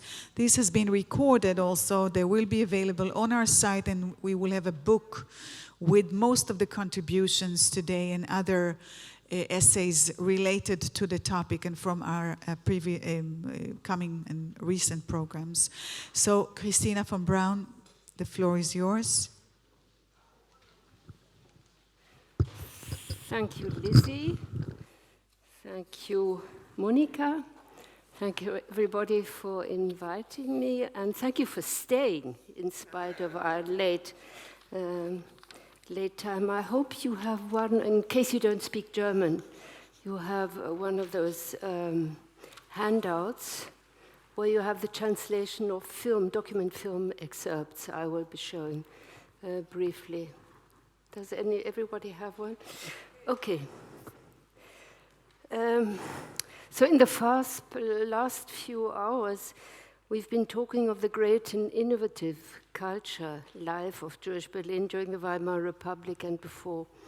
And now, unfortunately, it's up to me to speak of the decline of this age. And it's really a hard task after what we've heard before. It came not quite unannounced, and many had warned for years against the strengthening of anti-Semitism, and a very concrete sign had been the assassination of Walter Rathenau in 1922. But even the forewarners were expecting, in the worst case, boycotts, pogroms, the kind of persecutions Jews had repeatedly been exposed for centuries. No one foresaw what was really going to happen, and this within a few years. The expulsion of Jewish citizens, their dismissal from office, the expropriation of their houses. No one imagined that synagogues would be set on fire by the state power itself. And above all, no one could imagine that people would be systematically selected and murdered. The explanations for the Shoah are diverse, and books that try to grasp how all that happened fill entire libraries. The explanatory figures range from social, neo-religious, economic patterns to psychoanalytical models, and each of these schemes is right and yet not the whole story. And you're not going to get it from me either. I'm just going to forward a few ideas on this. Many of these explanations also pay little heed to factors of longue durée. The term is generally used in the context of issues on memory, but that can be misleading because we connect with memory, consciousness, retrievable knowledge. Here, on the contrary, it is content that has been passed on unconsciously through different channels, rumors, images, legends, songs, and these contents exercise power over people's minds and emotions because they are passed on in an unconscious manner. Fact is that the imaginations the Nazis massively poured into the public space after 1933 had already circulated in people's minds long before. And these images blinded people. They made them see things that weren't there. Here's a booklet, for instance, entitled "Jews Are Looking at You." What does it contain? It does not show Jews looking at other people, Goys, for instance, but rather spreads out a catalogue with portraits of famous Jews for anti-Semitic eyes. It has different chapters dedicated to blood Jews, lying Jews, deceitful Jews, destructive Jews, art Jews, money Jews. It's the anti-Semites who are the observers, have empowered themselves by turning Jews into the objects of their gaze. Not enough with this. Among the 70 portraits we find Karl Marx, Rosa Luxemburg, Leon Feuchtwanger, and Magnus Hirschfeld, all of them well-known Jews. But you can also find, for example, a portrait of Konrad Adenauer, the mayor of Cologne, not only a devout, but also a Catholic down to the deepest marrow. One might say an ethnic Catholic. The Nazis did not like him, and those who bought this book actually saw a Jew in Adenauer. That's what I mean when I say that for many, reality was overshadowed by imaginations covered up by ideology. So to understand some aspects of this period of decline and reversal, you also have to be concerned with the way that affects, emotions, and the senses get involved in history. To do this, you have to risk a glimpse into the collective psyche of a people, in this case of a population that in its majority was soon to elect, thus legally choose, a totalitarian murderous regime. It's not easy to look into the psyche of a convinced Nazi. They don't turn up in the cabinets of psychoanalysts. They don't lie on the couch and begin telling what went on within them. For the simple reason that the fantasies their emotions are based on would crumble as soon as they are put into words. So if you want to know what happened with their psyche, you have to try to put yourself in their place, identify with them, a highly uncanny project. As you know, the term uncanny signifies something which is familiar and disturbing, and it is frightening because it is so close to the self. So what one has to do is look for the anti-Semitic aspects within one's own psyche. I think that today, where so many political regimes came to power legally through lies and the insistence on alternative facts or felt truth, we have every reason to listen into ourselves. It may help us to understand what went on in those years in Germany. Would we have been one of those rejoicing at Nazi empowerment? Unless we were if we were non-Jewish, of course. Seen from today and with the knowledge we have now, we would say impossible, but we can't be sure. And risking this identificatory glimpse may be the best form of immunization.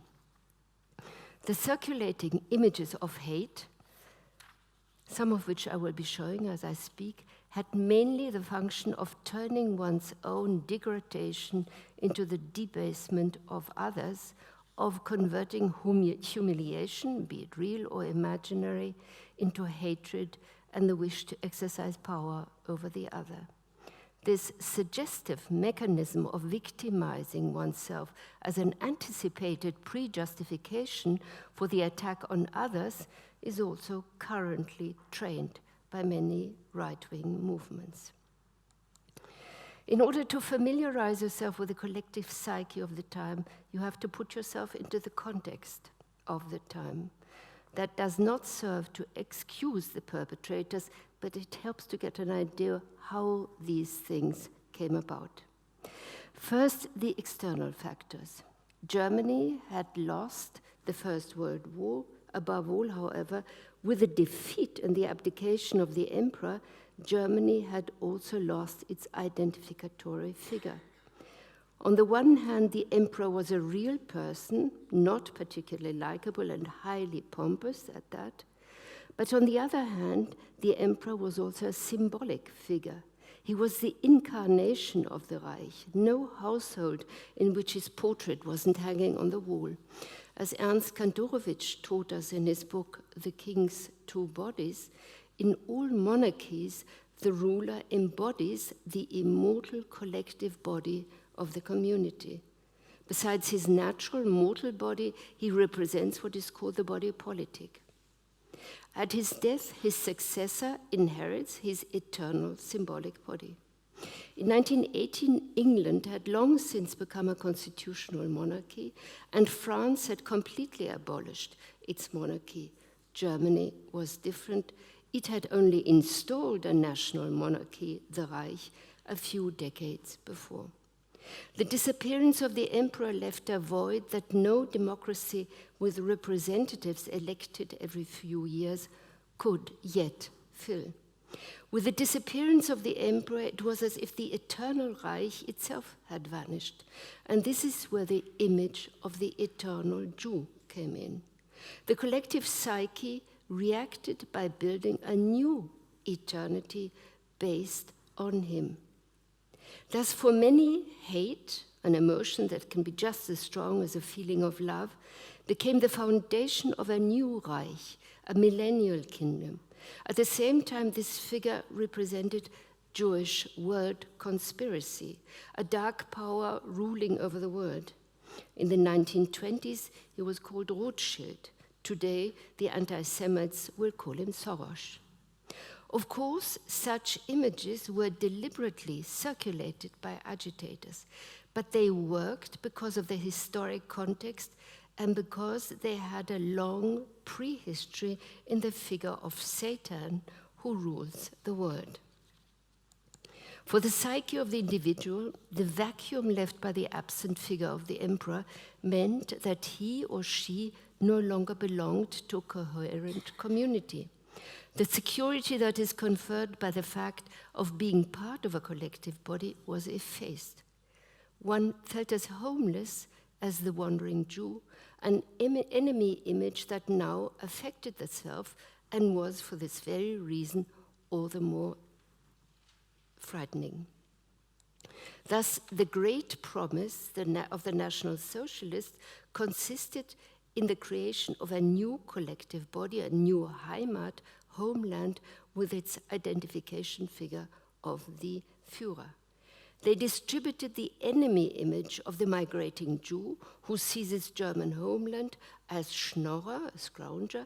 He nourished himself of the hard-won bread of the Germans. Similar ideas were projected onto Poland with its Jewish population. For years, conservative Germans had dreamt of the expansion of German Lebensraum, German life space, by occupying the countries to the east. But in the caricatures, it was the Poles in Jewish attirement who were colonizing Western Prussia. The insecurity about the idea of wholeland combined with economic uncertainty. Germany had to pay high reparations, as you know, and the state tried to solve the problem by printing money. A disastrous decision, as we now know. It brought the inflation of 1923. In addition, the vast majority of the German population had encountered paper money for the first time during the First World War. For them, real money was something that weighed in the pockets, not those scraps of paper. The American economist Irving Fisher, who visited Germany in the early 1920s and later coined the term money illusion, writes that of 20 German men and women who experienced price increases after World War I, 19 did not realize that money had lost its value. They thought that it was bread that had become more expensive. Only with the 1923 inflation, I quote, did it dawn on them overnight. The insociable Jewish banker was the ideal projection screen to avoid such cognitive processes. Added to paper money was the likewise new experience of the free market economy. In his book of 1944, The Great Transformation, the anthropologist Karl Polanyi describes the process of industrialization as, I quote, an economic earthquake that transformed vast masses of English rural population from sedentary people into shifting nomads in less than 50 years, end of quote. Until the beginning of the free market economy, he continues, quote, the economic activity of humans usually was embedded in the social relations of a community. But with the introduction of individual profit, society became an, I quote, appendage of the market. The introduction of the profit motive, which was to turn the community into a society, set in motion a mechanism, quote, comparable in its effects only with the wildest outbursts of religious zeal in history, end of quote. The British population experienced this upheaval early in the 19th century, Germany only towards the end of the 19th century. After the First World War, this uncertainty, too, was reflected in the image of the Jew who dominates economy. Polanyi, whose book appeared in 1944, comes to the conclusion at the end of his book that all the totalitarian states that suddenly made their appearance in the first half of the 20th century, most of them carried to power by popular movements or elections, had one great promise in common. They vowed that they would turn society back into community. This promise, he says, was at the root of all totalitarianisms, be they communist or national socialist. The uncertainty of modern economy was thus the second unconscious factor that influenced the German collective psyche and drove it into the arms of false promises of salvation. Today, with neoliberal economy, a similar willingness to fall for such vows seems on the rise. The third factor was the turmoil caused by changes in gender roles. With the first German Republic, created exactly 100 years ago, women were given the right to vote for the first time. Shortly after the war, they had gained access, before the war, they had gained access to academic education. German Jewish women had a pioneering role in the fight for education. As far as the electoral law was concerned, Germany was ahead of many other comparable countries. In the US, women received the right to vote on the federal level in 1920, and in France, they were granted the right to vote in 1944. Women accepted and made use of their new rights. They went to vote and they were elected. These are the first parliamentarians. And these,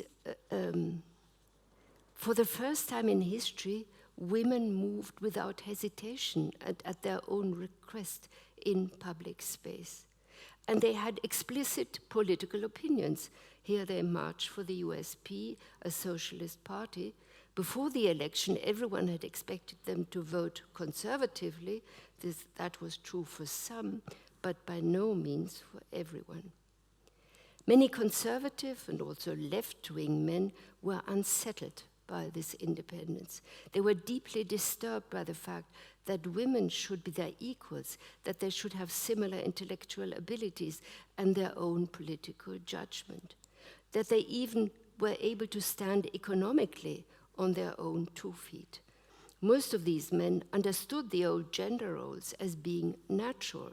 So for them, it was nature itself that was out of joint. Accordingly, these new women were defamed as unnatural, as non-authentic. They considered a foreign body that threatened the natural community and destroyed it from within. And it is in this respect that the image of the modern woman was in turn linked to the image of the Jew. He too was considered a foreign body, although Jews had obtained full citizenship right after the citizenship rights with the founding of the Reich, and they had acknowledged this with German patriotism and adaptation to German society. They were still considered foreigners. It was assimilation itself that made them look suspicious. At the beginning of the 19th century, when some Jews had chosen to be baptized, this was often called a mask, suggesting that the non-Christian was still hiding behind it. The same insinuation was now transferred to the Jewish body, and this is where my first film excerpt comes in.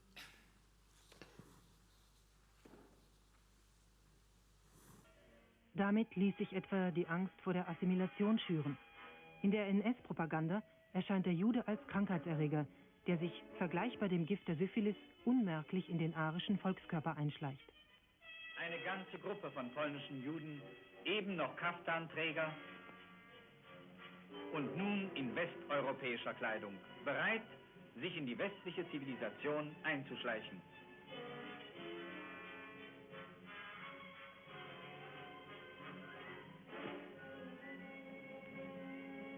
Natürlich wissen sich diese Ghetto-Juden zunächst noch nicht richtig in den sauberen europäischen Anzügen zu bewegen.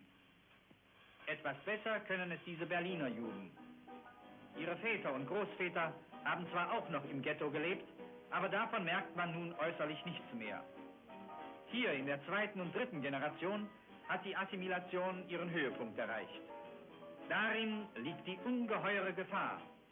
Denn auch diese assimilierten Juden bleiben immer Fremdkörper im Organismus ihres Gastvolkes, so sehr sie ihm äußerlich ähnlich sehen.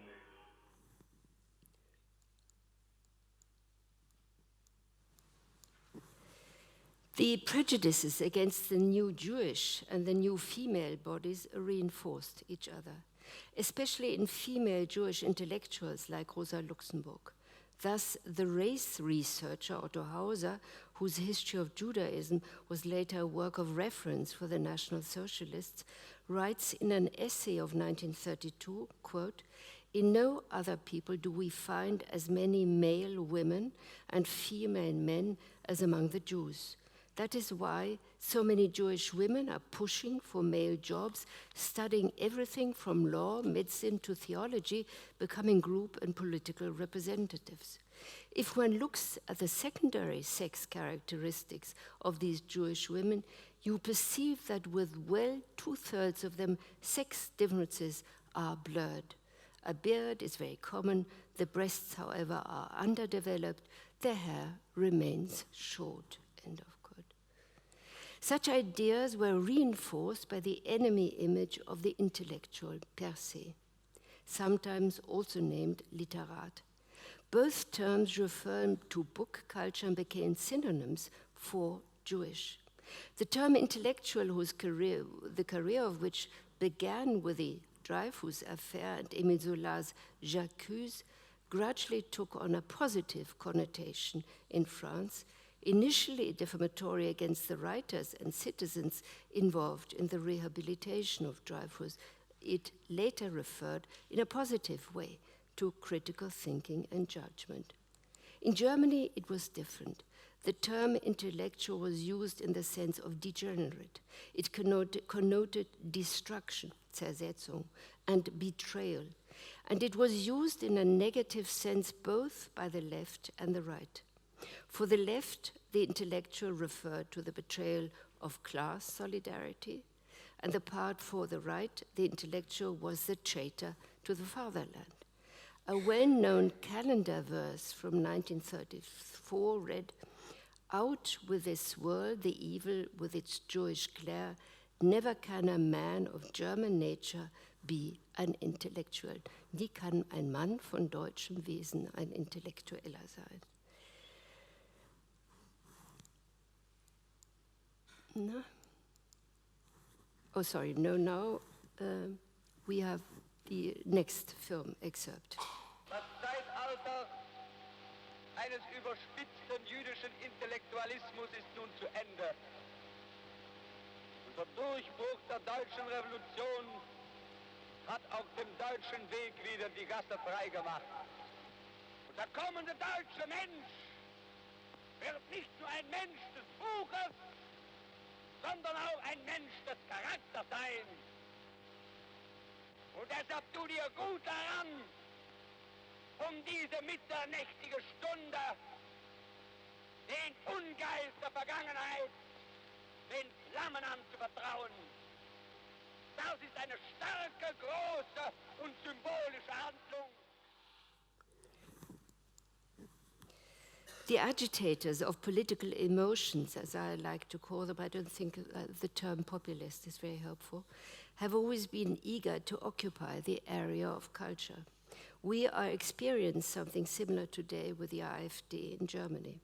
Culture is an area where critical thinking can be trained, but is also suitable as a breeding ground for images with which the collective imaginary can be fed with emotions.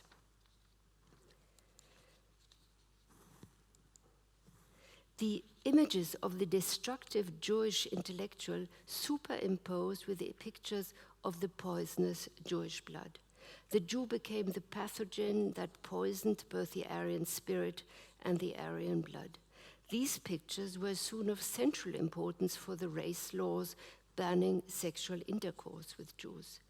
The images of blood became the base for the most important and powerful fantasies reigning ideas of homogeneity. The idea had already come up with nationalism, which conceived of the national community as a collective consanguinity and which reinforced the idea that there was no one on the other side of pure blood. On the other side, there was only unclean blood. This concept of the nation as a collective blood community was widespread throughout Europe.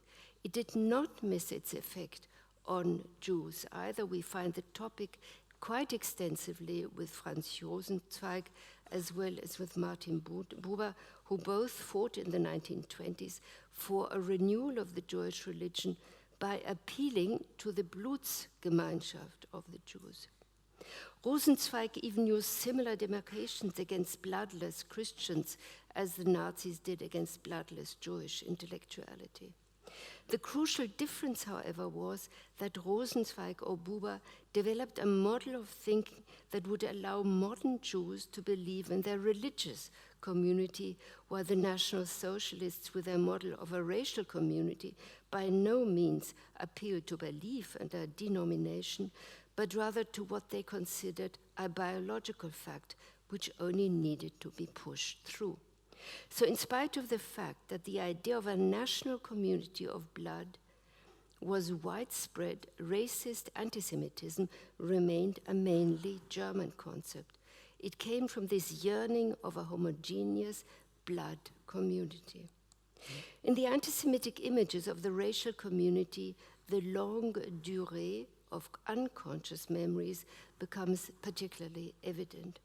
They are taken from a reservoir that consists almost exclusively of Christian narratives. Indisputably, religions contribute significantly to the emergence and consolidation of communities. But with their immortality project, which has little to do with demonstrable facts and much with felt truths, they are also particularly well suited for supplying the collective imaginary with ideal images of the self and the defamatory images of the other. The Christian religion in particular, with its metaphor of the cross, assigning a central role to the idea of the pure blood of the Savior, opens up a whole spectrum for the idea of a racially pure blood community. As my last excerpt. And I think if you don't speak German, you should. Entsteht eine neue Religion, die vor allem in Deutschland viele Gläubige findet. Einer ihrer Tempel ist die Wartburg, die zugleich eine Hochburg deutsch-nationaler Erneuerung darstellt. Die neue Religion übernimmt die Bilder des Christentums und überträgt sie auf eine weltliche Ebene.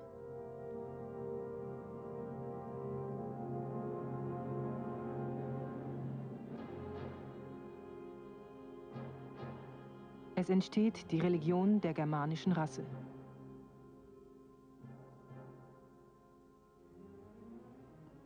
Ostern ist nicht mehr Auferstehung, sondern die ewige Erneuerung unseres Volkes. Weihnachten ist die Geburt unseres Heilandes, des Geistes der Heldenhaftigkeit und Freiheit unseres Volkes. Sie werden das Kreuz durch unser Hakenkreuz ersetzen. Sie werden anstatt des Blutes ihres bisherigen Erlösers das reine Blut unseres Volkes zelebrieren. Sie werden die deutsche Ackerfrucht als heilige Gabe empfangen und zum Symbol der ewigen Volksgemeinschaft essen, wie sie bisher den Leib ihres Gottes genossen haben. Und dann, wenn es soweit ist, werden die Kirchen wieder voll werden. Wenn wir es wollen, wird es so sein, wenn es unser Glaube ist, der dort gefeiert wird. Und das Wort ist Fleisch geworden. In der Religion der germanischen Rasse werden Gott und Satan zu Menschen aus Fleisch und Blut. Zunächst zu Gott.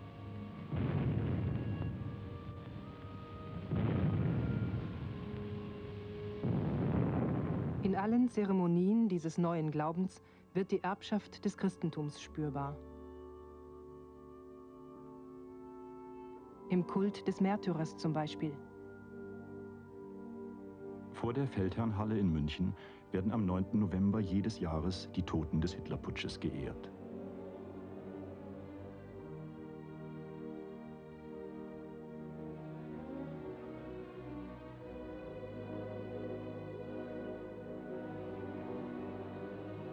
Der Totenkult steht im Mittelpunkt dieser Religion.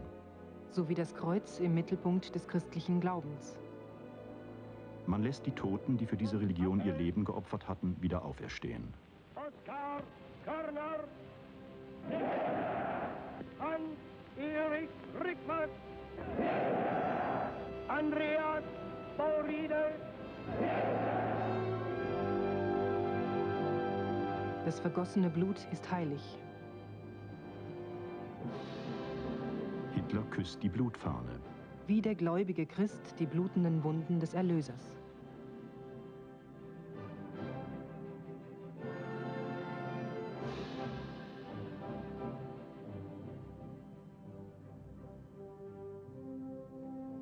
Der Jude, so sagt Hitler, unterscheidet sich vom Christen dadurch, dass er sich nicht opfern kann.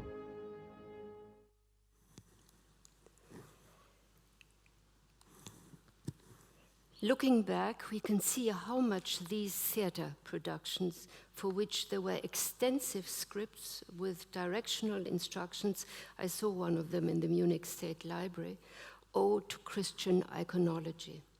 But it is not certain that these aspects were also apparent to contemporaries. The contemporaries, at least those who saw their salvation in National Socialism, did not make any art historical or religious historical comparisons, nor did they recognize in the ceremonies the gender perspective of a masculinity ideal devoid of any female presence. Rather, they wanted to believe directly, to see and recognize salvation in these productions and to find in them that old feeling of community that had been lost. Many of us are now convinced to be immune to this kind of staging, but current developments seem to show that this immunity is less self-evident than we would like to think.